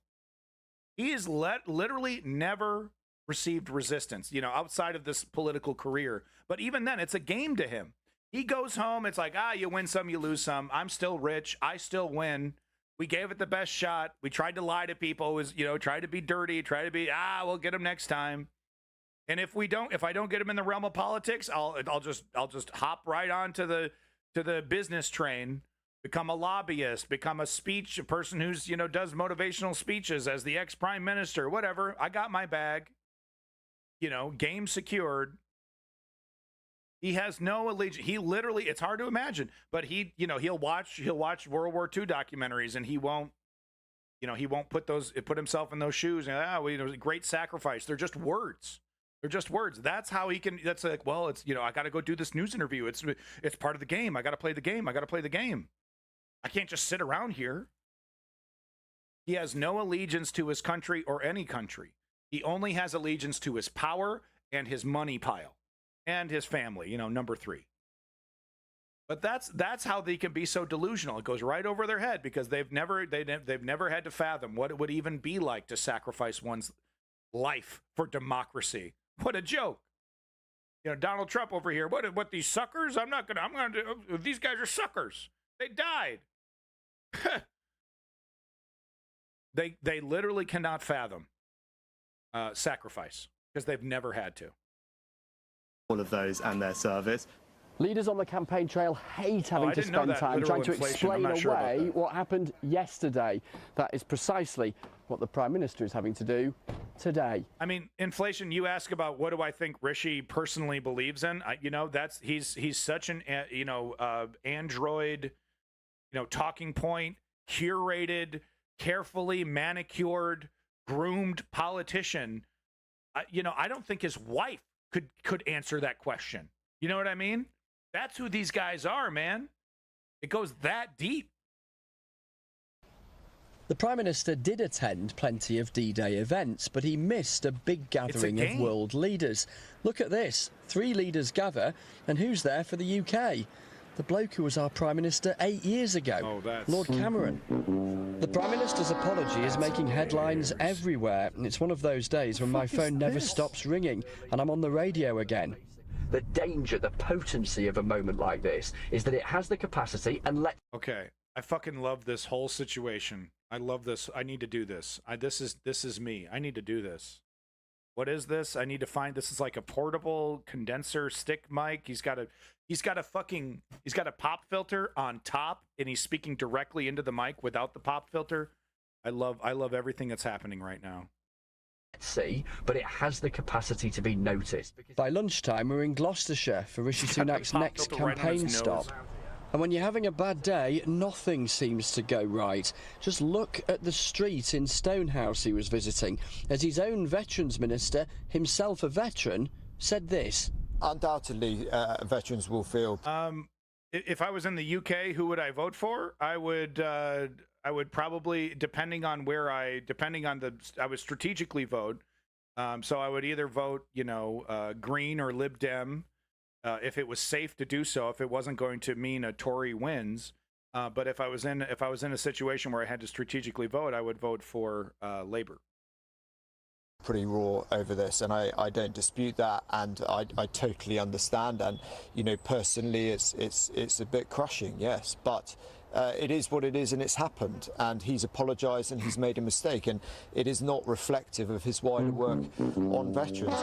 The Labour leader was at the event yesterday that Rishi Sunak missed, and you won't be surprised, he's quite keen to tell you about it. It was really important to me. It was a privilege to be there. Easiest slam dunk of the year for Keir Starmer. Are you kidding me? Answer for his choice. For me, there was only one choice, which was to be there to pay my respects. He could have literally rolled in on a coma and spent the entire time on a gurney, and it would have been a slam dunk for Keir in this situation. That's how bad Mr. Bean fucked it up. That's how bad Sunak Bean fucked it up. Say thank you.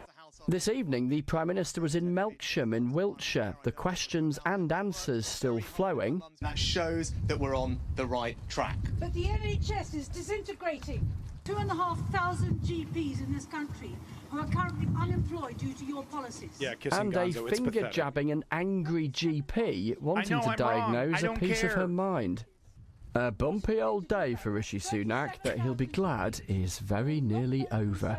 Chris Mason, BBC News. That's great. Well, as we've seen, tonight saw the BBC's first televised debate of the election campaign, with representatives from 7 political parties answering questions on issues including immigration, the health service and defence. Our deputy political editor, Vicky Young, was watching. 7 parties with 7 agendas, all hoping to persuade you that they have the answers. Literal inflation. Make sure you stick around for the next video clip, because I think you might be interested in hearing some of these man on the street interviews that I'm going to show.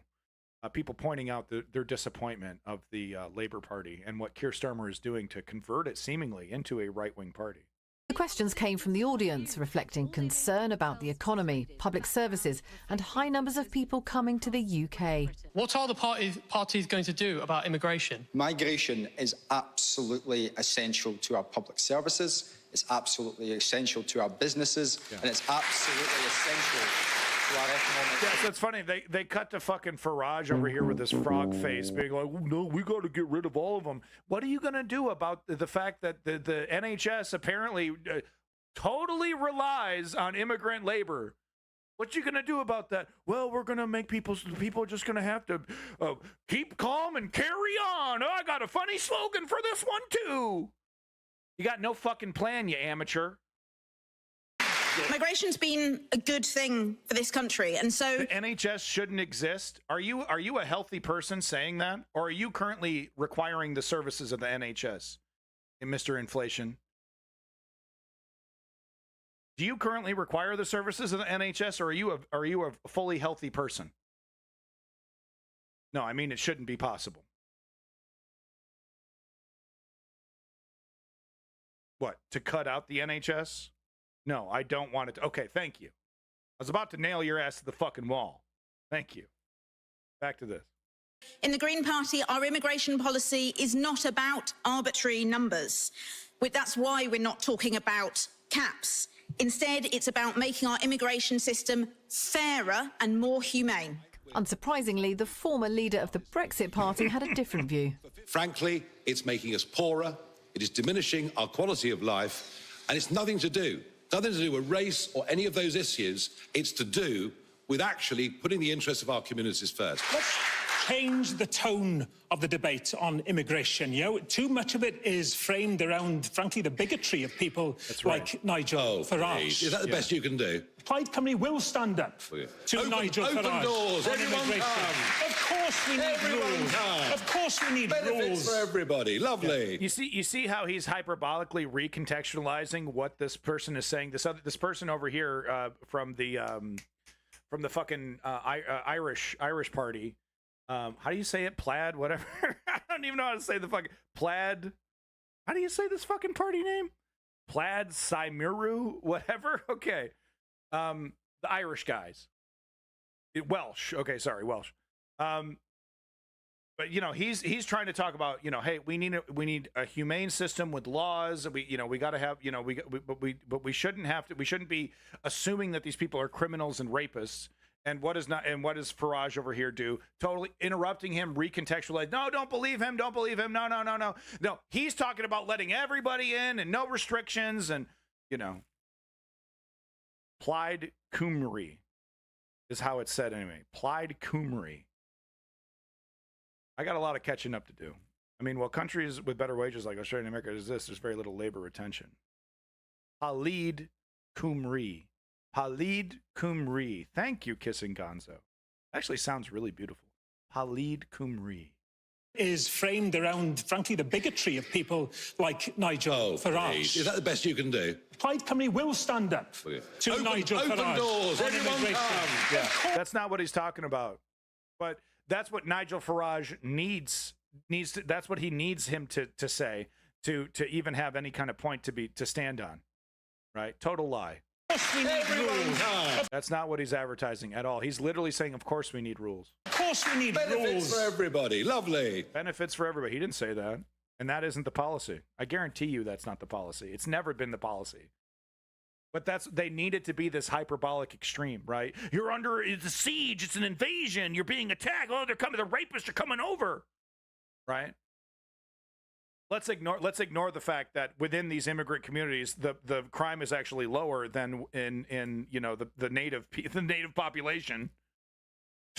let's ignore that they commit less crimes than the people who are living there, you know, as citizens. I mean, The best way to do this is to get Parliament, your Parliament, elected by you to have an annual cap. What that will do is take into account... Farage might have been talking about illegal immigration, but what he was doing dishonestly was he was talking over this person who was saying we need to treat people like human beings. Of course we need rules. Of course we need to get this in control. But Nigel Farage is saying we need rules.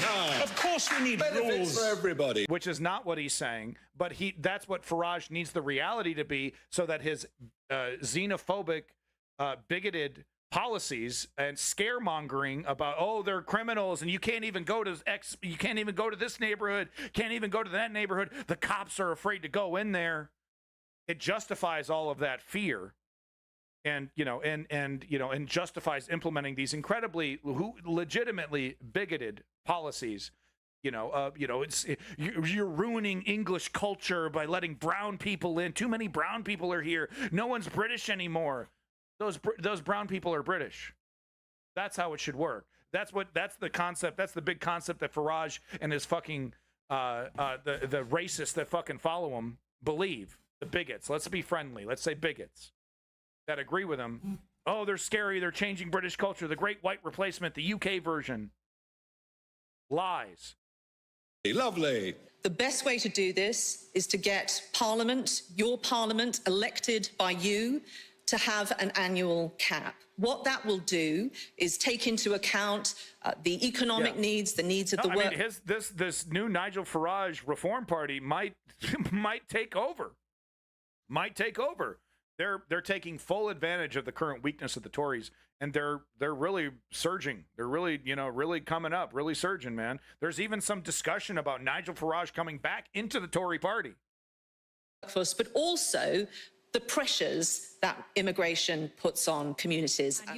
Labour and the Lib Dems say the answer is to boost training and wages for those already here. People come to this country and they're propping up many of our services because we haven't trained the people to do that. But So here's a big difference between these liberals, neoliberals in the UK, however you want to describe them, and the neoliberals in the United States.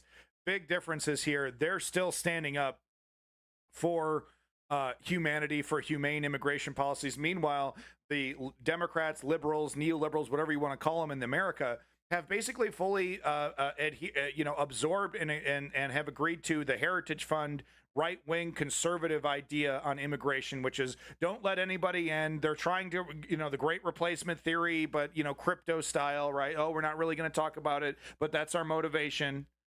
They're not white. The neoliberals in the United States have completely acquiesced to that, and Joe Biden is happy to implement full-blown right-wing, dangerous and anti-human policies around immigration.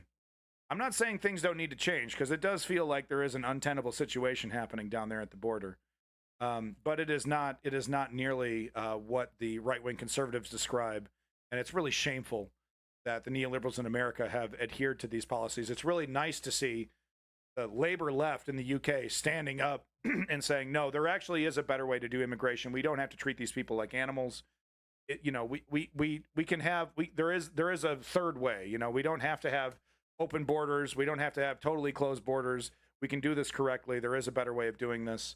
But I mean, they're making a big promise, because this is a promise a lot of UK administrations and politicians have made, and not a lot of progress has been made. It's actually a very complicated and difficult problem to fix. So you better come correct with the plans, and you better be ready to spend money and do this correctly if you actually want to see the benefits. Because on day one, the Labor administration on day one is gonna be criticized by the Tories for the small boats. Right? It's gonna be like literally 10 minutes after the inauguration. Well, Keir Starmer, how come you're not doing anything about the small boats? So they better get on it. For those already here. People come to this country and they're propping up many of our services because we haven't trained the people to... Thank you, Kissing Gonzo. I appreciate it. To do that. But this is how Liberal plan. We should give care workers a higher minimum wage, £2 higher, invest in our care workers, give them status, give them progression in the workforce. And then when we still have skills gaps, invite people in from other countries and welcome them when they come. Okay. How much the parties want to tax and spend is causing real friction in this campaign. 26 separate tax hikes in the last Parliament. About 12 new taxes that Labour are going to bring in. Absolute rubbish. We've absolutely guaranteed we will not raise taxes for working people in this country. How are you going to close that gap? To hear Penny Mordaunt, whose government have put the tax burden up to the highest in this country since 1948, pretending they're a tax-cutting party. Frankly, it is dishonesty on a breathtaking scale. Yeah. Nigel Farage should know what that looks like. Mordaunt said cutting taxes was in the party's DNA. The SNP called for more honesty. There's £18 billion worth of cuts baked in, which neither the Labour Party nor the Conservative Party are being honest about. Instead, they're having the worst of Westminster argument between them tonight, instead of being honest with you.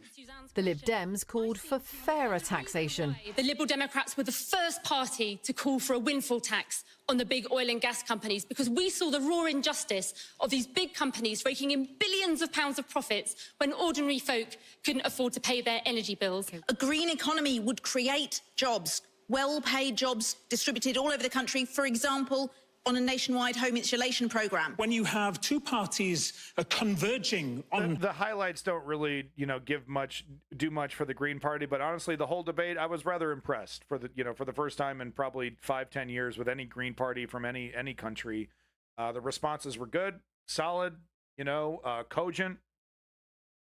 It was a good showing for the Greens. Public spending, converging on taxation. Who's going to make sure that you're able to see the investment in housing for your children? Okay, now we're going to play a round of Dota. Smiles and handshakes at the end, but the arguments will rage on. Vicky Young, BBC News. Well, as the political row around Rishi Sunak intensified... Yeah, Zeoduke, you're right. There was a little... Oh, you're right. There was a zinger from the Green Party. I remember the closing statement. I think you're right. I can't remember what it was, though. RAF veteran Jack Hemmings was one of those making his way home from the D-Day commemorations. Okay, so, look, I don't mean to interrupt these heroes who stomped the shit out of fucking fascism and put it right in the dirt where it belonged. Not permanently, but for a long goddamn time. So I'm sorry to this hero, but I am going to move on to the next clip here. And if you would like to see the rest of this interview, the rest of this this package here and this interview with this hero, there it is right here. And I just like to double down on that. Yeah, the fight against fascism. What that was it, man. That was it. That's sign up, sacrifice your life, sacrifice your family. It was a legit fight, man. One of the most legit, and it's amazing that we still get to hear from some of these characters. This is this might be one of the last years that we hear from a lot of these guys. 90, 80, really tough SOBs though. You got to give them credit. All right. So before we get to the final video on the Ukraine segment, the last bit of UK news here. Really, really interesting piece of journalism here from Navarra Media. Just doing interviews, man-on-the-street interviews with people at a pro-Palestinian march, asking them about what they think about Keir Starmer and his recent changes to the Labour Party. If you're not sure what's going on, Keir Starmer has, gone after some prominent progressives, people that have been staunch critics of Israel's actions, not staunch critics of Judaism, staunch critics of Jews, but staunch critics of the actions of a government. Big difference. Cool it with the anti-Semitic remarks. What if I blew your mind and told you, assuming that every Jewish person was pro-Zionist, is actually anti-Semitic? That's beside the point, though. So I found this really interesting to get their opinion on what I think is honestly, I feel like this is very, very similar to the transformation that the neoliberal party, that the Democratic Party, in the United States went through decades ago in the 90s. They had small success with, leaning to the right. And I think, honestly, Keir Starmer is learning the wrong lessons here. Honestly, he's a shoo-in. He doesn't need to cut these people out to win this election. The poll numbers show that. The poll numbers show that he's very safe. And look, and I agree. Don't rest on your laurels, right? Get out there, fight like you're going to lose. But these kicking these people or kicking these people out of the party, you're telling them that they can't stand, minimal effect on your chances to win. But he sees it as a big priority. And that is very, very worrying when a so-called left party is actively trying to purge the voices of dissent before they get into power. That tells me that they're not interested in enacting left-wing policies. What they're interested in is probably doing neoliberalism, right? Well, it's kind of lefty, but it's kind of corporate, and it's a compromise between the oligarchy and the people. Nobody's really happy, and people got to pay more for shit. A dozen silver-haired white guys somewhere are making bazillions of dollars, but that's about it. Everyone else has to kind of muddle along in this kind of gross system. That's the vibe I'm getting, at least. I hope I'm wrong, because we saw that Ian Dale. I think it was Ian Dale. No, it was the other fellow. It wasn't Ian Dale. It was the other fellow from LBC, or no, it was from Times Radio. But he was speculating that, okay, Keir Starmer, he's really calculating. He's a really safe politician. He's making these moves so that he can secure his position of power. But once he gets into power, he's going to take the mask off, and all of a sudden we're going to reverse Brexit, and we're really progressive, and we're doing things, and we're going to reform this in the left perspective. I don't think so. I'm losing faith in that. I think people are going to be very, very disappointed with Keir when they realize that it's status quo stuff, because what did we see with Joe Biden after Donald Trump? A continuation of a lot of the policies, the wall, immigration, all kinds of rules and laws and changes that Donald Trump made that Joe Biden was happy to allow to stay. Yeah, we're not really going to reverse any of that stuff. He never even promised he was going to reverse. He didn't have to, right? Because Donald Trump was so terrible. Joe Biden, the joke was that he was in the basement, that he was hiding. He wasn't even making public appearances or going to debates or anything. Because the more he was in front of the camera, the less people wanted to vote for him. So what kind of mandate is that? What the fuck kind of mandate is that? And it's the same thing with Keir. He's learning all the wrong lessons. And he's got no fucking mandate. And he's preemptively transforming his party into a right-wing party before he even gets into power. Some red fucking flags, man. Some red fucking flags. But let's hear what regular UK residents have to say, who, yes, do support Palestinian humanity and support. They do not support Hamas. Go ahead and point out the Hamas supporters in this interview, please. But they support treating Palestinians like human beings, and yes, Palestine does deserve its own country. So controversial. So the Palestine March is currently going through Holborn. That's Keir Starmer's constituency. Do you think Keir Starmer's watching? Pay attention? I hope he is. He's probably not. He's probably off, I don't know, ignoring the genocide, ignoring what people want to hear, what people want to see, which is for somebody to take action and, stop UK involvement, arms sales, and, stop the slaughter of innocent Palestinians. I hope he's watching. And do you mind me asking how you're going to vote in the election? I still haven't made my mind up yet. It'd probably be an independent. Yeah, to be honest. And so you wouldn't vote for the Labour Party because of its position on Palestine? More than that. I don't really believe in that party anymore. And how they treat their own people, Tell me more. Well, I just think they don't. Anytime anyone has a dissenting voice, they seem to crush them. So I don't think that's democratic. I don't think that's the way Honest Party runs. I don't think it's. Just don't think it's valid anymore. You can't, everyone can see through everything, right? We have technology, we have media, we can see everything. Everything's out in the open. So if we can witness all that and still vote for them, what's that say about our morals?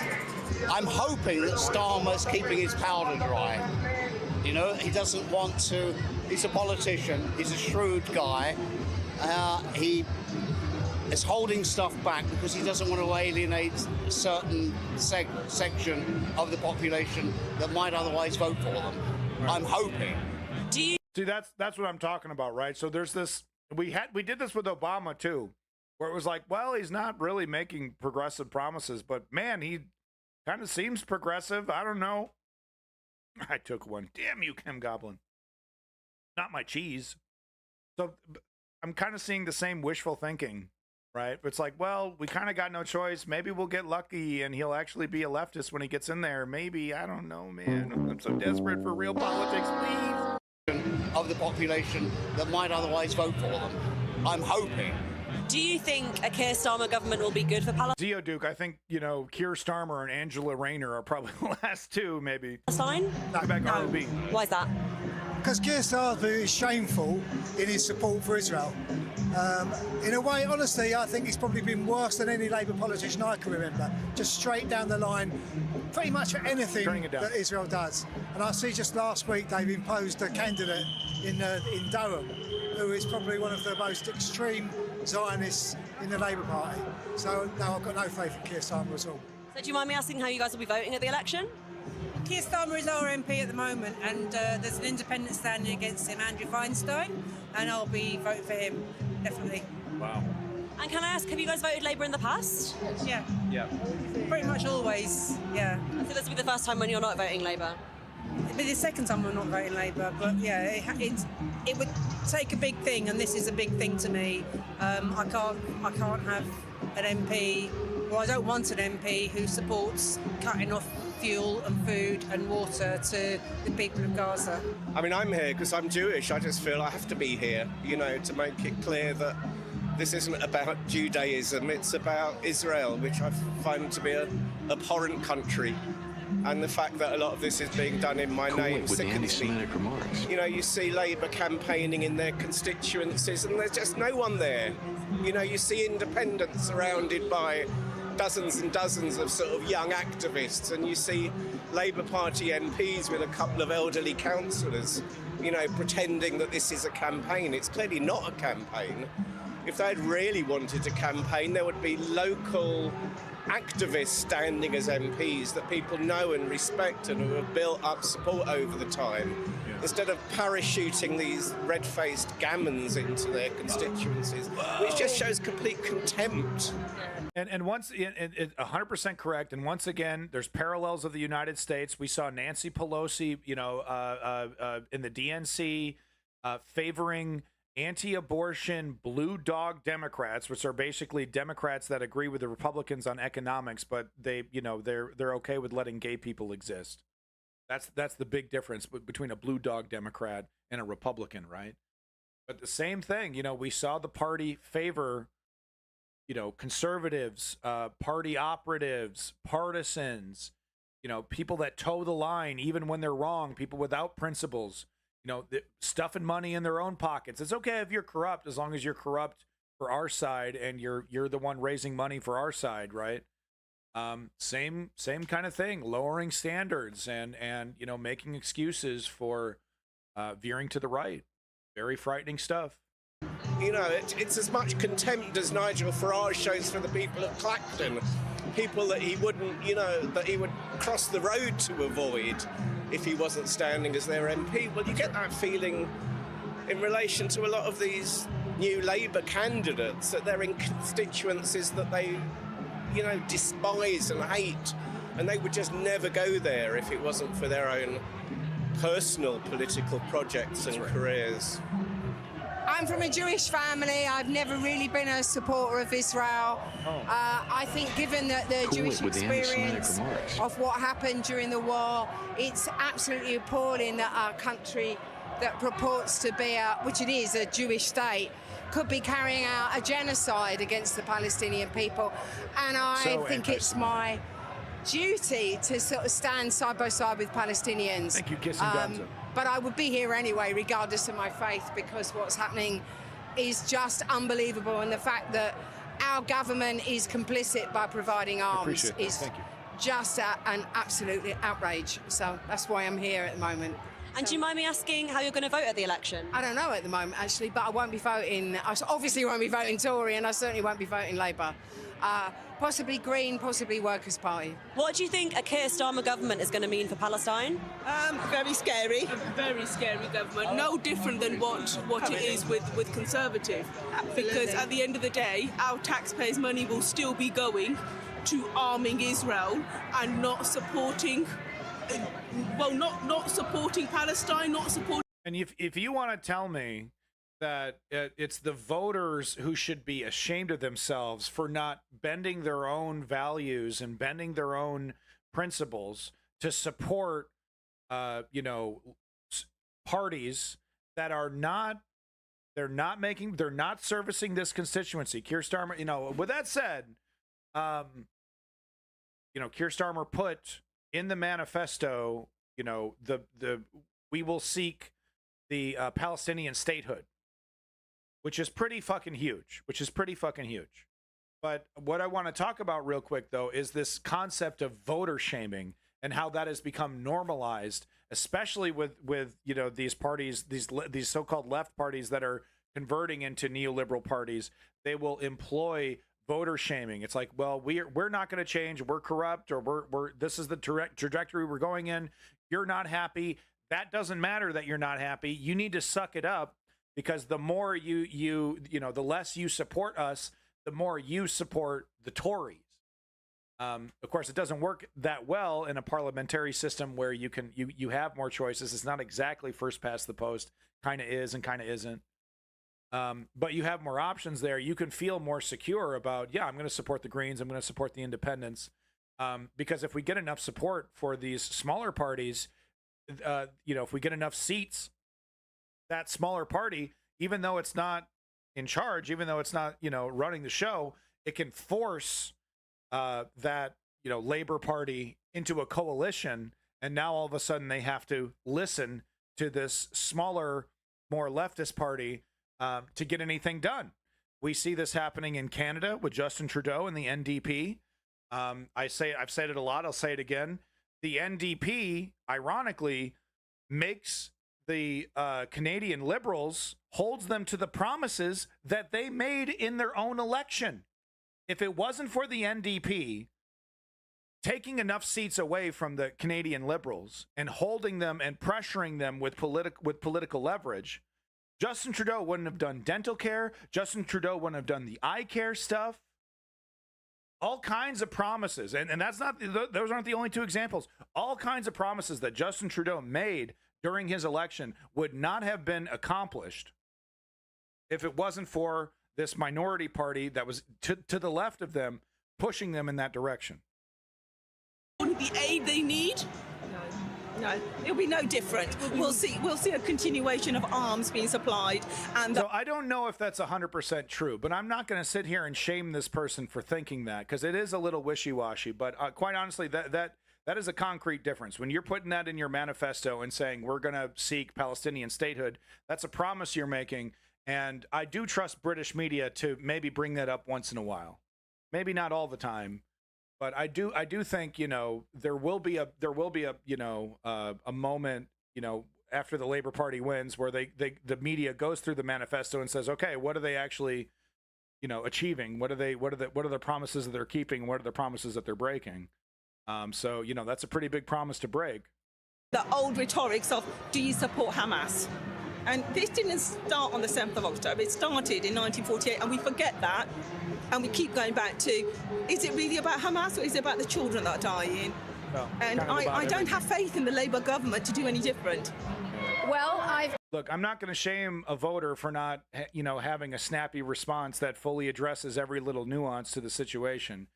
But Hamas is a factor here, and it does need to be calculated into the solution. I was talking about this earlier during the Israel section. Lie to Hamas.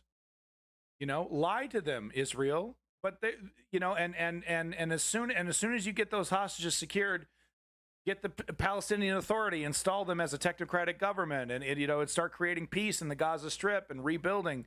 But they're not interested in any of that. And it's pretty obvious. Been sympathetic to the Palestinian cause since the 1970s, when I was 16 and lived in Beirut, and the Israelis bombed Beirut, refugee camps in Beirut. And since then, I've never understood why a country can bomb another capital city with total impunity, and Israel has acted with total impunity since 1948, and they are now finding that they no longer control the narrative because of social media. That's right, and yeah. I really hope that this is a turning point for the Palestinians, that public demands from the Pretty decent crowd size over here, I gotta say. You know, how many people? 5,000? That's a pretty good electorate amount are of demanding that Gaza is, and Palestinian cause is an issue for the electorate to consider, for our politicians in the UK, for politicians in the US to consider. And this might see that we do stop arming Israel at the very least, because these bombs are bombing and killing children, women and young men who have had no part in any kind of atrocity, terrorist atrocity, whether it be October the 7th or any other. I live in Haringey, and so, you know, David Lammy's been extremely poor on this. Labour Party. Cameraman dropping the ball big time. How you got all this space up here? You're gonna cut out the cute little newborn baby from the shot? What, is the newborn baby gonna be distracting? Do you know anything, cameraman, about the news? Buddy, you got a cute baby, you put that fucking baby on the screen. My God, amateurs. Amateur hour over here, Navarra Media. Dropping the ball, Navarra Media. Look at this cute as a button little angel. Can we just bring the camera down just a touch? Come on, he's adorable. I have a newborn baby myself, that's why. I sort of throughout has been really poor, really disappointing. I think that leaves a lot of us wondering what's next. Not just over the course of the next 4 weeks, but far longer than that, over the course of the Parliament that follows. So yeah, I'm afraid I'm not filled with hope. I'm not feeling particularly positive about what a Keir Starmer government might mean for Palestine. But this is a pretty vivid showcase of what it means for a significant portion of the general public in the UK, and hopefully we can continue building as we always have on behalf of our friends in Palestine. And can I ask, will you be voting for David Lammy? Not planning to, no. Currently assessing other options at a local level. Yeah. And is that over Gaza specifically? Yeah, that's one of the key drivers. It's the key driver, really. Yeah. And have you voted Labour in the past? Yeah, always. Always. So this will be the first time that you're not voting Labour. Wow. Labour is really frustrating because I think this time is probably the first time ever that I won't have voted Labour, but like, I literally cannot bring myself to do it. So it's, yeah, like, they're all too... That getting Hillary Clinton flashbacks. I don't know about you, but fuck, dude. Fucking Pokemon go to the polls, dog. They're too concerned with how they come across, and they don't want to upset kind of like any of the fringes of the public that they could hopefully grab into their party. So, yeah. I think voters in this country are not fooled by either party at the moment. People have realised in this moment, in the last 8 months of genocide, that the political class do not act in the interest of the people. And so for all of us here marching today, we know that no matter what, no matter who's elected into government, Palestine is still going to remain a political priority for us, and that we're going to continue taking to the streets until all of our demands are met, most of all an immediate ceasefire in Gaza and an arms embargo on Israel. And what do you think a Keir Starmer-led Labour government is going to mean for Palestine? I don't think it makes a difference whether it's a Keir Starmer government or whether there's... That is just not true. I mean, look, I get it. It's easier to say that. It's easier to kind of lean that, but it's harder to be like, well, you know, it's not going to be one-to-one. I'm very worried about, you know, it's hard to answer this question, honestly. It's easier to just say both sides. But it's not both sides, no. No, we got one party putting Palestinian statehood in the manifesto, okay? Yeah, Keir Starmer going after these, you know, progressives and people, you know, people with loud voices who have been pro-Palestine from the very beginning, very troubling. That doesn't that doesn't mean that things are going to be one-to-one the same. With that said, the moment the murder stops, the moment the death stops, that's when the return to the status quo is going to be desired. Can't we just forget about all this and just let Israel take chunks of the West Bank and, you know, blockade the Gaza Strip indefinitely and apartheid in the West Bank? And can't we just go back to that status quo and we can just, pretend like we're still talking about a two-state solution while we know fucking full well it's never going to happen? I do believe that Keir Starmer would prefer that status quo to return. I think that's fair to say. Whether the Tories or Labour in government, we're expecting the same things that we've been seeing in terms of like fueling genocide, in terms of supporting the ongoing 75 year settler colonization of Palestine. And so it's important that we continue to maintain the momentum and put the pressure on. Yeah, so great response. You know, I don't agree with all of it there, you know, obviously, but, you know, like I said, Tories or Labour in government. It's a fool's errand to shame the voters, okay? We need to remember that it is the politician's job to convince the voter to support them. It's not the other way around. And the moment it's assumed to be the other way around, you get a situation like in the United States. Totally intractable duopoly. You got two choices, you know, the douche or the turd sandwich. And that's, you know, they benefit from that system. The neoliberal left and the fascistic right, they benefit from that false dichotomy. So you don't want that in the UK, is what I'm trying to say. Is that, you know, this is troubling behavior. Maybe it's just smart politicking. Maybe it's just Keir being shrill and really worried and being very careful. But he is Labor, and he does, you know, he's going to try to achieve the promises made in the manifesto and the progressive stuff that he is saying. He does mean, you know, isn't hope great? Isn't hope great? It kind of fills in all the blanks, right?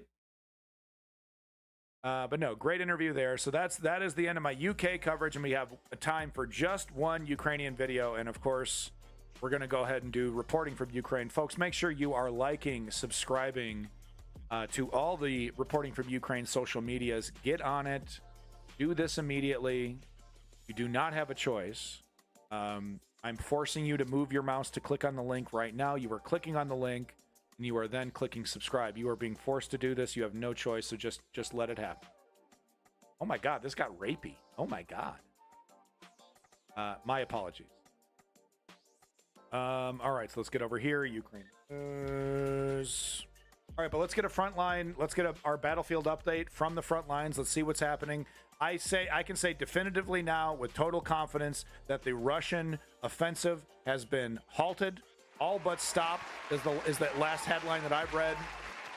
All but stopped. And in some cases, we are seeing Ukraine push back. We're seeing big victories. It's not over yet, not even close to over yet. But remember, the narrative that we're currently fighting is that Ukraine needs to negotiate. It's literally never going to end. It's always just going to be Russia, the scary Russian red covering all of Ukraine slowly but surely. We have no choice. We have no choice. Give up, give up, give up. That's the narrative. Totally, factually incorrect.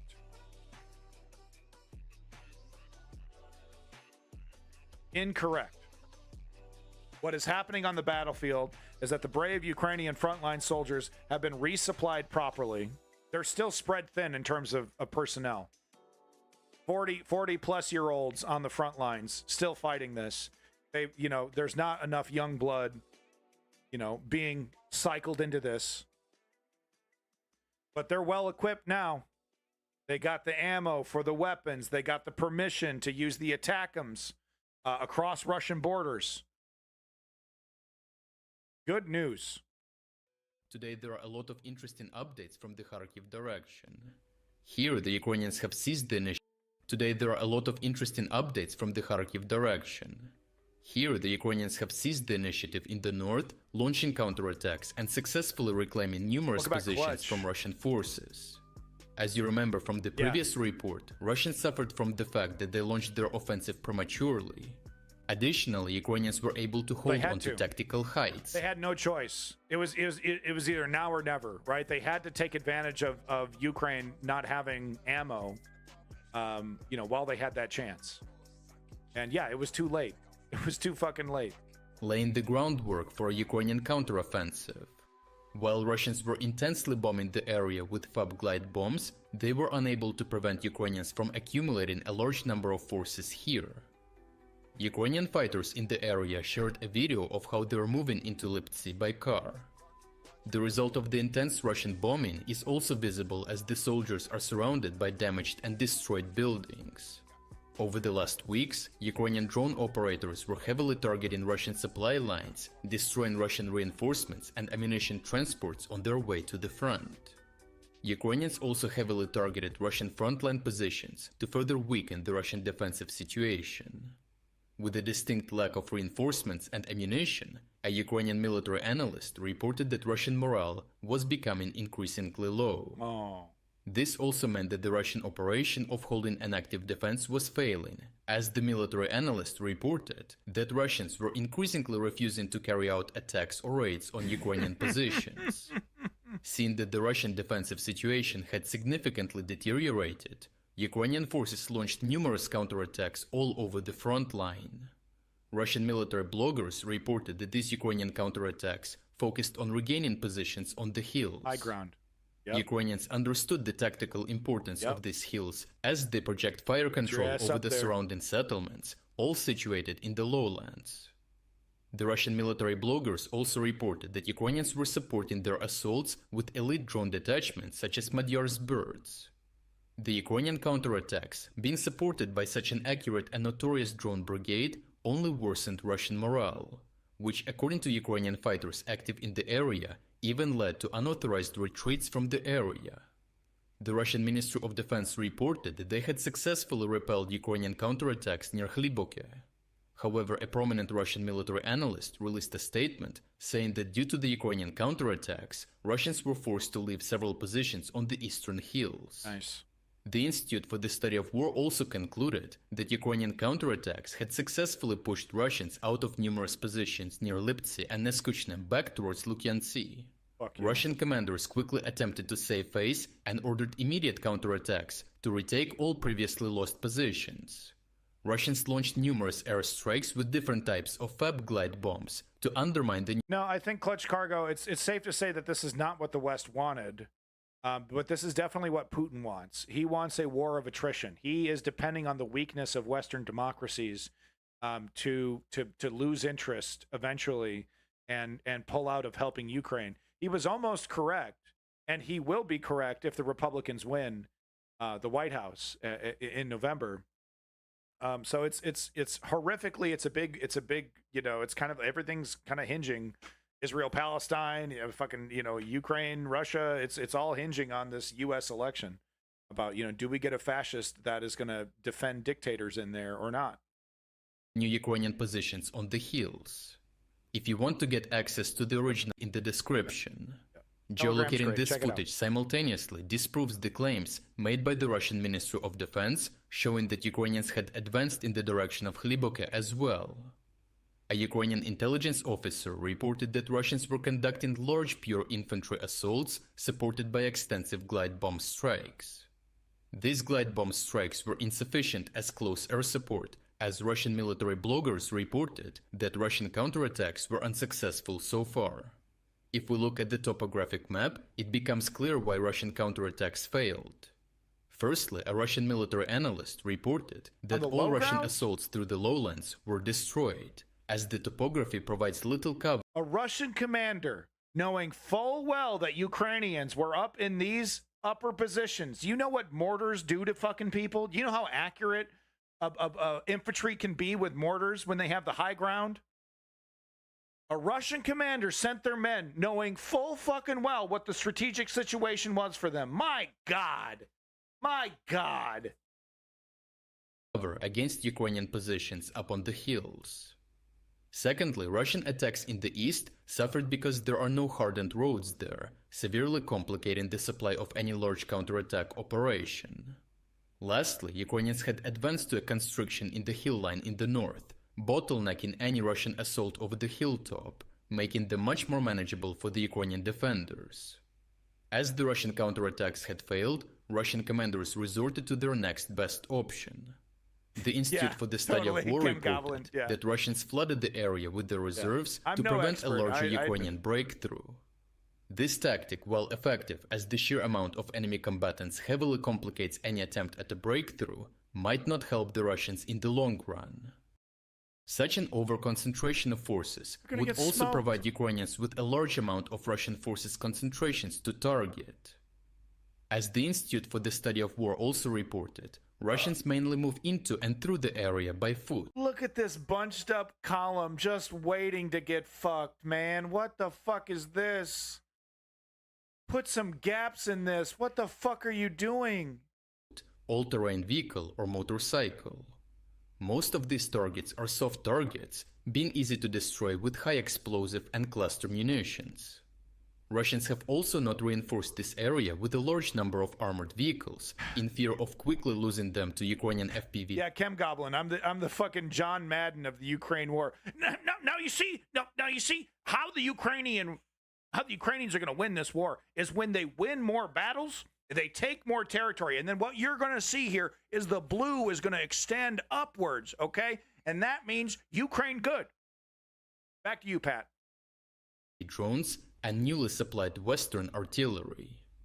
With no armored support, this large amount of infantry leaves Ukrainians with two options going forward. Ukrainians can either take a more passive stance on the front line while actively targeting these soft forces concentrations with artillery and drones, wearing Russians down over the long run. Or Ukrainians can concentrate their firepower on creating a temporary superiority in manpower, allowing for a surgical strike and a spearhead into the Russian lines. Welcome back, quick double tap. Overall, Ukrainians had severely undermined the Russian defensive situation, even leading to insubordination and mutiny among Russian soldiers. Ukrainian forces on the ground took advantage of this situation and were able to reclaim a large amount of territory. Russian commanders were caught in a lie and conducted a hasty counterattack to save face, which... This army is not done. This is whatever the haters are saying, they are so fucking wrong about the reality of the situation. Which inevitably failed due to superior Ukrainian positioning. Russian commanders then resorted back to their tactic of throwing bodies at the problem to keep Ukrainians from breaking through, leaving Ukrainians with two options going forward, wearing the Russians down in the long term or breaking through in the short term. In appreciation of your... literal inflation, no, of course not. No, I mean, if Ukraine was a member of NATO, this would not be happening. But the ifs and buts were candy and nuts, we'd all have a fucking Merry Christmas, huh? Sorry, quick double tap, but you caught me right at the end of the stream there. Sorry. My bad. My bad. But no, I just want to give props to literally everyone in the chat. Thank you so much for being here, giving me your opinions, making the chat the #1 chat on Twitch. I do appreciate it, so I just want to give props to Chem Goblin, Literal Inflation, Kissing Gonzo, quick double tap. You know you get props. A lot of conversation back and forth between those two. Kissing God, that's fine. You guys were having a nice conversation. You know, it's nice to see for once a nice conversation happening in the chat between two people. Clutch Cargo, big props to you. Big props to Woke Patriot. Big props to Davey, who's driving across the nation right now or something. Thank you, Davey, for coming on in. Zeo Duke, big props to you. A lot of OGs in here, so big props to you for coming in and being that regular viewer of the News Underground. I do appreciate that. Rob MQ, big props to you. Who else in here? Who else in the chat? Back and forth. We got Never Forget Brother. Thank you, Never Forget Brother, for coming in. Big props to you. Who else? Who else? Who else? Who else? Who else? Oh, Lenny. Of course, your boy Lenny. #1. Your boy from south of Boston. Lenny. Ice King of Space. Big props to you. But of course, let's remind everybody that Lenny is the #1 financial contributor to the News Underground. #1 with that garbage fuel merch, and I'm sure he'll be #1 on the Patreon once that comes along. Yes, a Patreon is happening. Oh, big props to Smash. Thank you, Smash, for coming in. Thank you, Smash. Oh, no problem. Quick double tap. It's all good in the hood, buddy. Didn't Biden say he recently doesn't want Ukraine to join NATO? It doesn't matter what any one person wants or doesn't want. It's not going to happen. The whole NATO, the whole structure of NATO is it needs to be reactive and defensive. The moment you turn this coalition that is promises to defend each other into an aggressive body, it fucks everything up, as George Bush did when he being the only one, I believe Article 4, right? Is it Article 3 or Article 4? Right, he initiated the article that forced all the other coalition members to join into a international boondoggle that didn't get a fucking thing accomplished. So it makes sense. You can't have NATO just coming in. You can't have NATO just coming in like that. It makes sense. I don't like it either. I don't like it either, but it does make sense. Now, compromise. Would I be okay with NATO members getting an opportunity to vote? Hey, do we want to help Ukraine, even though change our charter or whatever? Oh yeah, no. Be worried about BRICS, and also be scared of nuclear weapons, please. Fucking schizo poster 5 minutes before I leave. Hey, why don't you come on back when I'm doing a stream, and you can go ahead and schizo post all day. I'm trying to say goodbye to everybody, not engage in bad faith arguments. I don't even know what the fuck this fucking paragraph over here talking about BRICS. Oh fuck! I just ripped my. Oh. Been pulling on my shit so long I ripped it. Fuck, dude! I'm like the Hulk. Hey, literal inflation, no problem. Thank you. I'm gonna this guy seems alright. I'm gonna untime him out. I'm sorry. I untimed you out. I'm sorry. I shouldn't end the stream with bad vibes. All right, everybody. Let's not forget the only solution to these mega problems is political activism. Step 1, inform yourself. Step 2, join a progressive political organization. Maybe support a politician. Put your weight behind somebody. Put your name down. And step 3, put in the work.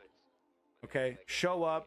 Ask yourself, what is, how am I contributing to the political movement for change? How can I donate my time, my money? How can I contribute to the effort? As Clutch Cargo likes to say, it's the only thing that's ever worked. And if you look throughout history, political activism is the reason why we have the 8-day work day. Women have the right to vote. Black people have the right to vote. Black people have rights, etc., etc., etc. So many examples of how it was political activism that gave people a better life. Coogan, swoop! Big props to Quick Double Tap. Thank you so much for coming in. And of course, once again, big props to Kissing Gonzo and Kem Goblin and Zio Duke for being awesome motherfuckers. You're the best. Thank you so much. Give yourself a round of applause.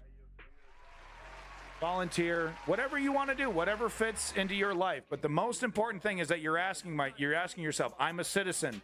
I need to do the work. I need to do the work of the citizen. I need to defend this democracy. I need to reinforce this democracy. I need to use this democracy to shape government, to shape society so that my children have a future. So, peace in that motherfucking Middle East and glory to the Ukrainian democracy. We'll see you next time. Maybe tomorrow. We'll see. See how I'm feeling. Take care of yourself. Call your mother. And, gay rights are human rights. Pride Month. Gay rights are human rights. Biatch. No, help! Hey, give me my money! Give me quiet! Come and walk 5 miles in my shoes, Buster, and it'll make you a believer. Now, young man, do you ever have dreams? Unusual dreams of Free Palestine. Trying to kill you?